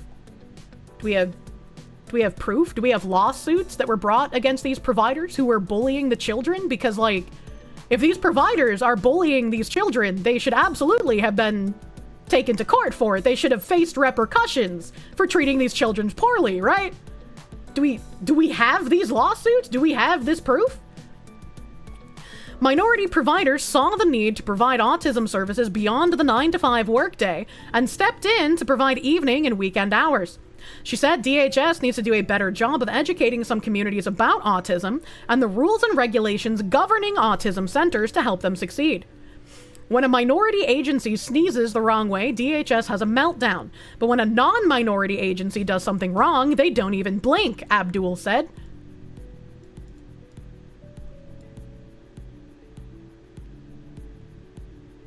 What timeline is this person living in? Because, like, this is not reality. We worked too long and too hard since 2007 for our children in Minnesota and nationwide to let anyone, including DHS, dismiss our pain and challenges. Fatima Molas, co-founder of the Multicultural Autism Action Network, said Somali parents met a few times with a DHS autism official to give ideas for how to help the community, but there was no follow-through. Molas and other Somali autism moms called on DHS to provide culturally appropriate training to minority providers. Molas said before more immigrant providers entered the market, families were waitlisted and would never get a phone call from autism centers. Newer providers that better represent diverse communities are more flexible, offering services beyond the traditional 9-to-5 workday. Some of them advertising that they're open 7 days a week. What the fuck is culturally appropriate training for autism? That's a great question. And I find myself reading this and just starting to see that, like, the white women who would parade around their autistic children as, like, fashion accessories. Because this is just, like, an extension of that. How does she do all of this? Or how about she does all of this in Somalia? Yeah, question mark? Ilhan Omar did marry her brother, so it could be inbreeding. Oh my, she married her brother to get him into the country though. Like it was a double edge of fraud, not for love. It sounds like a demand for racial quotas and culturally appropriate. It's a treatment for a medical condition, for fuck's sake. The number of providers who diagnose and treat autism has increased from 41 in 2018 to 328 last year. The amount paid to providers during that time climbed from about 6 million to nearly 192 million. You can't tell me a leap in providers in like, what, fucking 7 years, going from 41 to 328? There's no way that that is a legitimate climb. This is very obviously fraud. The Autism Treatment Association of Minnesota says the rapid increase in the number of providers and payments correlates with the launching of the state program in 2018. But the group has advocated for stronger licensure of oversight of service providers, supporting a bill passed last season requiring people who practice applied behavior analysis and use the title of behavior analysis to be licensed by the Minnesota Board of Psychology. Are they... I mean, like, yeah, they should be licensed, but the woman said that a lot of these places aren't licensed and aren't using licensed providers, which means they're still skirting around the system. You know, like, that's the only way Ilhan tells as a cover. In reality, her brother is the Andy to her Ashley. Oh, God. Allegedly. Abdul opposed licensing behavior analysis, but supports licensing Autism Center because, she said, these are vulnerable kids. They can't speak for themselves. Oh, that's true. You shouldn't want your analysis to be licensed. You know, if they're licensed, you can't just give free money to people who have no idea what they're doing. You can't scam the system if it's required that they have licenses for this shit. How convenient. Eric Larson, Executive Director of Clinical Services for Lovas Institute Midwest, which provides autism services to children in their homes and community, serves on a national certification board that responded to 2018 fraud allegations in Florida by setting up a special unit to process the complaints. That state found therapy providers billing for more than 24 hours in a day, billing for 31 consecutive days, and falsifying qualifications. Larson used to think Minnesota had too many bureaucratic hurdles, but he said without the safeguard of licensing, the same type of fraud could happen here. Smart Therapy Center is inside a brick building with blue awnings on the front and an outdoor play area on Nicollet Avenue just south of Franklin Avenue. On a recent morning, the front door of the building was locked with a buzzer that nobody answered. Although a few minutes later, 3 Smart Therapy employees came out, so one could show the other 2 her new car. They said there were 2 children inside the center that day, fewer now that regular school is in session. They said it's a good place to work. They declined to give their names. Another woman showed up but wouldn't give her name and said she's worked there for 3 years. She said Smart Therapy gave away food during the pandemic and does an amazing job. Parents expressed gratitude for the therapy, she said. The owner would not be coming, she said, and the center director was out for a medical issue. She declined to allow a reporter inside to see what was behind the locked front door. Lock the children in a box, buy a car. Yeah, it's really shitty how many people are able to get away with fraud. You know? Like, at some point, with the amount of, like, fraud and people getting paid for doing absolutely nothing, people are going to start getting angry. Because why put effort into a job? Why pay taxes? Why do anything if so many of these other people are scamming the system? Right? It's like either join the people taking advantage or be a rube that's getting taken advantage of. The system is not sustainable. The only sin is to be a sucker. Using the taxes I'm paying. Yeah, pretty much. I still can't believe that fucking homeowner program is going to be going on until September now. Unironically infuriating. Jesus Christ. Let's see. What else is in my tabs here? Oh, we were talking about school stuff. Where's my shit that I was tagged in? The Buffalo public school shit. I still don't exactly know what the fuck is going on here with Buffalo. but I was tagged in some shit. And it says, I ask you to look into the situation and get the word out about what's happening at these schools. The issue was addressed by angry cops in an unsubscribed podcast video. Angry cops here, I do what drill sergeants do, point out the dumb and try to fix the stupid. He's got like 128,000 followers. I've never heard of him. The Buffalo Public Schools here made a statement that says, April 26, 2025, the Buffalo Public School District is aware of unfortunate and recent allegations circulating in an online video. The district is prepared to vigorously address these untruths. The district has prioritized the safety and security of its students and staff every day. BPS is the second largest district in New York, I'm assuming that's school system, with some 60 schools, 30,000 students, and 7,000 staff. Any transgressions that may happen are handled swiftly with seriousness, integrity, fairness, and empathy. The Buffalo Public Schools maintain a close and professional relationship with the Buffalo Police Department as a means to ensure that safety is a priority. And they got community noted. It says a member of the Buffalo Police Department Special Victims Unit revealed that the school district was actively attempting to destroy evidence regarding incidents with minors. The school has allegedly deleted videos and refused to report incidents with minors to the police department and/or parents. And there's a video linked here. There's a video linked here. Is this the other one that I have up in another tab? This is the unsubscribed podcast. Let me see what the other video I had was. This is from Mr. Donut Man. So this was just a quick clip. And this one is from the Fat Electrician. And his YouTube link is also a short one. Okay, so I'll skip over the unsubscribed podcast for this moment because it's very long.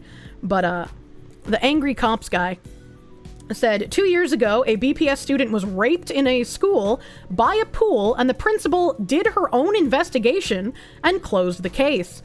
Never reported it. A year later, the child reported it to police, but there was no video available because you never reported it. Mr. Donut Man saying, welcome to the Thunderdome. Here's the video. Too long didn't watch. Buffalo schools deleted the video evidence of an attempted child abduction, hid it from the parents. They also failed to report a girl being beaten by her father multiple times, including after she showed a counselor video evidence of the said beating. Jesus Christ. Comment on YouTube was the best, given that Buffalo schools' absolute retarded act of deleting said camera footage of the kidnapping. I believe a wood chipper is a reasonable punishment. This guy said, I want to point out that the ad YouTube ran before this was for a wood chipper. That's funny. Is this the same unsubscribe link? Was this the same one? It looks like it's the same time. Yeah, it's the same one. Beep, beep, beep, beep. Flay the mandatory reporter, unironically. That's crazy.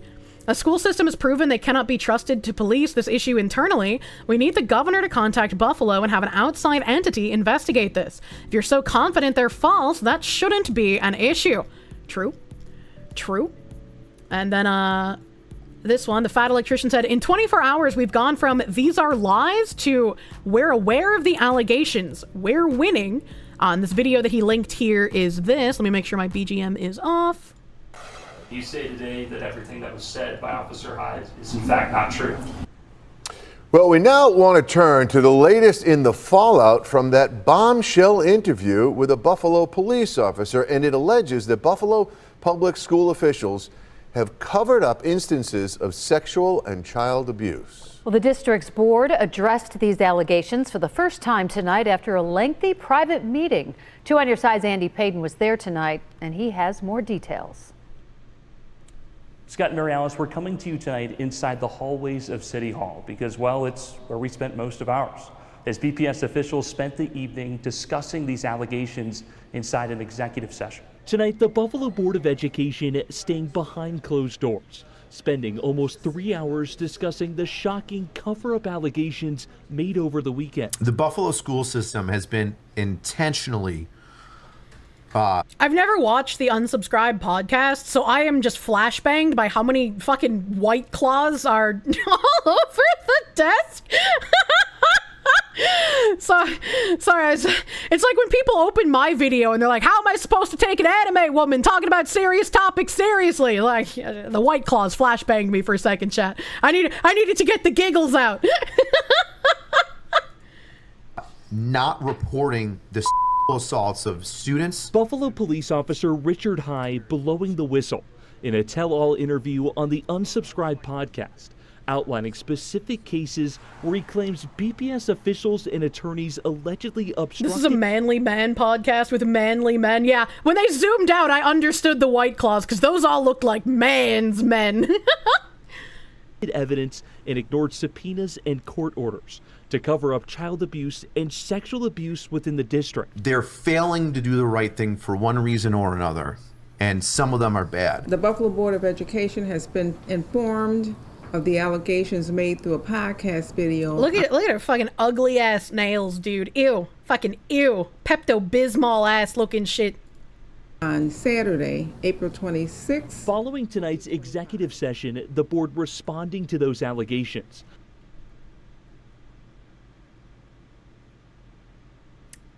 I still want to know why they didn't report this shit.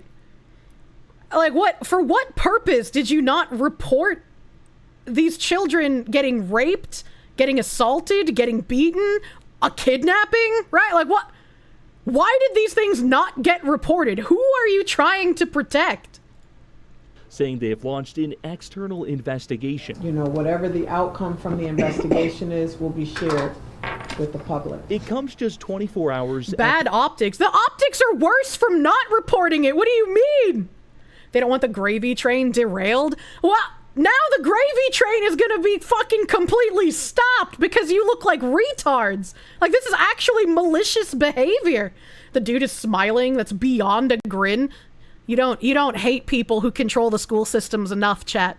The district originally called these allegations untruths, but tonight district leadership not using that same language. What's the shift from yesterday saying you're going to vigorously address these untruths to now saying you're going to investigate?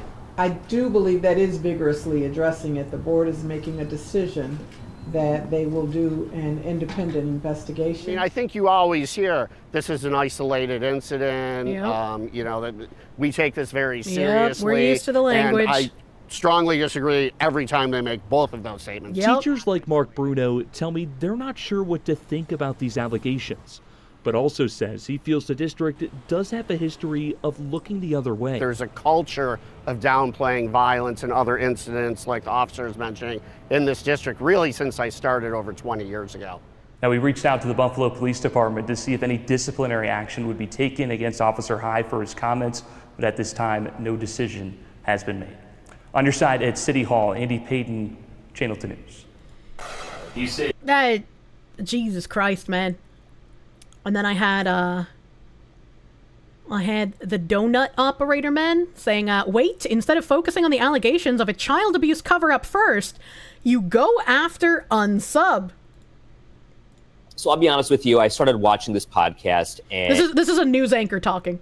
And my first thought was, this is ridiculous. What is this? This is crazy. I'm listening to all these guys burp and just be absolutely foul. You're looking at like the White Claws on Yeah. the table. And Is so alcohol involved here? my Where first are they? thought- Well, you know, I said the same thing about the White Claws, but it's like, as a person of anime who's constantly discriminated against because people don't want to listen to the words coming out of my mouth because my skin is made of virtual connections instead of flesh, you shouldn't write people off because they have White Claws on their desk. Like, that's kind of fucking stupid, right? Just trying to demean the way the people look who are exposing this kind of child abuse cover-up says more about you and how you take the news seriously than it says about the podcaster people. Like, actually fucking insane. Is, okay, this can't actually be real. But then when you actually listen to the allegations, you unpack what he's saying and understand that this guy is, to an extent, a public figure in that A, he's paid for with taxpayer dollars, and B, is the Unsubscribed podcast paid with taxpayer dollars? What a weird thing to say. What a weird thing to say. The guy who was the whistleblower? Oh, I guess they mean like the guy they had on the podcast. Okay. The cop guy. The cop guy on the podcast. I was like, what the fuck are they talking about? Angry Cops is a cop. Okay, that makes more sense. But it's especially in that case, why denigrate him for going on a podcast with these people? Like, does it matter how he gets the story out as long as he's getting the story out? Right. Angry Cops is National Guard, and the people who buy merch and also pay their taxes. He's a cop and a drill instructor, the whistleblower. Angry Cops is a cop and a drill sergeant. That makes sense. Thank you for background information, chat. Officer Richard is a cop and also was in the military. Fucking Officer Dick. Because they didn't get to break it. I was about to go into that. It seems like they're just salty that more people are connecting with, like, independent creators like myself, podcasters like the Unsubscribed dudes. More people are coming to us to get news than going to these, like, smear merchants and people who peddle in false narratives. It's a threat to their democracy, as it were. He's also put out there on his social media pages his personality, and for all to see and support, you understand that, okay, maybe he has a little bit of credence here, but it's a lot of credence. So I'll be honest with you, on his social media pages, his personality, you unpack what he's saying and understand that this guy is, to an extent, a public figure in that A, he's paid for with taxpayer dollars, and B, he's also put out there on his social media pages his personality, and for all to see. The amount of abuse going on in our world has become so sickening. Please get help if you have a problem. Save our kids. They need protection. Why did they flash this for like half a second? I like didn't even address it. Is that normal? I don't watch like these news channels. Kirsche's missing out on unsub. It could be her weekly based himbo show. They're probably all married, so you know it would be like a weekly based himbo show, but then I would get sad. They would love our podcast at the Pentagon. Fucking probably, man. What really happens at the Pentagon? Our top secret mission.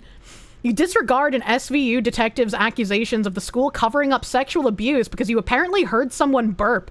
Go fuck yourself. That is a very accurate thing to say. I was like, oh, these people are burping and they have White Claws. Why should we listen to what they say? There's no credence here. Brandon Herrera and Donut Operator are not married. You have a chance. Don't say that, chat. Don't say that. You don't think Brendan is I thought he was. You don't hate journos enough. You do not. You cannot have enough hate in your heart for corporate journalists, man. As it is insane. It is insane. So this whole Buffalo thing, are there any updates on the Buffalo thing? Have there been any updates? Let me click on Mr. Donut Man's timeline. I guarantee I won't get fucking flashbanged. He's fucking muscular as shit. Jesus Christ. Fucking beefcake over here. Tired of this shit, untie me. There's a little robot, love boombox, headshot stuff. Yeah, he donated $4,000 to the Korean guy who got fined for punching Johnny Somali. A Korean guy did a service to his country, and I'm glad people who have money are willing to give it. I can't wait, dude, until I can do shit like this. That would be a dream. That'd be a fucking dream. Giga Chad behavior, man. Who do you trust more, paid propaganda merchants or ex-soldiers and active police officers? True and real. Fat Electrician's whole timeline has been covering this recently. Give me the Fat Electrician. Give it to me. I think Electrician is the only one married out of them. I yell on the internet, same. Oh, I follow him. If you're a parent, student, or teacher with information about incidents that may have been mishandled by Buffalo schools, please email us at takethehighroad@gmail.com. Include as much detail as possible, names of individuals involved, locations, dates, and times. Be sure to let us know if you wish to remain anonymous. That was a nice outcalling. If Buffalo Schools wants a third-party investigation, Unsubscribecast will give them a third-party investigation. Give us 72 hours. This is a paper that says May 2nd via email to MrFatElectrician@gmail. Freedom of Information Law request. We're in receipt of your request for records under the New York State Freedom of Information Law dated May 2nd, 2025. The Buffalo City School District is researching your request and will be in contact with you on or before 20 business days from the date of this letter to discuss and schedule any concerns or clarifications that might be required or to provide the records you have requested. Sincerely, Buffalo City School District, the FOIL office. Oh, that's serious. If he's filing like FOIA requests to get information, that's kind of nuts. They thought that they could just get people to forget about this. announcing the winner of the B&T giveaway. That's not it. 42825, employee arrested for assaulting journalist and destroying his phone. Holy shit. That's loud. That's loud.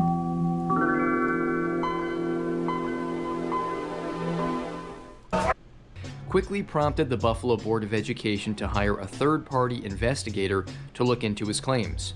To find out more and get to the truth, I visited Buffalo Public Schools' main offices with Auditing Erie County and Act Now Media to seek comment from the school officials. We were not welcomed with open arms, and one journalist was assaulted by a Buffalo Public Schools employee. That's insane. Unfortunately, the school district presented itself as a collection of Soviet-era thugs with plenty to hide. I mean, that's basically all of our educational institutions at this point. You know, they're just Marxist thugs trying to shout people down so you can't get in there and protect the children anymore. First, we'll hear the comments made by Detective High on the Unsubscribed podcast. Then we'll get into my visit to the Buffalo Public Schools main offices. Okay, so that's the unsubscribe thing. I want to see the assault.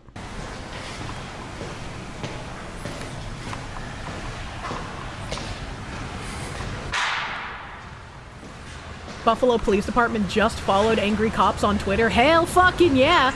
This is like the kind of shit that is incredibly commendable.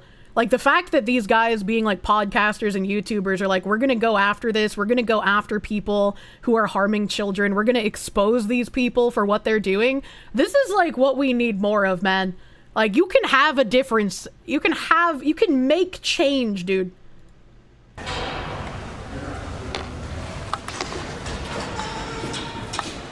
The executive staff member you're about to meet is Dr. Will Korestis. He's going to give us the silent treatment.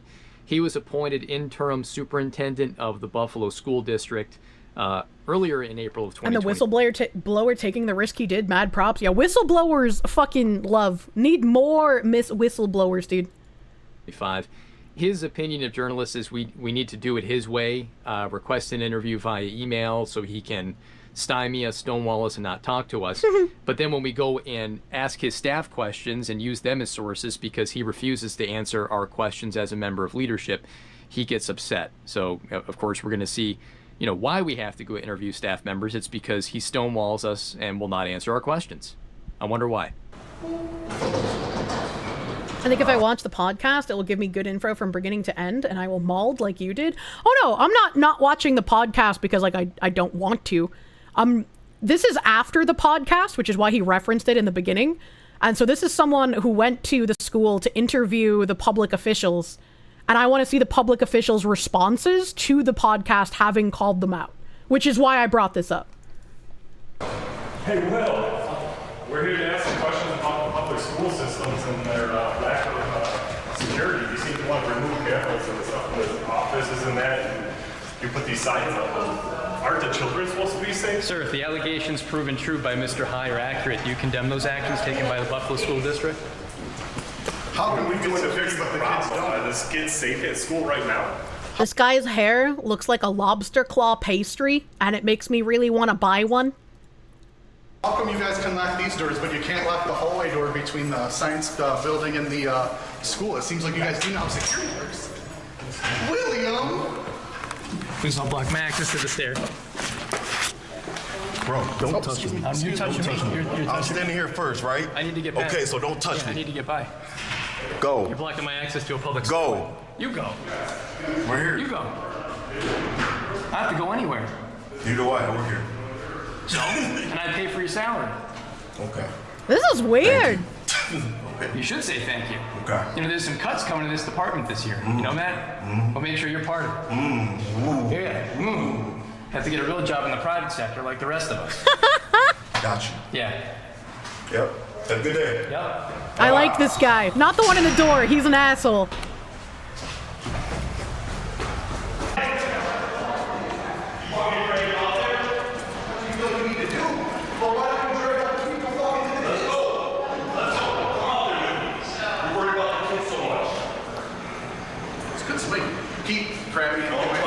You just take a swing at him? You want me to take it? He wants to go outside. I don't want to. You want to launch him? Can I get his name? I'd like to press charges. I didn't even see it. I didn't even. Where did? I missed it. You're worried about the kids so much. It's good swing. Keep grabbing it. You just take a swing at him? Oh, the camera guy didn't get there in time. That's so sad. He wants to go outside. I don't want to. You want to launch him? Can I get his name? I'd like to press charges. Happened off camera, unknown if real. Sir, can I get your name? Can I fill out a complaint form? He smashed my phone. All I want is his name. I don't know. You're fine. I just know, who do I talk to? Yeah, he came down the stairs and made a comment to Dan about meeting him outside. So I said, why do you want to meet Dan outside? He got in my face and slapped the phone, which is fine. He wants to fight. I get it. I think we have to report an assault. I do. I would like to report an assault. I hope there was another camera person down there. You got it. Good. Since our camera guy didn't get there fast enough.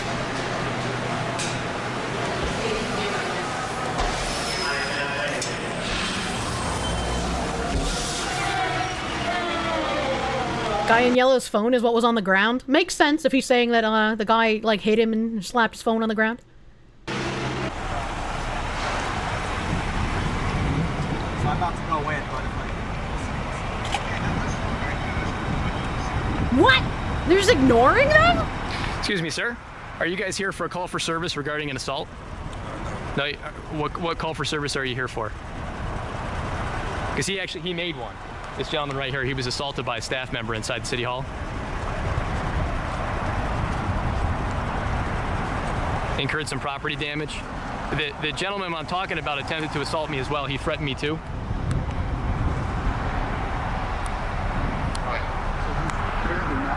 What the fuck? Gentlemen.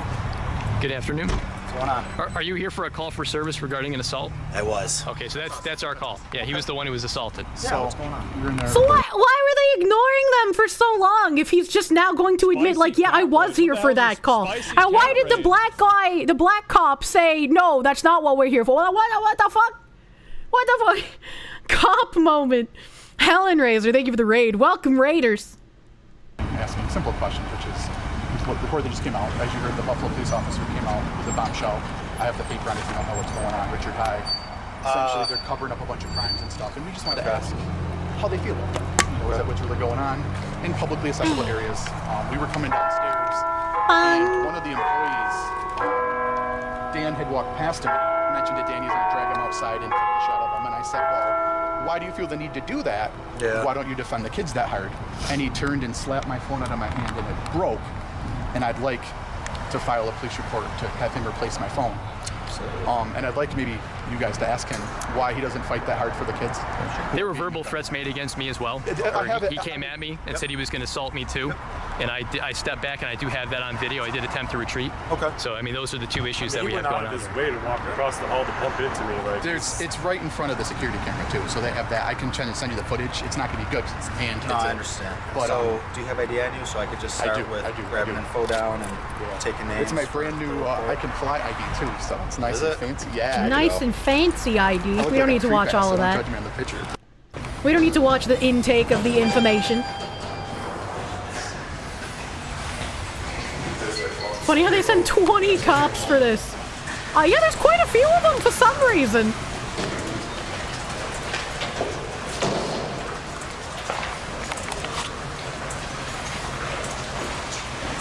Heaven forbid a phone hits the floor. What are you, fucking retarded?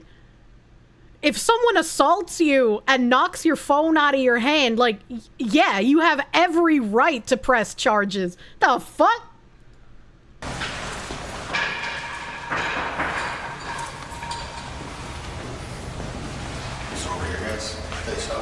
That you know where they come in and out of? I mean, that's, I think, where you recorded it.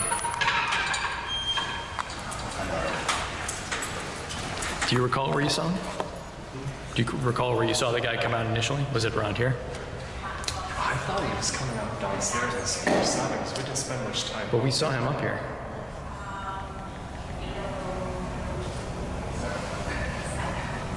Hey, buddy, I don't go down to the bathhouse and knock the cocks out of your mouth. I'm gonna have to remember that if I get assaulted.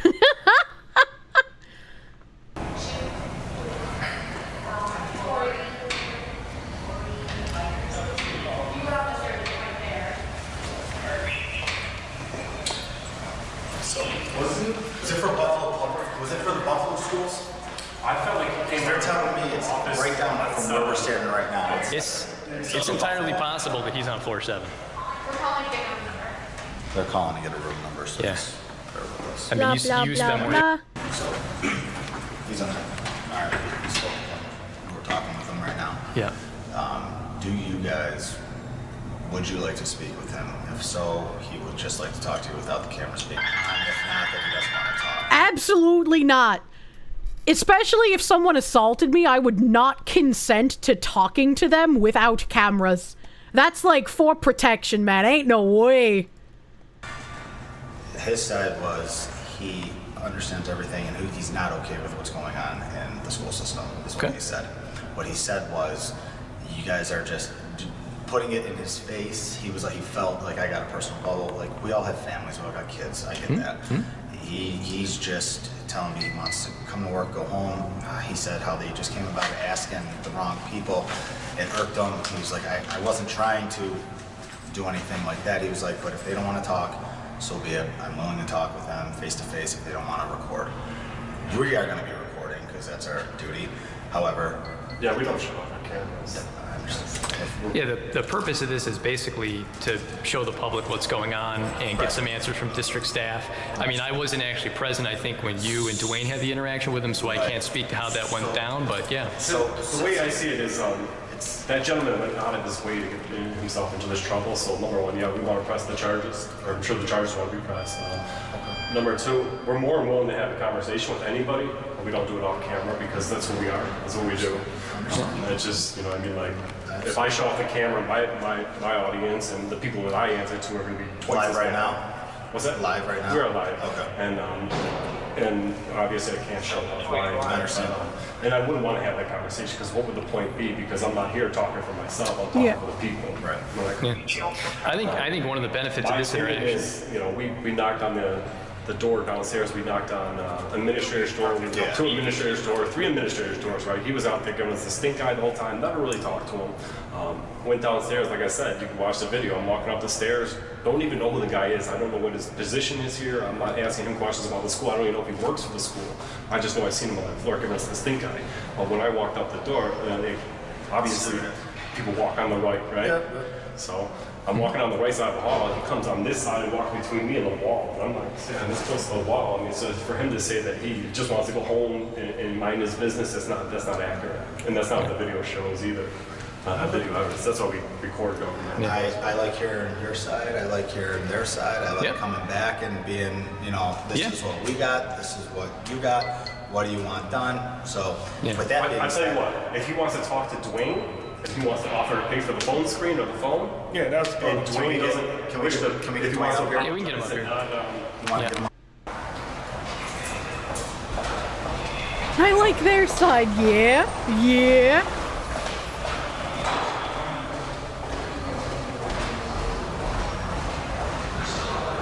I guess they're trying to get the guy out of the room. I don't really know.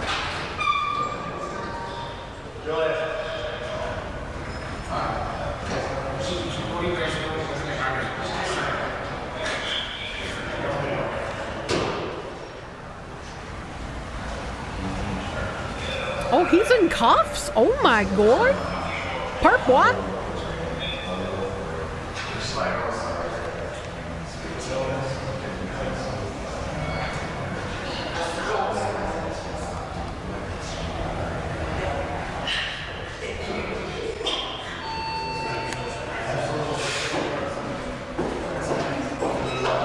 Play stupid games, true.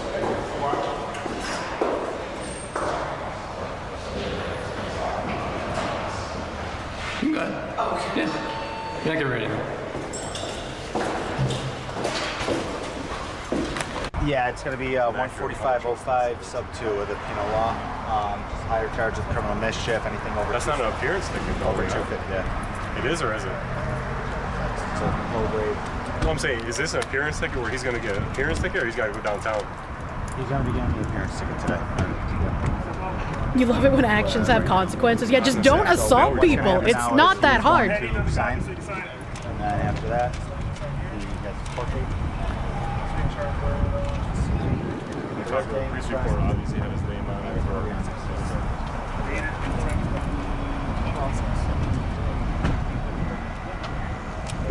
Stole his Well, there chin. you have it, folks. A stunning amount of aggression and stonewalling on display from Buffalo Public Schools against independent journalists. Just asking some basic questions. Roughly a day after a major scandal broke involving the school district, you would think they would want to be open and transparent with the free press to try to overcome this scandal and move beyond it, but apparently not. I mean, from what we saw here during this visit, just a large amount of aggression, unwillingness to engage with the public, and an apparent belief on the part of district employees that they can put their hands on you. Well, here's a link to this. This is again after the podcast, after the news had gotten a hold of the story of what's going on with the Buffalo school district. So this was some other guy at Redress going and trying to interview some of the school board members and then getting assaulted. Camera brings out the anger in people. Well, it's like, if you're not, like, I wouldn't want to be on camera, right? But if I had been doing shady shit by not reporting abuse of children to the police, I feel like at that point I would have lost my right to say I don't want to be on camera. It's kind of fucking weird when people who've done something wrong try to maintain that, as it were. Where did I bring up? Yeah, it was here. The reason I was looking at Fat Electrician's timeline is because I wanted to see what was happening after the initial podcast happened, the follow-ups to them calling out the school district. All of this rests in the hands of DA of Erie County, New York.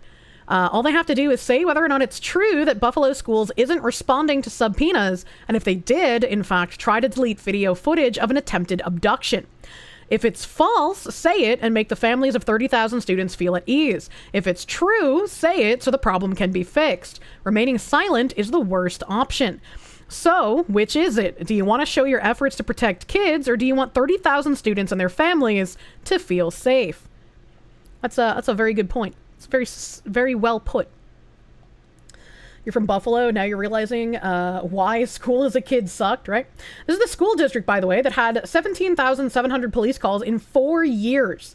Cops responded over 17,000 times in 4 years. That's insane.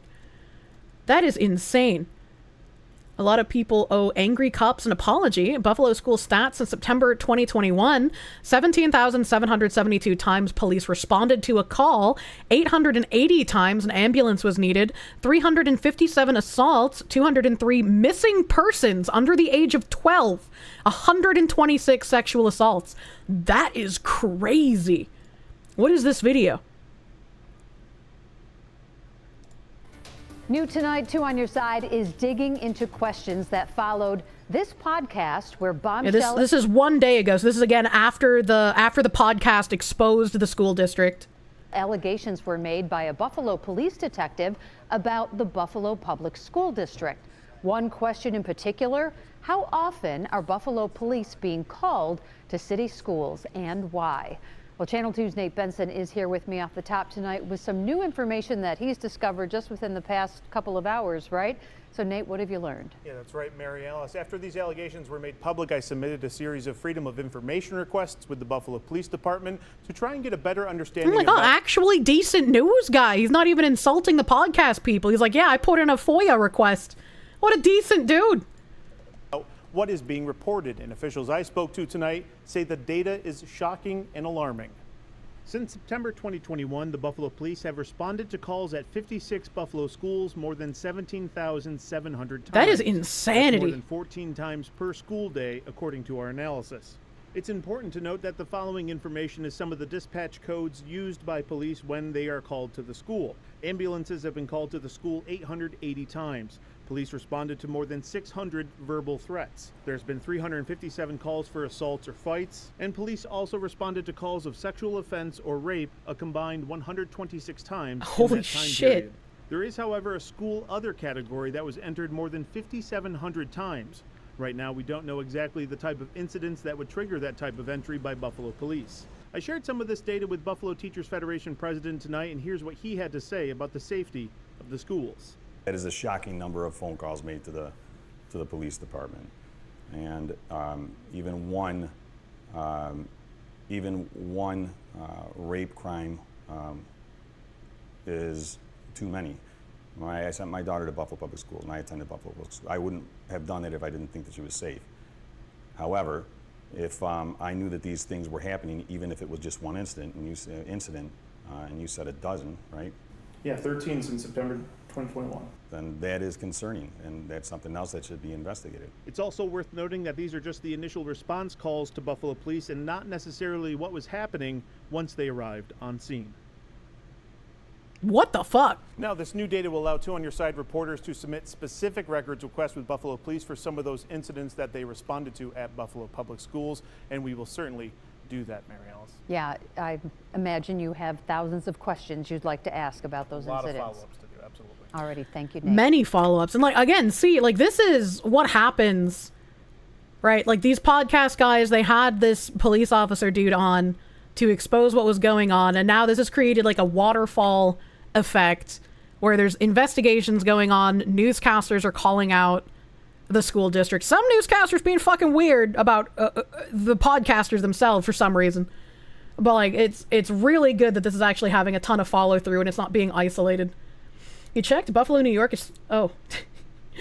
Dang, he's got like a Norwood 5. I don't know what that means. I don't know what you mean. Wait, they're wearing autism t-shirts. That's so fucking cute. Oh my god, you're pretty sure AC is a semi-regular on the podcast? You know, he's buddies with all of them. I've never watched this podcast before, so I don't know who the guys are. Just boyfriend things. Norwood is the V hair? If any of them have V hair, I can't see it at this angle. Two bros wearing matching autism shirts. Yeah, right? Yeah, right? This guy on the end's wicked cute. They do charity for autism. That's fucking sweet, dude. Be a guest, have them put me on a trash can. I don't know what their podcast is about, so I don't even know what I would talk about with them, you know? Like, I need to watch the podcast and check out some of their normal solo work. Yeah, I mean, this is great. I like this kind of shit. Kier hitting on Eli, hell yeah. Oh no. And they just talk shit. They'd love my mom.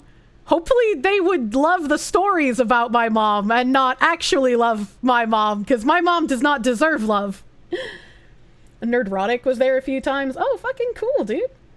Most of us are fans of these guys. Beg for a dating show. Jesus Christ. Eli's double tap is married and has a son with autism that he adores. Okay, you know, fucking don't hate on married men, chat. Invite a fox on a podcast. It's gonna do fox things. Just be yourself. You'll do fine. What's happening? What's happening in my chat? Let's see. Where is my tab with the podcast? Because I do want to link this. The podcast episode that they expose all of this is almost 40 minutes long. And I do not have 40 minutes to watch this video. I kind of want to watch it like while I'm eating tonight, but I will give you guys the link because I think this is an important story. And thank you guys for linking this to me on Twitter as well. Some of them follow me. Really? What the heck? What the heck? I don't even know what's happening. I don't even know what's happening. It's a good watch. You watched it a couple of days ago. Yeah, I don't doubt it's a good watch. I am just running low on time, chat. I'm not watching it because I don't want to, you know, so. A donut follows me, just ask him, dummy. Wait, he does? When did that happen? It'll take more than 40 minutes of stream. Yeah, like, if I'm gonna watch a 40-minute video, that's gonna take like 2 hours to get through, chat. That's gonna take 2 hours. Fat Electrician dropped another huge tweet, like just now. E-shipping is cringe. I mean, I roll with it. I think it's funny half the time. I just want to be very careful. I don't want to accidentally like get shipped with a married dude. I'm not going to step on anyone's toes, okay? We're already getting flooded with tips about Buffalo schools and Erie County, New York, and most from people scared shitless of retaliation. Let me make this crystal clear. If anyone lays a finger on a whistleblower, Unsubscribed Cast will raise a fuck ton of money for their legal war chest and sue you so hard it alters the trajectory of your family tree.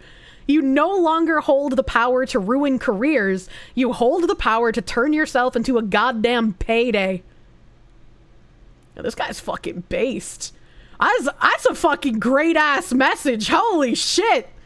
I love these fucking power struggle commie freaks being put in their fucking place. It makes me so fucking happy, dude. I love to hear it. And I think this is what I read earlier. So that's not a huge tweet, but it's a fucking great tweet. That's a great fucking tweet. Fat electrician hates commies. It's your patriotic duty as an American to hate commies. He doesn't fuck around. He hates commies with a passion. Imagine not hating commies when you some kind of soy cuck.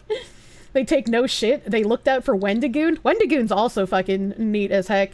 I know he came out with like some sort of like streamer organization thing. I don't remember what it was called. I tried like reaching out to him about it when he first made it, but I never heard back. And then I got into Mythic, so like, you know, it's fine. Honestly, it'd be great to see me on a podcast with the Fat Electrician and Eli and Habitual Line Crosser regaling me with tales about their time in the military. I mean, I don't have many tales of the military, so that could be an interesting time. That could be interesting. I could learn a lot.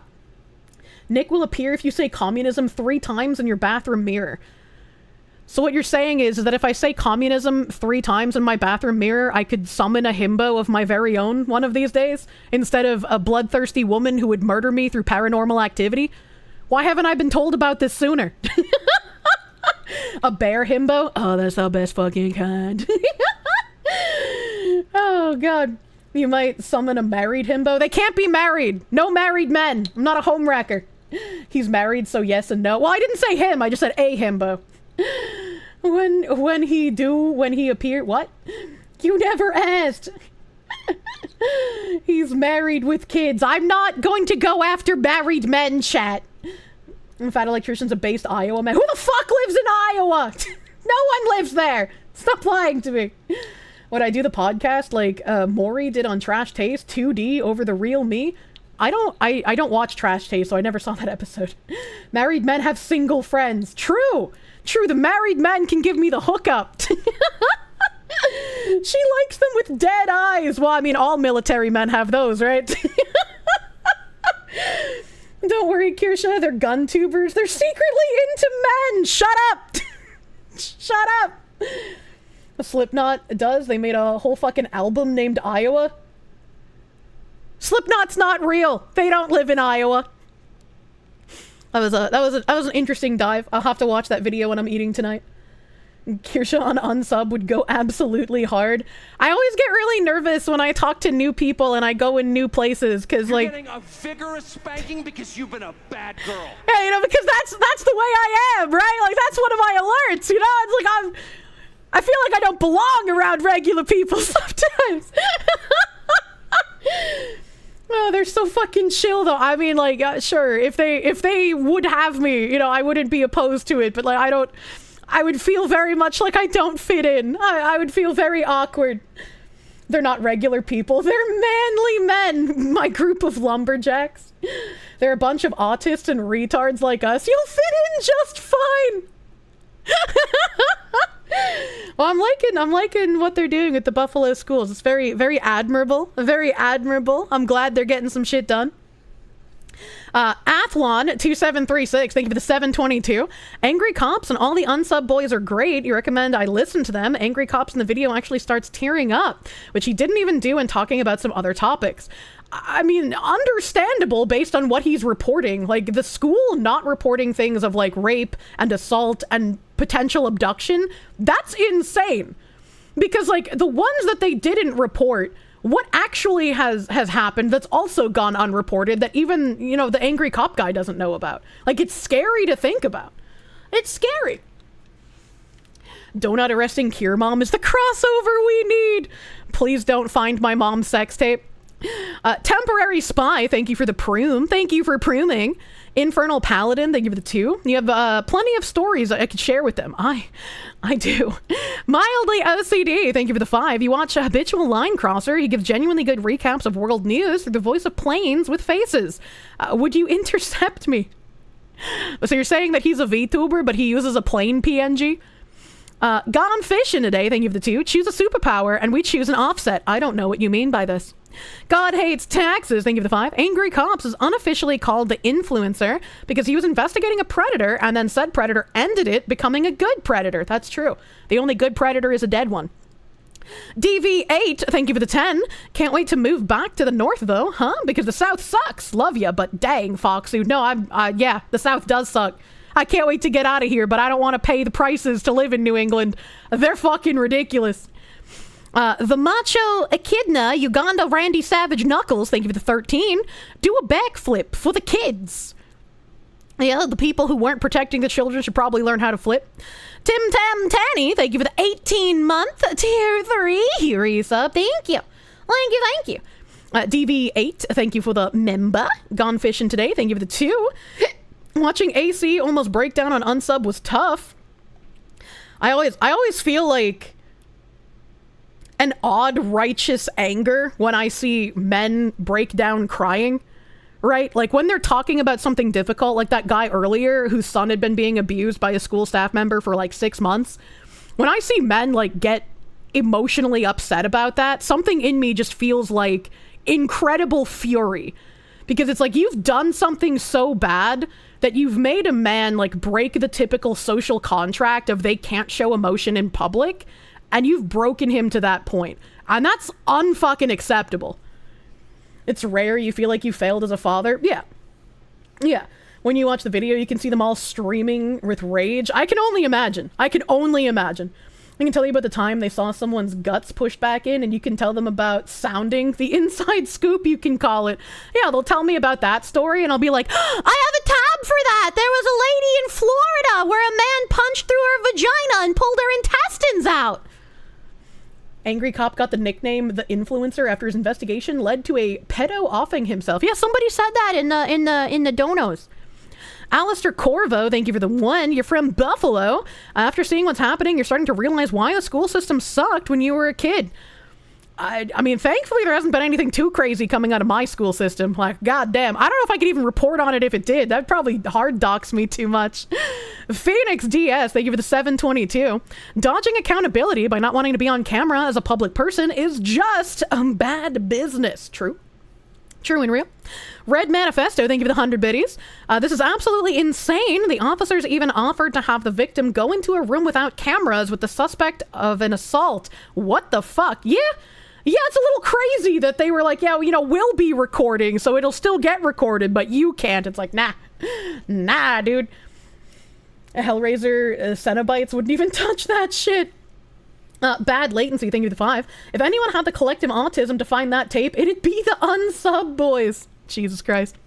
Alistair Corvo, thank you for the $1. It's your hometown. It's sickening what's happened to it since leaving for Florida in 2018. I guess you're in a better place, but fuck, dude. Helen Razor, thank you for the 23-month resub. Thank you. Why do you enter to me talking race again? Was I? I don't remember that. Dilly Boy, thank you for the 5. What is a buyer at a public school? You never heard of that title. A buyer at a public school? I don't remember seeing that, so I'm not sure. Eli can tell me about the time the army called his sister after he got shot in a firefight and gave her no information other than something bad happened to him. He had no idea she was called until he called her the next day. That's scary. What the fuck? The guy in blue, the soy jack? The guy was called a buyer, the blue shirt guy? Oh, I don't even know what that means. What the fuck? Yeah, what is a buyer at a public school? Soy jack who smoked or smacked the phone away from the big guy in yellow? What? He's the buyer for the school district. In other words, he sets up the supplies. Oh, that makes sense. That makes sense. A buyer buys the supplies and services. They execute contracts. That makes sense. Thank you, chat. I was like, what the fuck? Thank you. Hopefully Dilly Boy was here to hear that too. Ian Andrews, thank you for the 10. Getting connection issues must be the powerful truth, Kirsche, upsetting the YouTube overlords. You'll believe Dick High before any commissar of the public school system, especially that of New York State. Who is Dick High? I don't know who that is, but I mean, like, we can give the unsub guys a fucking...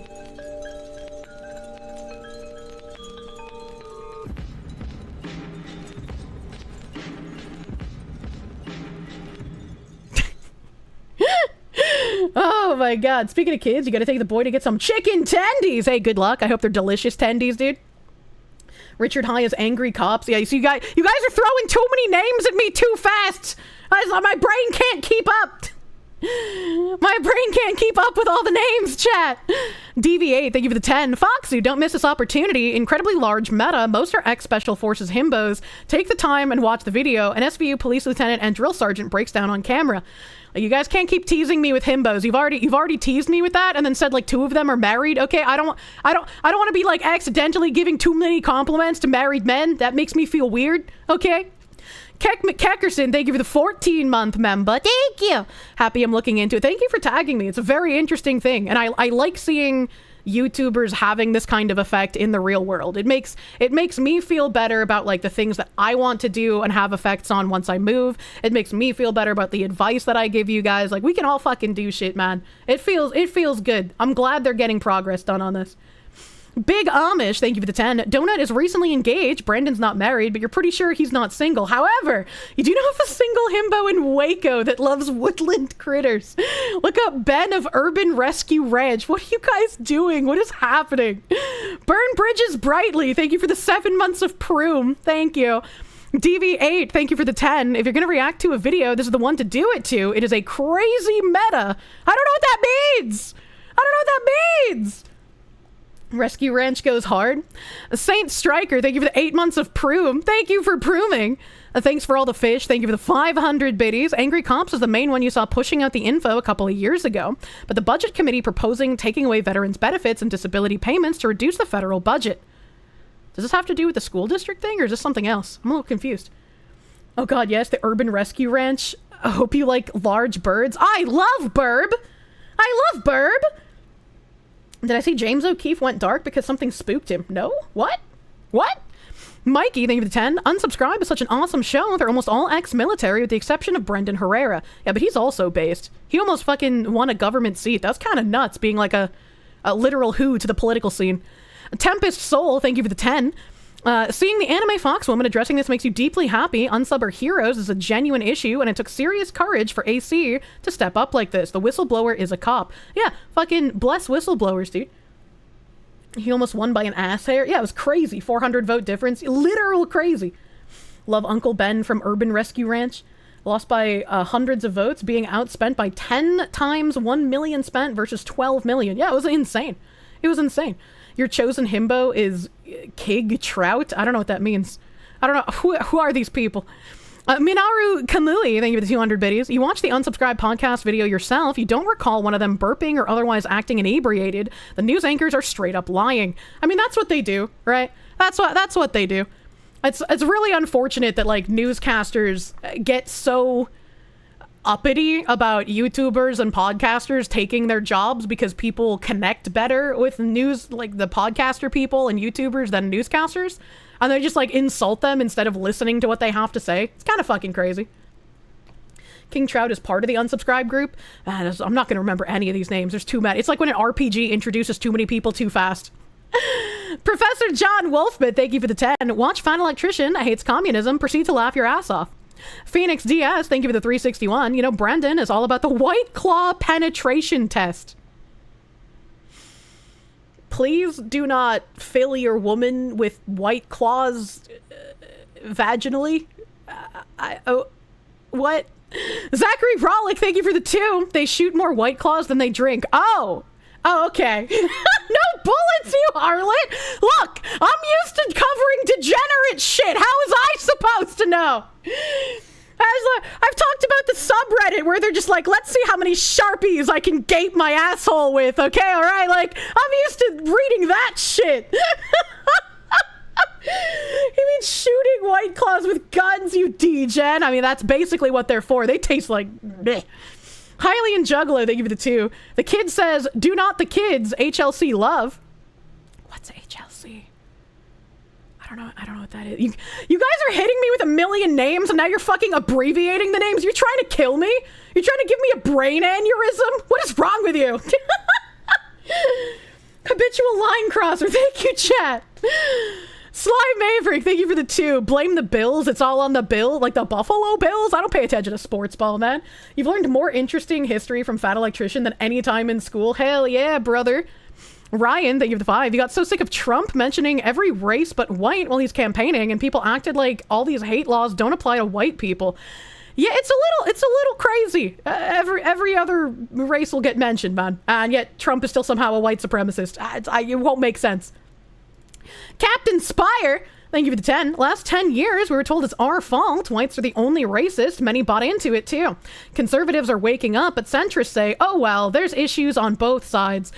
I've had to also very much explain when, like, people think that I'm saying, oh, well, issues on both sides. I'm like, that's not what I'm saying.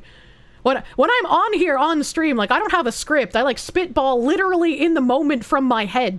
So sometimes things don't come out worded exactly the way I would like them to. I try my best to communicate effectively, though. Jason Carto, thank you for the 199.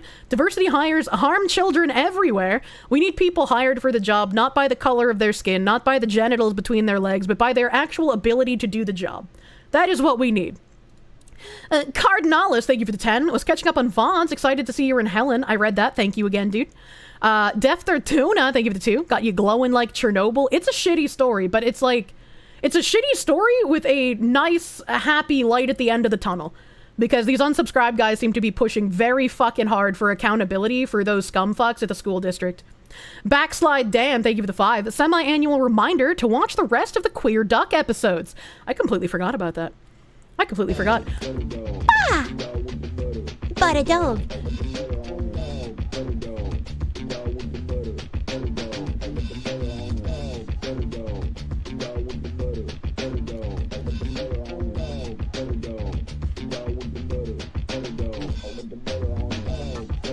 Munya! We're stimming so hard over Autism Podcast being recognized.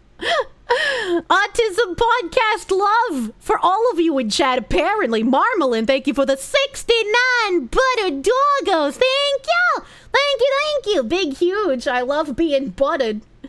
You should go for Brandon Herrera. As far as I know, he's single, and he has the respect of the entire unsub community for his service in Nicaragua that got him a Medal of Honor, Gold Star, Victoria Cross and Grand Cordon of Chrysanthemum. American hero. All right, I know what a Medal of Honor and a Gold Star is, but I don't know what a Victoria Cross or a Grand Cordon of Chrysanthemum are. I know chrysanthemum's a flower, but I don't know what the rest of that means. He's not single, chat. Chat, you can't just keep trying to hook me up with married men. That's bad. That's a bad chat. Don't make me get the 2x4 and beat you with it. The fans of the Unsubscribed podcast would be like, who is a man with a voice changer doing on my Wholesome Guns and Army podcast? I'm not a man. I just sound like a butch lesbian because I'm from Boston. I'm sorry. It's a birth defect.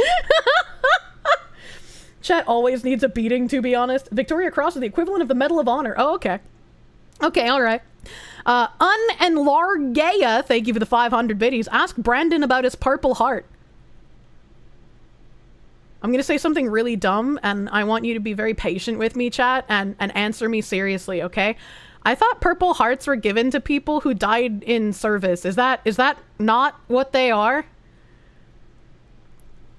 Knowing Unsub's audience, they would love you. It's just wounded. Okay, wounded or died. Okay, thank you, chat. Thank you. For some reason, I thought the purple heart was only given to people who had died. So thank you. Thank you for the I don't know much about like military medals and honors. I apologize. You DM'd me an Akasupa from earlier. Akasupa? Akakaka? How did I miss one of Jimothy Farms, man? How did I miss that? Jimothy Farm, I'm sorry for missing your 100 fucking slaves, dude. I guess because the YouTube slaves were off, I missed it. I'm sorry, Jimothy. You said, also, Islam's Hadiths depicts Muhammad performing same or similar practices as the Jewish Merkaba mysticism school and Mecca pilgrimages have Arab polytheism practices. Truly, Muhammad was the hare, been up for 20 plus hours. Have a wonderful day. I have absolutely no idea what you said. I assume this is in regards to me saying that because I found out some weird rabbit hole on like Kabbalistic, like Jewish Kabbalistic mysticism, I wanted to look into Arabic and Muslim mysticism. I'm assuming that has to do with that. I'm not going to remember half of those words that you used in there. I know Mecca's the big cube. What's inside the cube? Are we even allowed to ask that? That's now the VTuber was brought up in Congress, Foxu, in the press gang when? Yeah, I saw Iron Mouse going to the White House to talk about her condition, the CVID stuff. That's also pretty fucking cool. Also pretty cool to, like, try and go get some more, like, recognition for her disease. That's pretty fucking nice. Jimothy sounds like a couple in Arkansas would name their special child. What the fuck? You know, the cube has a meteor inside it. Where'd they get the meteor? Is it the one that killed the dinosaurs? It's a room with a rock. Penultima, thank you for the 20. Fat Electrician sells a I Heart Communism t-shirt. It costs $1 million. There's only one of them in stock and only comes in size small because all communists are too fat to wear it. That's kind of funny. That's kind of funny, man. Mr. Clean, thank you for the prune. Thank you for pruning. Cold Acid, thank you for the 100 biddies. Chat used names. It's super effective. Foxu is confused, always. Frenchie, thank you for the 199. Your grandpa got a letter from the White House. That's cool. That's fucking neat. Bad Latency, thank you for the 5. If anyone had the collective autism to find the tape, I read that. Thank you again. Thank you again. Emperor Creatine, thank you for the 5. Small update. Shiloh has now reached 420k with one donator giving 10k. And a full N-word tower at 10k combined. What the fuck? She's catching up to Carmelo quick. Good. Peppa Wolf, thank you for the 5. You're right, Kirsche. I'm not real, because Iowa's not a real place. I'm a dream himbo, man. That's actually a really good pickup line. I'd eat your cheeseburger. Temporary Spy, thank you for the prune. Thank you for proving. Ay. Mr. Toast, thank you for the 499. The chipper is too good. You want them to have the law-abiding citizens treatment. That's a good point. AJ the Groundhog, thank you for the 5. Regarding the kids with autism video, you feel like you're going to cry since you're also on the autism spectrum. Yeah, it's really fucked up. Like, I don't like seeing kids getting abused ever, obviously, right? Like, it makes you angry to see that in any circumstance. But when it goes a step further and these people are abusing children who can't speak, who can't verbalize, who have, like, a mental condition that means they need, like, extra help and extra treatment, seeing people who are vile enough to take that one step further where they're just like, oh, I can't even abuse a regular child. I have to do it to this broken one. Like, it's just another level of, like, fucked up disgusting on top of that. Like, what kind of a creature fucking are you? Ain't watched that movie in years. Movie? Ryan, thank you for the 2. Oh yeah, you were pardoned by Trump. Beat that. This is a January 6th guy. I remember. Bella Crex, thank you for the 10. The Merkaba mysticism is Jewish mysticism that focuses on the Merkaba, or chariot/throne of God. The term is derived from mystical versions of heaven, like that found in the book of Ezekiel. I do not know enough about mysticism to know most of what just happened. January 6th guy in chat. Yeah, he's talked about the January 6th stuff a couple of times through Supas. He's on like the YouTube chat. Special place in hell for that bitch? Yeah, absolutely. Pissed you off? You're on the spectrum too. There's a lot of people on the spectrum in chat, which is why it's funny when I'm just like, I gotta remind you, chat, I don't have it. And then everybody with autism's like, yeah, but we're pretty sure you do, Kirsche. They get the chipper feet first. Take it slow. Why give them the chipper? Why not flay them slowly? Learn from the cartel. Anthony, thank you for the 10. The correct response is to turn into John Wick. True. Mikey, thank you for the 10. Your son is autistic. You'd go all Minecraft violence on him. Yeah, Riz just left for chicken tendies, but he's talked about his son with autism in here before as well. His son enjoys watching me flail around, but he's a good dad. He doesn't let his son listen to me. He just likes the floppy cat vibrating on the screen. You have ADHD. You at least have that. I've never been diagnosed with that either. Wholesome. Yeah, exactly. Bring the beans. Yeah, that or a kid in crutches or a wheelchair. You hurt those guys, we gon' come after you. Exactly. If chat reflects the streamer, does that mean those with autism will get it? Probably. Oh, well, you know, it'll transfer like a disease. You should get diagnosed. I mean, I don't know if there's a real purpose to doing so. Disavowed agent, thank you for the 2. Get Richard High, Buffalo Schools. Look into it, please. Yeah, we were just looking at that. Primark Bentley, thank you for Gamamba, thank you. CV03 Luca, thank you for the 665. Hi, Kirsche. Have I seen the local English election results? Main parties and mainstream media seething. I have not. When you say English, do you mean like Britain? I I didn't even know they were having an election, so no, I have no idea. Your son's seen you watching, and he just asked, why is she anime? Well, son, when a woman is a weeb and really likes fox women, she just turns into one on the internet. Arb Nero, they give it a 10. The autism service scam is legitimately infuriating because this is your field of employment and your job is being threatened because of a lack of budget. Get them out and deport every single one.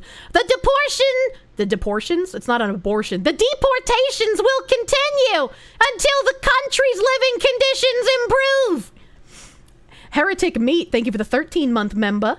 The state should be being sued by the Washington GOP over this soon. I certainly fucking hope so. Like, it is ludicrous to put any kind of racial slant to giving out loans, especially forgivable loans. That's fucking insane. Skippy Dinglechalk, thank you for the 25. That's why you're moving this year from the Pacific Northwest to the Midwest. Many jobs discriminate against white people up there. It took you 2 years to get a job after the Rona. I remember hearing that, but I don't think I thanked you, so thank you, Skippy Dinglechalk. I hope you can move somewhere that's a bit more friendly, dude. If a babo gets deported, is it a debortion? I don't know, but it should be. We're gonna deport you and your child. That means you're getting deported and they're getting deported. Disavowed Agent, thank you for the 2. It's treason, period. Hard agree. Adalakis, thank you for the 11-month member. Oh, sorry, resub, whatever, same thing. Thank you for the 11-month resub on Twitch. More Foxu news from the only trusted source. Thank you.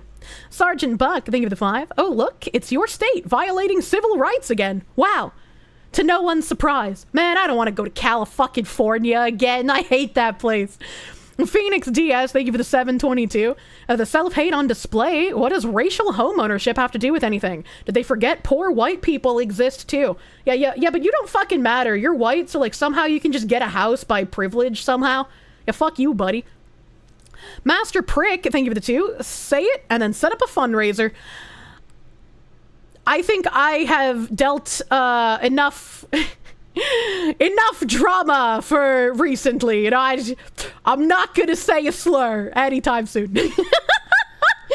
L Monster, thank you for the 10. The crazies are going to get wins every year with each time passing. It sucks that it's getting funded by the elites and out of touch privileged. Let's all still be sane and not feed the nonsense. Yeah, I like to see the crazies starting to lose their grip on power. I like to see normal people having enough with the cudgel of fear being used for the past over a decade. The Marina Tier, thank you for the Perum. Gabriel Campos, thank you for the $9.99. Another glorious Foxy Findom Friday. Hail Foxu, hail gamers, L haters, true. Sly Maverick, thank you for the 2-month member. Sorry for running late, just finished catching up. Happy 2 months. Hell yeah! Don't apologize, you arrive exactly when you mean to. Don't worry about it. WJ Jello, thank you for the 10-month resub. Stopping by late, hope the stream is going well. Yeah, absolutely. Matt Schrodinger, thank you for the 10. Who is the money going to? This seems like an opportunistic scam. They're probably taking children that don't have autism and like getting free autism bucks for said children, as well as people who are being hired that don't have licensing or qualifications to be like autism behavioral therapy people, and they're just getting free payouts for existing there. Matt Schrodinger, thank you again for that 10. Massive Jago, thank you for the 5 gift subby bubbies. Marmalin, thank you for the gift sub to Squincher. Briar, thank you for the prune. Bone Man Bobby, thank you for the 17 months, my guy. It's gonna get better and better, absolutely. Trailstorm, thank you for the 100 biddies. Why does he look like Moai emoji if it didn't brush its teeth and only drank soy milk? That's a great question. What a horrific thing to think about.